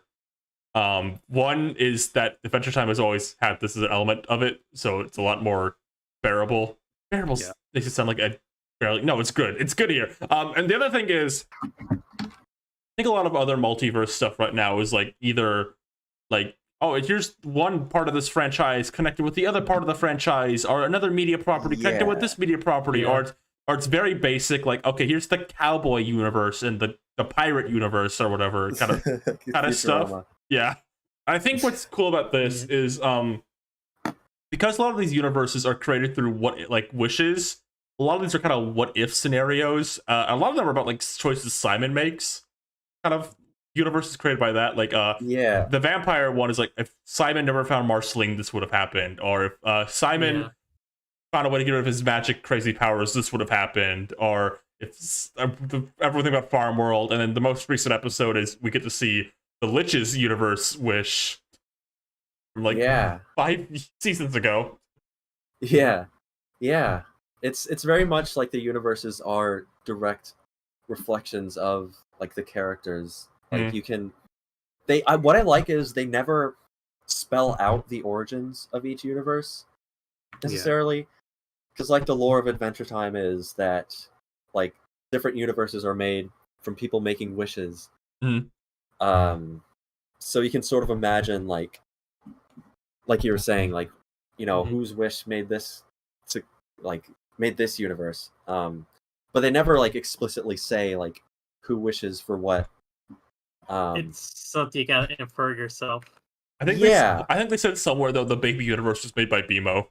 Yes, that is pretty funny. The crew has been posting a lot of behind the scenes stuff every week, which that's something I really missed. The original show did that too. They had the whole King of Boo blog and everything. Yeah. Like even like Hannah Kay has been posting like promo images for each episode.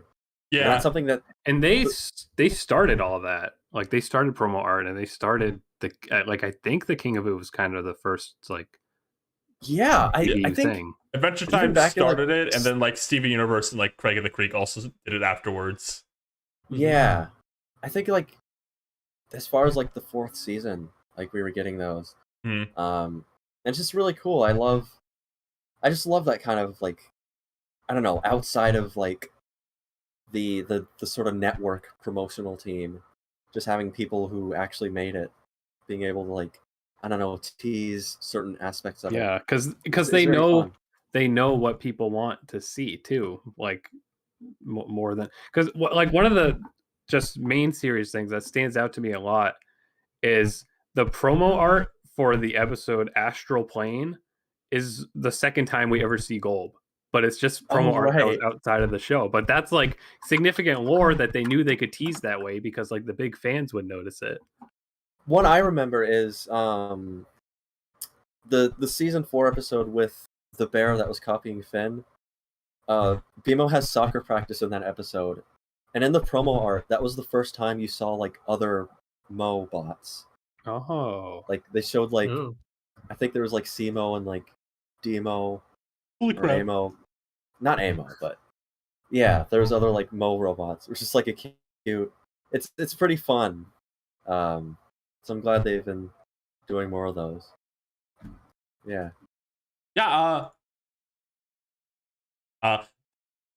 So to say, there's a lot to talk about. One of my favorite things about so far was in the Ice Prince episode, and slowly piecing together. Now that's Brian David Gilbert, the Ice Prince. Oh voice. Yeah. I wonder like that feels like very like in tune casting for like the audience that this has. Like I feel like a lot of people watching this know who Brian David Gilbert is. I don't. Neither do I. Rosie, you know. Yeah, you know. You watch the Perfect Poke Rap guy. Oh, right. His glasses. Yeah, here's that art with the Moes. That was like at least a full year before the Mo Factory episode. But yeah, the other one that stood out to me was the dad from Bluey. Yeah. Oh yeah. He's like the spear. It's like I thought it was like a joke of like, oh yeah, the Bluey's dad. Har. And it's like, oh wait, is that really? Is he like in other stuff, or was this a case where they got him because of Bluey? I can believe that. I feel like that's such a perfect pull. It's because I feel like that again, like a lot of like, I don't know, adult cartoon watchers like, know about Bluey. I imagine that had to be a thing of like people on the crew who have kids probably watch it. Maybe. I really love I think the song Princess Bubblegum quote unquote sings in that episode with the Ice Prince. I think that's one of my new favorite like all-time Adventure Time songs. It made me realize Hayden Welch, I hope I said her name right. She's Hayden Welch. Hayden Welch. She's like never got like a solo song ever in Adventure Time. Like besides like more like kind of small quiet ditty type songs. She never got like a big number to herself in any way. I think that really let me realize, oh, she's really good at singing. She's so good. She was really underutilized, I feel, for a show that has a lot of songs. Like, she really did not sing that much. But and she was like a major character. I honestly like wonder like how they went so long without her singing. Because she's like amazing. Yeah. Yeah, no, it was great to finally see both those songs in those episodes. I would say, I fucking knew when the small Borutos start animating. This is gonna be so silly that I noticed this. They animate hand and arm movements in very specific ways. And Snow Prince moved his hand in a way I know it was fucking them. I saw the hands. The hands gave it away. They move like, if you watch like Batman and Spider-Man or like any of the stuff they've done on Adventure Time, for example, they animate arms and hands in very specific ways. And Ice Prince moved his hand in a way like, I knew it. It's them. I know that. I know that fruity turn. Yeah. That fruity turn. Oh my gosh. Yeah. What did you think of the villain character? He's Scarab? Scarab. Yes, Scarab. Okay, so I'm not saying what I think of it, but what I seen what other people think of it.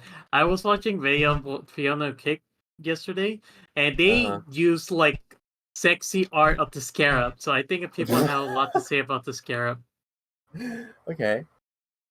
I think it's a lot of fun. Here's how we'll climax with that character, because it's weird. He's like a threatening character, but he's also kind of a low level threat a little bit. Like if push came to shove, they could probably defeat him. But like we are kind of building up. Like he's kind of like the hammock to like Bowser, bigger villain character. I don't know. Great metaphor. Like we're building up to like the bigger threat. Yeah. I wasn't sure what to think of him. Like he's like cool, but I think very much like when the first few times you see him, he's very like, I guess, one note in a way. Where he's very like, he's there to be like the obstacle, I guess. But what I really liked is in the latest 2 episodes, they're kind of showing how they're emphasizing more how he's just like one person within like a system. Yeah. And he has like superiors, and he's kind of like I love the part where he's in the waiting room and he's like tapping his foot and he's like muttering like really like serious like villain stuff to himself, but he's like really frustrated and like petty. He's below. I kind of like that. He's below Orbo. Yes. I definitely think that's like a good layer of him to add, because I feel like most Adventure Time villains have like some other level to them beyond what you see like on the surface as villains. Like Ice King is like a perfect example of that, how like he's like an evil wizard who kidnaps princesses, but he's also like really sad and lonely. He just kind of wants companionship. So I like getting to see more of that from the Scarab. I wonder if they'll like show like any full-on backstory stuff of him. Maybe. Most of it is just kind of implied so far. Like you sort of like Prismo refers to him. I mean, I think everyone else refers to him as Scrabby. Which implies like, I don't know, maybe like he had some sort of friendship with them and they gave him like a sort of like a fun nickname, but he's like grown self-serious over time. Yeah. I don't know. It's just that everyone in that circle are like weed smokers, and the Scarab is a narc. Yeah, pretty much. Basically. Yeah, which I really like. That's a really fun. I'm sure there's like some, I don't know, metatextual thing you could dig into that with, like what that is like meant to represent, I guess, about Adventure Time. That like. Well, what do you think? I was going to change the topic. Actually, go on. Oh, no. I guess I was just saying, like, I don't know. I think it's just fun now. Like, I was gonna ask. I think there's been a lot of discussion about Tom Kenny's performance in this. I think it's been. This is something we kind of got with Simon, the character originally, in the first show, the original show. I mean, it makes sense to say that. This is the this third is the first show. show now. You kind of got a performance out of Tom Kenny. I don't think he's really ever done anywhere else, which is a more serious character and like someone who's like the straight man to silliness instead of the other way around. And he's really good at it. He's apparently hyped up episode 9 in particular, and I'm scared for that. Yeah, it's really like unique to hear it from him, but he is just he's really good at it. I love how he can make like a distinct like voice. Like it sounds like it doesn't just sound like a normal speaking, like his normal speaking voice. No, you like know? this is a one of a kind voice still. Like, Yeah. I can't picture him doing this voice. Like the visual I have of like him, how he looks, like this voice is so much more serious because I'm just so used to him being so goofy all the time. But I remember when Simon and Marcy came out for the original series, and like Simon started speaking in that one. You know, well, I don't know how old I was at that point. It's like 13 or 14, and it was just like, is that him? Like, that's crazy. This is him doing a voice like that. Because even in Simon's like original backstory tape, he doesn't really do that different of a voice for that. But that was so early on. Mm-hmm. Yeah, I think it's great to get like a more character voice actor doing a role like this, because I don't think you get like all of like, I don't know, Tom Kenny's or Rob Paulson type actors doing these kind of, that's true, like more down to earth roles. And I think it's maybe a market that has been tapped into is someone with a more unique voice doing this kind of role. I guess because it's just like, if you're gonna get those people, you want to have them do like the really over the top bombastic kind of things that like you would think only they can do.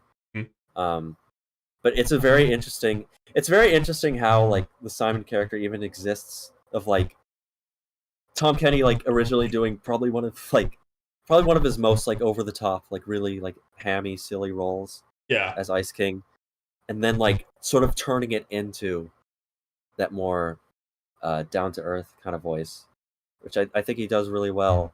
Like I love the ways it sounds like Ice King still, right? But still being like a completely different direction. I don't know.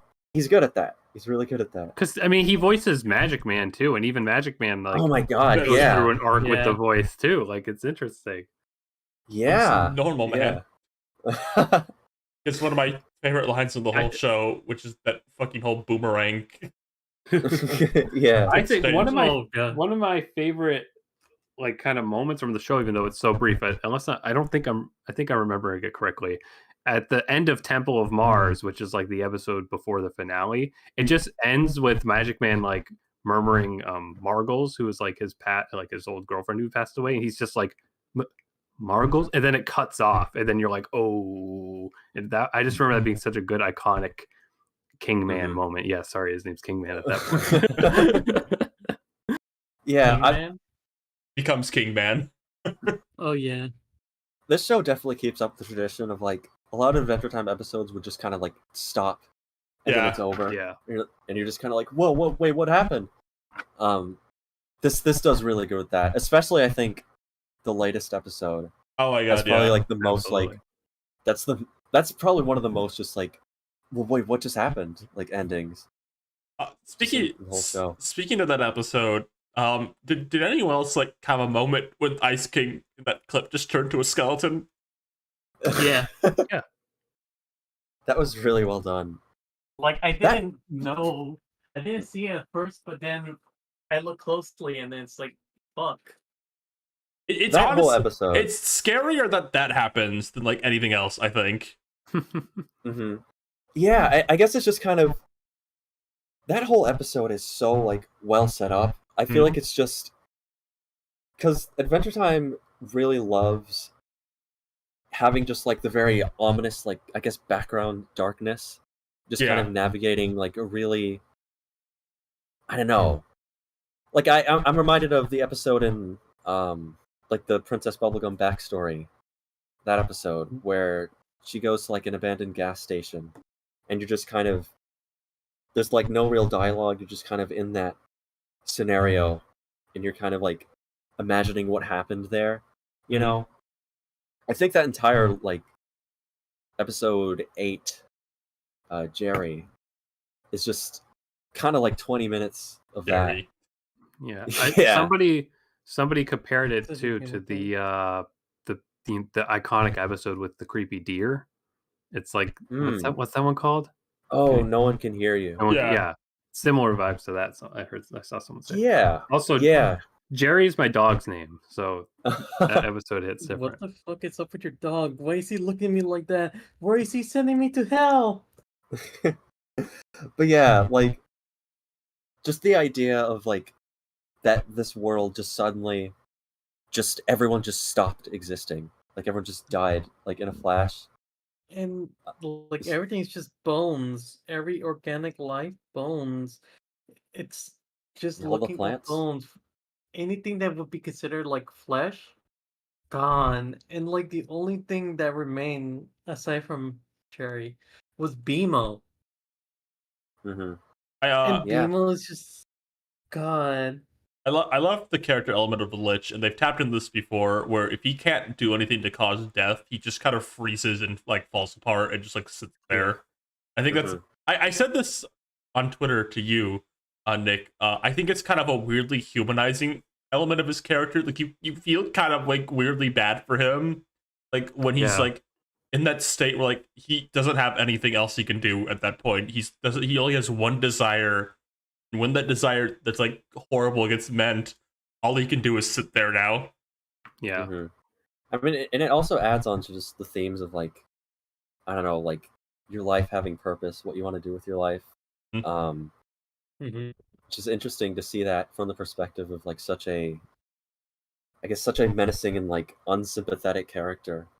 Like seeing them, kind of the perspective of someone who got everything they wanted, but like maybe realized you know what happened to the boy who got everything he wanted. Yeah. So yeah, that was just really good. I loved it. Love Jerry. Love that whole episode. Sad what happened to BMO. That was it was demented. That was like I think it's funny.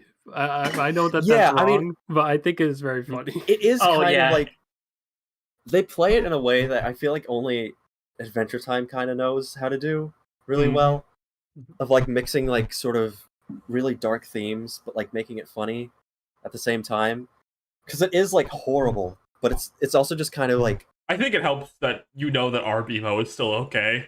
Yeah. Right. Yeah. But it is just so like you can't. It's one of those things where it's like it's just so crazy. Like you can only just laugh at it because it's just ridiculous. Like I think it's absurd. The only thing that could have made it funnier is if they didn't even bury him after. If they just cut to the next scene after he explodes, and you're like, "Oh, okay." Yeah. We are getting a bit late here, so I probably need to start wrapping up soonish. Does anyone have any final words they want to say on Fiona and Cake? I have. What the fuck? Where did you go? I've been here the entire time. Oh, well, contribute to the conversation, then. I like it. Have you watched it? Yeah, I've seen all of it. Oh, cool. And you decided not to say a word. Well, y'all were talking a lot. Shit. I mean, y'all were kind of saying some stuff. I mean, all I could add was, yeah, I agree. Just put here. Let me give you some voice clips. Just edit it in the post. Just okay. Just put, yeah. We love doing that. Good point, Ryan. Well said, Seep. Me too. Okay, now you. You know, we didn't discuss like Martin. I was demented. Yeah. Like show like and the baby. A show like the fact they like had that whole like like he loves baby Finn specifically. What if that was like the only reason that they brought baby Finn there? Oh, I'm almost certain that's part of it. It's just to like Look at that. Oh man. Man, there's a lot to get into. I mean, we could be here for 5 hours if we wanted to, you know. Yeah. Episode 7 was pretty sexy. Very. Yeah, Oh, I mean, Toxic Yuri at his greatest. it's a pretty sexy show. I mean, Yeah, I mean Fiona gets shirtless pretty fast. I thought that was interesting how there was really only one episode where like Fiona's in the like traditional half an episode, really. attire. Yeah. She And spent then killed a rat. she spends like the second half of the Prismo episode in that outfit, and then kind of takes it off immediately the next one. Yeah, and then she kind of gets. I wonder if that's like a way of them to like symbolize her distinction from being just like a fan fiction version of Finn, right? Yeah. Like, she's kind of got her Especially, like- own desires and stuff. Especially like when you see her, you expect her to be able to take control of the situation, but as Finn, at least when it comes to like combat, but like she's like really as bad as Simon. I love when she tries to break like the board in half, and she just hurts herself, and she goes, "Ow!" Yeah. Like for Finn, that probably would be no problem. It's Fiona, and she doesn't have she hasn't been in that gamut. I guess to end off the conversation, because again we can go forever. We gotta wrap it up soon. It's getting late for everyone. We've been almost 5 hours. There's 2 episodes left. There are 2 episodes left. Do you have any specific predictions or things you would like to see in those last 2 episodes? What do you think, Lou? So there was 2 things that I kind of noticed that I hadn't. It's not like I'm the only one who's noticed it. I just haven't seen a lot of like discussion about it because I've seen a lot of people posting about this show. So one of the things that I'm hoping to see from Fiona is, I think, in some ways, and we've already seen a bit of this. You know, she sees herself as like a hero, but I think she's really bad at it, obviously. But I think about that in the first episode when she's like talking about her dream and stuff to like a bus full of people, and everyone's like, "Oh yeah, I had a dream once," and she's like just very dismissive and almost kind of like a bitch about it. Like she's like, "No, I don't care about any of y'all's dream. We're talking about me. I'm the main character," kind of situation. I think it's like seeing some kind of like maturity from her as towards the end of the season, the series, I guess, would be kind of cool, kind of like pay off to that moment. And then another thing with like in the more recent episode with Simon and Betty, I feel like I haven't seen enough people point out that one line where Fiona's like, "Oh yeah, then you got on the bus with her, right?" And he's like, "No, why would I do that?" And you kind of get him, and then like they interrupt it, and it's like, yeah. Well, why didn't he do that? Why didn't he get on the bus with her? Like he was kind of being a little selfish there himself. So maybe some kind of, I don't know, realization through each other that they've both been kind of a little like selfish and self-serving. Yeah, I talked about that line with my friends earlier too, because I'm on another podcast about Adventure Time plug. But like you're cheating on us. Maybe. Come on. But like that parallel stuff that Betty gets into in the main series, so I would hope that ends up being like a point in these final ones for sure. And it's interesting that people aren't really bringing it up too much, because we got like a big Simon x Betty like shipping montage, right? That takes priority from fandom perspectives, but we'll see. Well, that's the thing. It's like I keep seeing like gifs and like screenshots of like the one specific scene of them, by the bus stop, and it is very sweet, and you do feel a genuine love for him, but there's also kind of a wow, they're kind of like maybe bad for each other in the long run, or there's something wrong there, That's kind of something that was happening under the original show with Betty. Is she was kind of making her life worse and other people's life worse. Get Simon she knew back. And she had to give up everything to get him back and like ruin her life again. Really, she couldn't even be with him. Yeah. Yeah. And now she's like, now Simon and her are both in the worst place. One of the final episodes of the show kind of has Finn and Jermaine. It's Jermaine. Yay! They kind of trying to talk her through like some of the stuff she's doing, and then you kind of see her realize like she goes like she doesn't. I don't know if it's like an actual literal thing. I don't think it is. Like she convinces like a metaphorical version of her past self to get on the like train sooner to like avoid that happening and like be there for herself. And then immediately she like resends it. And they're like, no, we're gonna get Gulb. Yeah. So so I'm hoping to see that, and I'm hoping to see some maturity from Fiona. Right. Yeah.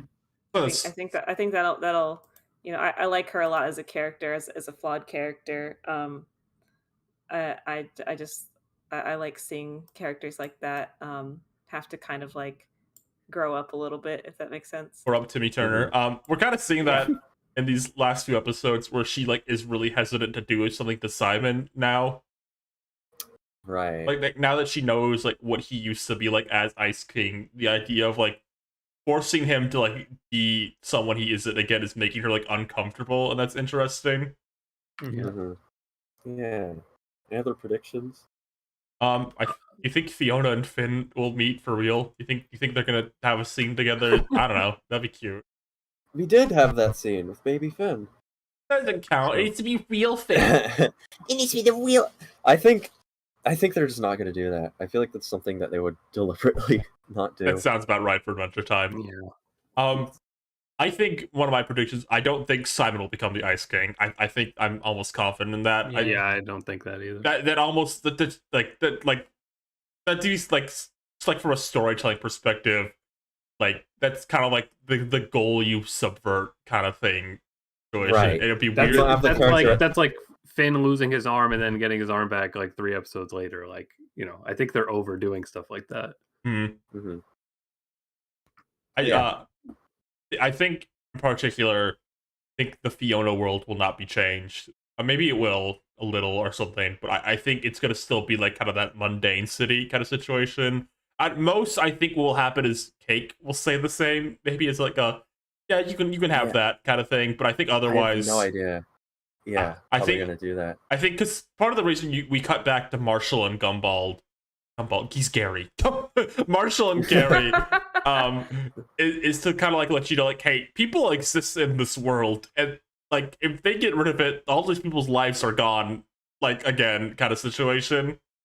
Right. Yeah, and that harkens back to the thing. Fiona needs to care about the other people who are living in that world, not just like what she's dissatisfied of. Sorry, that was Sprite. Hi, Sprite.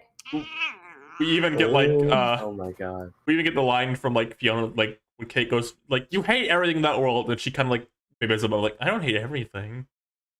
Like she's kind of realizing like there's people she does love and care about in that world. Yeah. And any sort of arc about like characters making big decisions like that, I love it. So. Yeah. Did we talk about Prismo's boss at all? Like I mean, I think based on the latest episode, it seems to be Betty. You think so? You think so? Maybe I'm wrong. Adventure Time loves those fake outs. Maybe we'll get there. It's like I don't know. It's like tree trunks somehow. But I don't know. I would be fine if like the hint we got was like all we got. I know, me too. I don't really know if it. I think it's separate from Gulb though. Like, okay, okay. Maybe I just misread the scene wrong. I thought literally. Well, no, but that makes sense because Gulb wouldn't be because Gulb is just like a thing that kind of exists. The portal opens at the end there because Simon successfully thinks about Betty, so it brings him to her. And right. Okay. Then I read the scene wrong. I'm stupid. Okay, that makes more sense. Yeah, I think the idea of the boss being vague is more fun. Yeah, but I do want to bring up to Seep though that remember you joined us to do a drawing predictions thing for that. I did do that. When we drew Prismo's boss, we drew Prismo with cool sunglasses, and Orbo has cool sunglasses, so we were kind of on point with that one. Okay. I forgot about that. It's gonna be Wyatt. Yeah. Wyatt died. Not die. He's trapped in another universe. I think that's hysterical, by the way. That's something too. That's so funny. That like the guys from Up a Tree came back. Like the crew does silly stuff like that. Like nobody was going into this miniseries being like, "Oh, I can't wait for Wyatt to make a cameo," but they made Wyatt have a cameo because they think it's funny. So I love that they don't just do fan service. Like they do what they think is funny and they think works. Like Nick Soulstar Brawl. I stood up when Dirt Beer Guy got his appearance, as always. Oh yeah. Yeah, I love that I love that the polls they do for, I guess, character appearances are just kind of like based. Like I think Choose Goose is the ultimate example of that. They love There Choose was- Goose now. And that really shocked me. I thought that was going to be a dead plot thread. I can't believe that they like continued that from Wizard City. They brought it back in like the funniest way. They possible. connected the glue between Wizard City and Together Again, where he's in hell. Yeah. Yeah, I think that I think that just speaks to how like they will just do ideas that they think is funny and just build on them. They're right though. Choose Goose becoming fucking evil. It's hilarious. It's perfect. funny. Yeah. The But I Uppetry guess- characters were hysterical. Yeah. What fucking polls to bring back? Yeah, I wonder. It's kind of hard to predict exactly how it'll end. I definitely think they're gonna have that moment of like Simon realizing sort of what his relationship to Betty was, like the sort of ways that it was unhealthy. I feel like the line in The Winter King where like he says like he doesn't really like hold Betty in that high regard. I think Yeah. might have been hinting at something like that. Mm-hmm. Betty was that they were like kind of like forcibly pulled apart by things beyond them. Yeah, I definitely think Simon's not gonna end up with like a Betty happy ending. That's not happening. I'm almost certain of it. Yeah. I think Betty will stay Gulb. In particular, Yeah. that's maybe my prediction. She's gonna stay Gulb, and I wonder. Oh, keep going. I was gonna say like she's gonna stay Gulb, and like he's gonna have to just like accept that to some extent. Like Right. like this is just life. Like this is what happened. I wonder like how much of her is in Gulb, because I think it would be interesting to have some level of interaction, like Yeah. dialogue between them. Like maybe, I don't know, maybe she like thinks she has a new purpose, you know, and she doesn't want to go back or something. I don't know, something like that. Some that sort of, I feel like there's going to be something that connects with the other themes of the show. It's my prediction. The last scene of the Yeah. show, Jake will walk up to Finn like in that normal like, "Hey guys, I was there." Just make everyone Jake's- really confused. Jake's been on vacation. That would He be came really back funny. for doing tables. I was Yeah. just off screen, just confuse everyone even more. Yeah. What if So it that'd like be the you last know? minute. What if he just green screened himself and like, hey guys, it's me, Jake. I'm back from the green screen convention. They're just gonna have John Madagio painted all in yellow, walk over a green Yeah. screen. Like, hey guys, I was over there. Oh, you know what they should do in the final episode? Yeah. They should go through. There should be a it's scene gonna be like where Portal. reality starts to break down, and then they turn into like storyboard drawings, right? God. Wouldn't that be like pretty meta? They turn into like rough animation. Oh, and then they go into a portal and they go to like the puppet dimension, and they're all puppets. Wouldn't that be like kind of like crazy? They should do that. Yeah. Would you Yeah. like that? That would be so like meta. That'd be such a mind freak. I thought you were gonna. My thought process was there was gonna be a portal, and then the regular show reboot characters walk through it.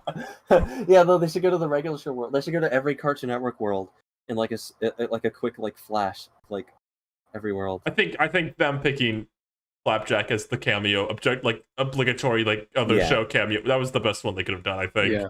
That was like perfect. That was like, I love that because Adventure Time like never breaks its own like world like that. You No. know.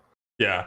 So that was such a perfect, just blatant like, no, this is just Flapjack. Flapjack exists in this like multiverse. But only Flapjack. Only Flapjack. Yeah. They Holy should, flapjack. they should go to the pixel game dimension and get all 8-bit.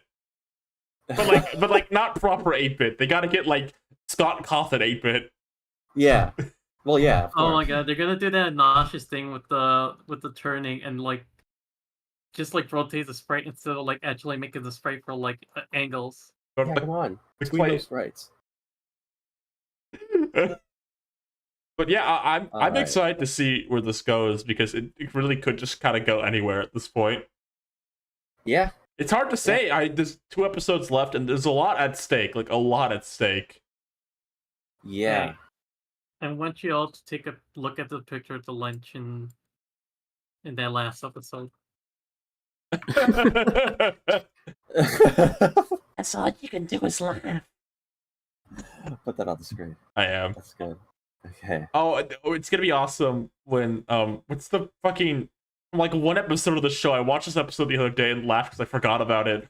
The one where like the episode where the psychic war elephant like leaves Finn and Jake, like he gets his own life, like they fight that big guy before all of that. Darren? Darren's gonna show up. I hope so. Let's see Darren's wish. Darren's wish reality. I wish for more screen time. that episode of Adventure Time, though, with Darren, I watched it the other day. That's the most things happen of episode of that show. Like the plot ends like 6 minutes in, and then it just becomes a sidekick war elephant episode. Well, is it true that episode is like leftover ideas from a movie that they didn't get to make? It is. Is it? Oh my god. That was like I think it's like the Candy Kingdom being under attack was supposed to be like an opening set piece, I think. That like starts the main plot. I think that's what I've heard. So they just took that and just put it in an episode. That sounds true. Because I know Adventure Time like had a movie confirmed at some point, and then it just never happened. Like it was like that live action Phineas and Ferb movie that was supposed to happen for like 4 years. I haven't heard of that. That's news to me. I I don't was know. waiting for it then. I don't know how that would have turned out. Well, Ferb, we're in the real. I wish I was Drake Bell. No. Oh. Do you think Sparky be played by like? Oh, I wish I was a famous celebrity. Yeah, sure. What are you gonna say? Well, what are we? What now? Gosh, I didn't. We forgot to do Patreon questions. I forgot to even ask about them because I just knew this episode was gonna be so long. Sorry, this will definitely be next week. But this was gonna be a long, meaty one. I wanted to talk about the demons for a bit.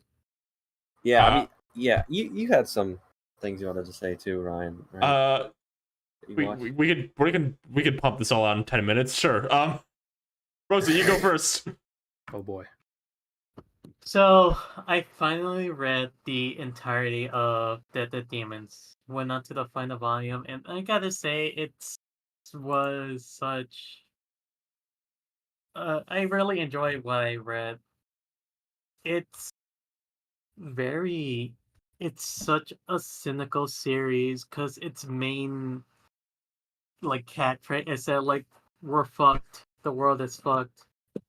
So those who don't know, Dead Demons, it's about the events after a UFO crashed into Tokyo, leaving millions dead, and it remains floating above the city. And for 3 years, there's been like process on like whether or not they should continue harming the invaders, or so they call them. Mhm. That were from the spaceship, which as it goes further and eventually reveals that like the invaders are completely harmless and they're just being massacred for the sake of using their technology to militarize everything. And you kind of see how that slowly caused like a rising tension and eventuality that the world is just going into apocalypse, which it does. Is And this it's like a just happy story? Huh? Is there a happy ending? I mean, in a way. Once upon a time, I was. So on top of like all that, we're usually following like these two girls named Anton and Kato and their mundane life as the UFO continues to float above their city.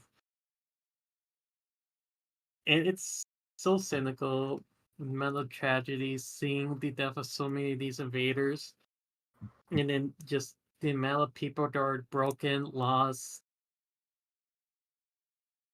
Oh my god! What is the Adam Sandler lizard movie? I'm Don't sorry. worry about it, Steve. Oh my god, they paid money, we had. Is that what that means? Okay, $2 equals said... okay, no, $2, 2 minutes of conversation. There's an Adam Sandler lizard movie.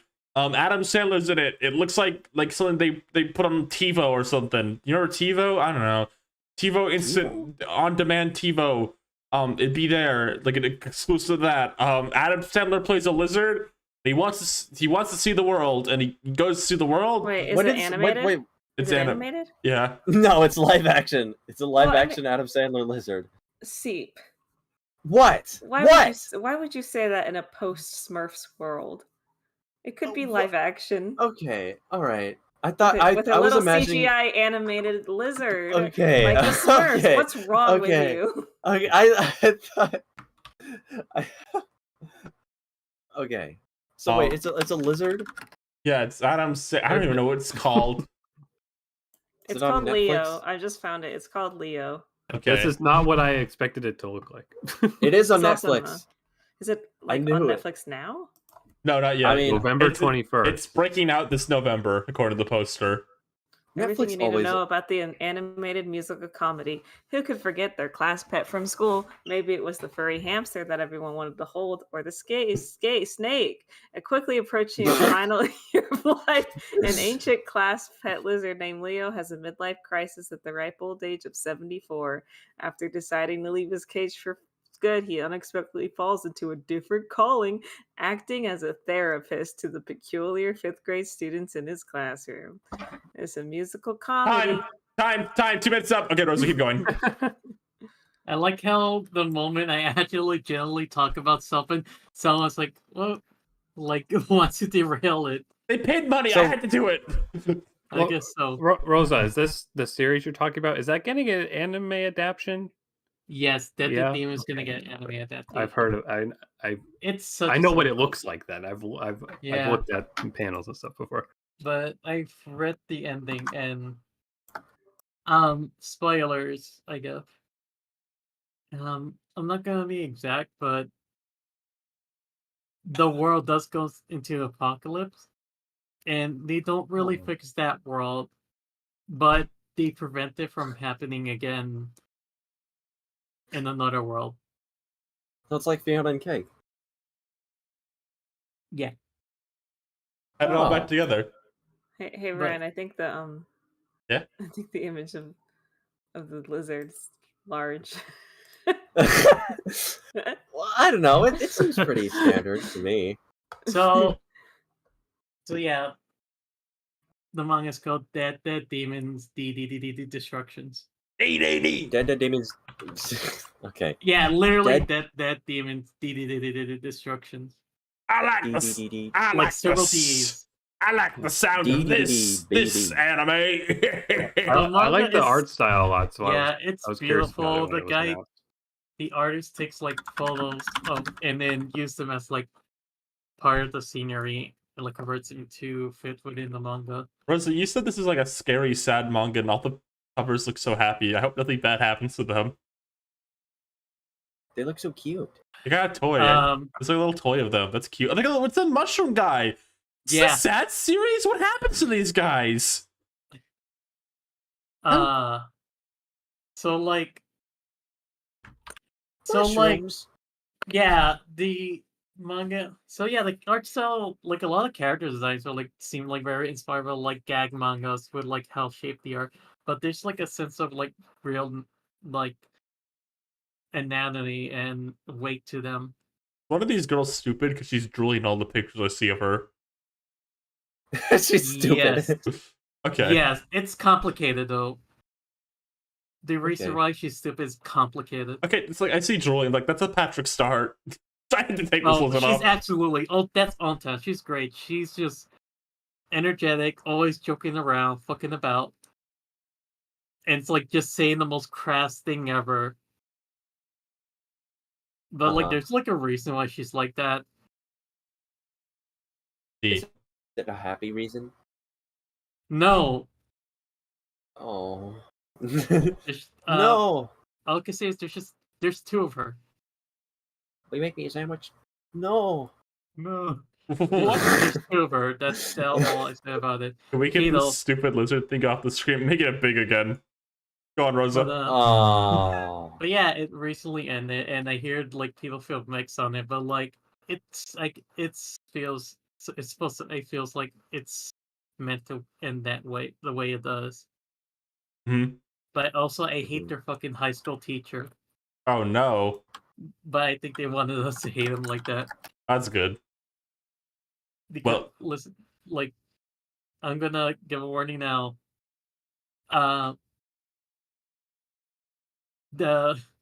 She does post high school. She does end up dating that teacher for a short amount of time. Oh no. Weird. Awkward. Rosa, have you read or watched Alien 9? Alien 9. I heard about it, but I haven't seen it. Probably vaguely similar in tone. The anime is very, very short and unfinished, and I haven't read the mangas yet, but probably your style. Yeah. That's something to read right after I finished, like something like that. The Demon. That was a long trip. I'm glad to like finish reading it. Like fucking depressing how it ends, and like wow, like its final MO is like, do not fucking trust the government with alien technology. They will kill us all. Wow. For reasons I don't know. But yeah, I recommend that the Demons. I like The entire volume's out. All 12 of them. I'll read it someday when I read the 4 mangas I already bought. Because I'm really bad at reading. You can read it from my library. You can read it from my library, dear. Oh, thank you. We'll share. I rather you like read from my library than to buy a new set. Just share your treasures with me. Yeah. Thank you. I shrunk. Stop making fun of me. Sorry. Me and Lou saw a movie together pretty recently. Are you here, Lou? Are you still here? Are you alive? I'm here. God, I'm here. Calm down, please. I like to make sure everyone's engaged with the show. Like, everyone's having a good time. We're having a good time. Can I get a rundown? Everyone having a good time? Having a great time. Rosa, you having a good time? Okay. I'm telling you, Rosa's gonna There's water in my throat. She's got to send her 2-week notice soon. No, can you answer again? That the water's out of your throat. Are you having a good time now? Oh, Yeah, you're so I'm desperate. happy. Rosa, don't give her the satisfaction. We can't encourage this. What? You're being too desperate right now. Ryan and I saw bottoms. You saw bottoms? Did you also see... Steve, I'm gonna like make you flop. What? I'm gonna make Steve flop. You're gonna make me flop? Yeah. I don't flop. I top. Whoa! I'm on top. Like, you know, I'm cool. Hey. Oh wait, everybody! We just officially crossed 5 hours of the podcast. Everyone celebrate! Thank you, everybody, for coming to our 5-hour episode of Ready to Start the Podcast. I know some of you doubted that we could go on for this long, but we did it! We reached the threshold! We're officially the most 5-hourist podcast ever made! Steve, I don't care how slightly taller you are than me in shoes. I will pick you up and throw you. Oh, that's not the kind of attitude we want to have on our 5-hour podcast episode. Oh my god. Does anyone want to say any words? Like, how are we feeling right now? Our very first 5-hour episode.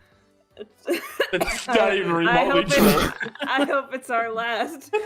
I could talk about Fiona and Cake for another 5 hours. Oh, sure.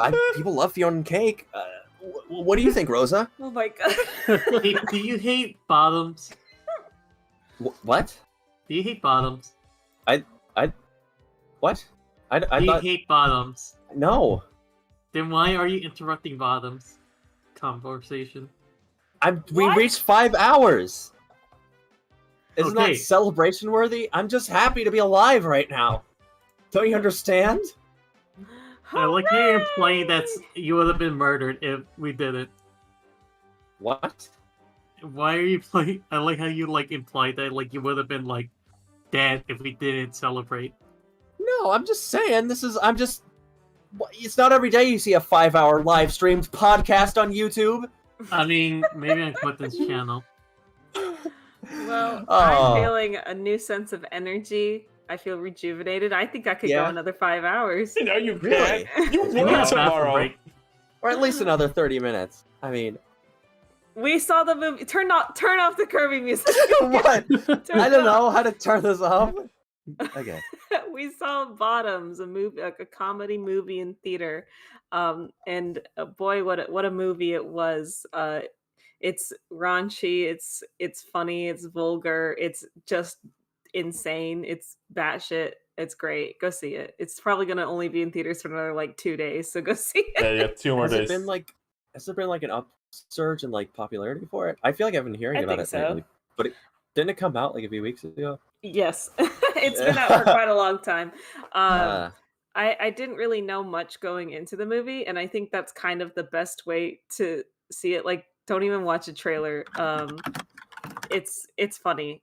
I laughed so much in that movie. It was very good. I think the best way to describe it without giving away is it's like a live action Blown High episode about lesbians. Like that. Yeah, that works. Rosa, you're saying something? I was gonna ask, like a funny episode. Yeah, it's like I would describe it as being very similar to like a really funny Clone High. It's got like that like similar energy to it, where it's like very just kind of off the wall. It's got like bit characters, like a lot of just like cartoon bit characters in it. That's the best way I can describe. It's like a live action cartoon episode about lesbians kind of thing. It's very silly. It's actually very encouraging to hear. Yeah. Yeah, I just heard like I was just seeing it around randomly. I wasn't sure if it was one of those like things that people actually liked or things that was like made by out of touch people. So it's good to hear that it's actually a good thing. Yeah, it when you hear like, oh, it's a movie about gay people, to me sometimes I kind of go, okay, is it like really watered down, like out of touch kind of? And it's really not. They do not hold back. I think some of my favorite reclaimed slurs. Yeah, they do say a lot of reclaimed slurs. I think everyone in the movie is giving like their all in their performance. Like every performance in this movie is like, you could tell they were having a lot of fun making it. And a lot of it I think is like semi-improv. Like you could tell they kind of had like multiple different lines for like each scene that they were kind of just like would try something out, and if it was funny they would keep it in basically. Rosa, I think you would like this movie specifically. Oh yeah, I know why. Well, because it's about lesbians and they say some of your favorite words in it. I gotta watch it. You should. When it comes to digital, maybe we could watch it together. Yeah, we could do a big stream. Oh, yeah. So if you have the time, and it is R-rated, so you have to, none of you kiddos go in there, but you have to. They asked for my ID at the door, and Ryan was with me, and they were like, "Oh, is Ryan with you?" And I was like, yeah. And then the lady was like, "Okay, I don't have to check her ID because I'm old enough to bring people into R-rated movies." So I was like, Wow. "Oh, okay." Wow. What a great episode, I think. Do you think a case could be made that we have to go on for 6 hours because it's episode No. 66? Oh my god, no, see. Well, I've never heard such a immediate. No, come on, we can go another 6 hours. Okay. Rosa, talk about the anime you watched with the woman. What? Oh, What? Tenchi Universe. So Yeah. recently I watched an Gosh. anime called Tenchi Oh. Universe. This is Now like there's like many different renditions of the series, but I would say from what I've seen or from what I heard, Tenchi Universe is probably like the better because it's a series that's been labeled as like a harem anime, but the universe, from what I've seen, is like the most non-harem at all. It's just like two women are like in love with this guy, and then at the same time, it's like they're just out doing their own thing. And they have these two like characters, space cop detective galaxy named Mihoshi and Kione. Don't worry, they go rogue for a bit. But if you they're, watch like- if you watch the Owl House real quick, Ida from the Owl House is from my memory, like very much based on one of the characters in this. Yeah, Ryoku. Oh. Yeah. Now, I'm gonna say now, Ryoku and Ayaka, even though they're fighting over Tenchi, I think it's more or less because of toxic Yuriism. Okay. I'll explain. Is it kind of like the Archie comics with the two guys fight over Archie, but they could maybe fight love with each other? Yes, you know what? Yeah, actually. Tenchi's pretty cool. Wow. But I love the two Miyoshi and Kione because like they had such a fun dynamic. The first time you see Kione, she's like celebrating the death of Miyoshi because she thought she actually died. But turns out she wasn't, and now she had to go look for her and like have to deal with how much of a bimbo Mihoshi is. And God, she is such a bimbo. But like Kione loves her no less. And I think there's more to them. There's more to it. Mm. But yeah, Tenchi Universe is really good. I also saw the movies. There's 3 movies. You don't have to watch the second one. It does not. It's not good. It's insane. Oh wow! Really? All I can say is, baby clone child Tenchi that's somewhat in love with him. In weird canon of the anime. Mm-hmm. Y'all, I need some help. I clicked out of the streaming page. What? I don't know how to get back to it. 3 more hours. What's happening right Like now? we're not live anymore? No, we're live. Hold on, wait. You just go to the YouTube channel and go to the videos. I found it. And then Don't worry. live Okay, page. I can click the end stream button when we're done over now. Whoa. Well, Also, Chad, you can watch the entirety of Tenchi Universe on YouTube. oh, really? Oh, that's awesome. Wow, that's Even the really cool. movies. Hi. Yeah. I would want to share a short little story before we end. Okay. Really? So, Tell us, Lou. I go home during my lunch break the other day because I have to go grab something, and I walk into the house, and Ryan is there watching Luniversity's Tiny Toons Luniversity's The Chillest Okay. Cat episode without me. Ooh. Oh, I'm the Puss in Boots. And then I was like, well, let's see what this Chillest Cat is all about. So I stand there for a second, and Chillest Cat has made his appearance. He's standing there. He's about to speak, and then it cuts away to the B plot of the episode. So I have to, I'm like really hurrying along. So I'm like, well, I gotta go. So I grab my stuff and leave. And then like a minute out from like me driving back to work, Ryan texts me and was like, Chillest Cat just started talking, by the way. So I'll never hear him. What do you mean never? You can watch the episode. Right now on HBO Max. I'll never hear him. You can walk to your living room and turn on Max and watch it where I did. I'll never hear Chillest Cat. Okay. Well, I have to get up for work in 6 hours. Can I go to bed? 7 a.m. waking up in the morning, gotta be fresh, gotta go downstairs. No, gotta Lou, have my you have to milk. stay here the entire time. No, I need to okay. use the bathroom. No, okay. Let me start wrapping up. Y'all, thank you for being here tonight. Had a great time, a great 5-hour episode.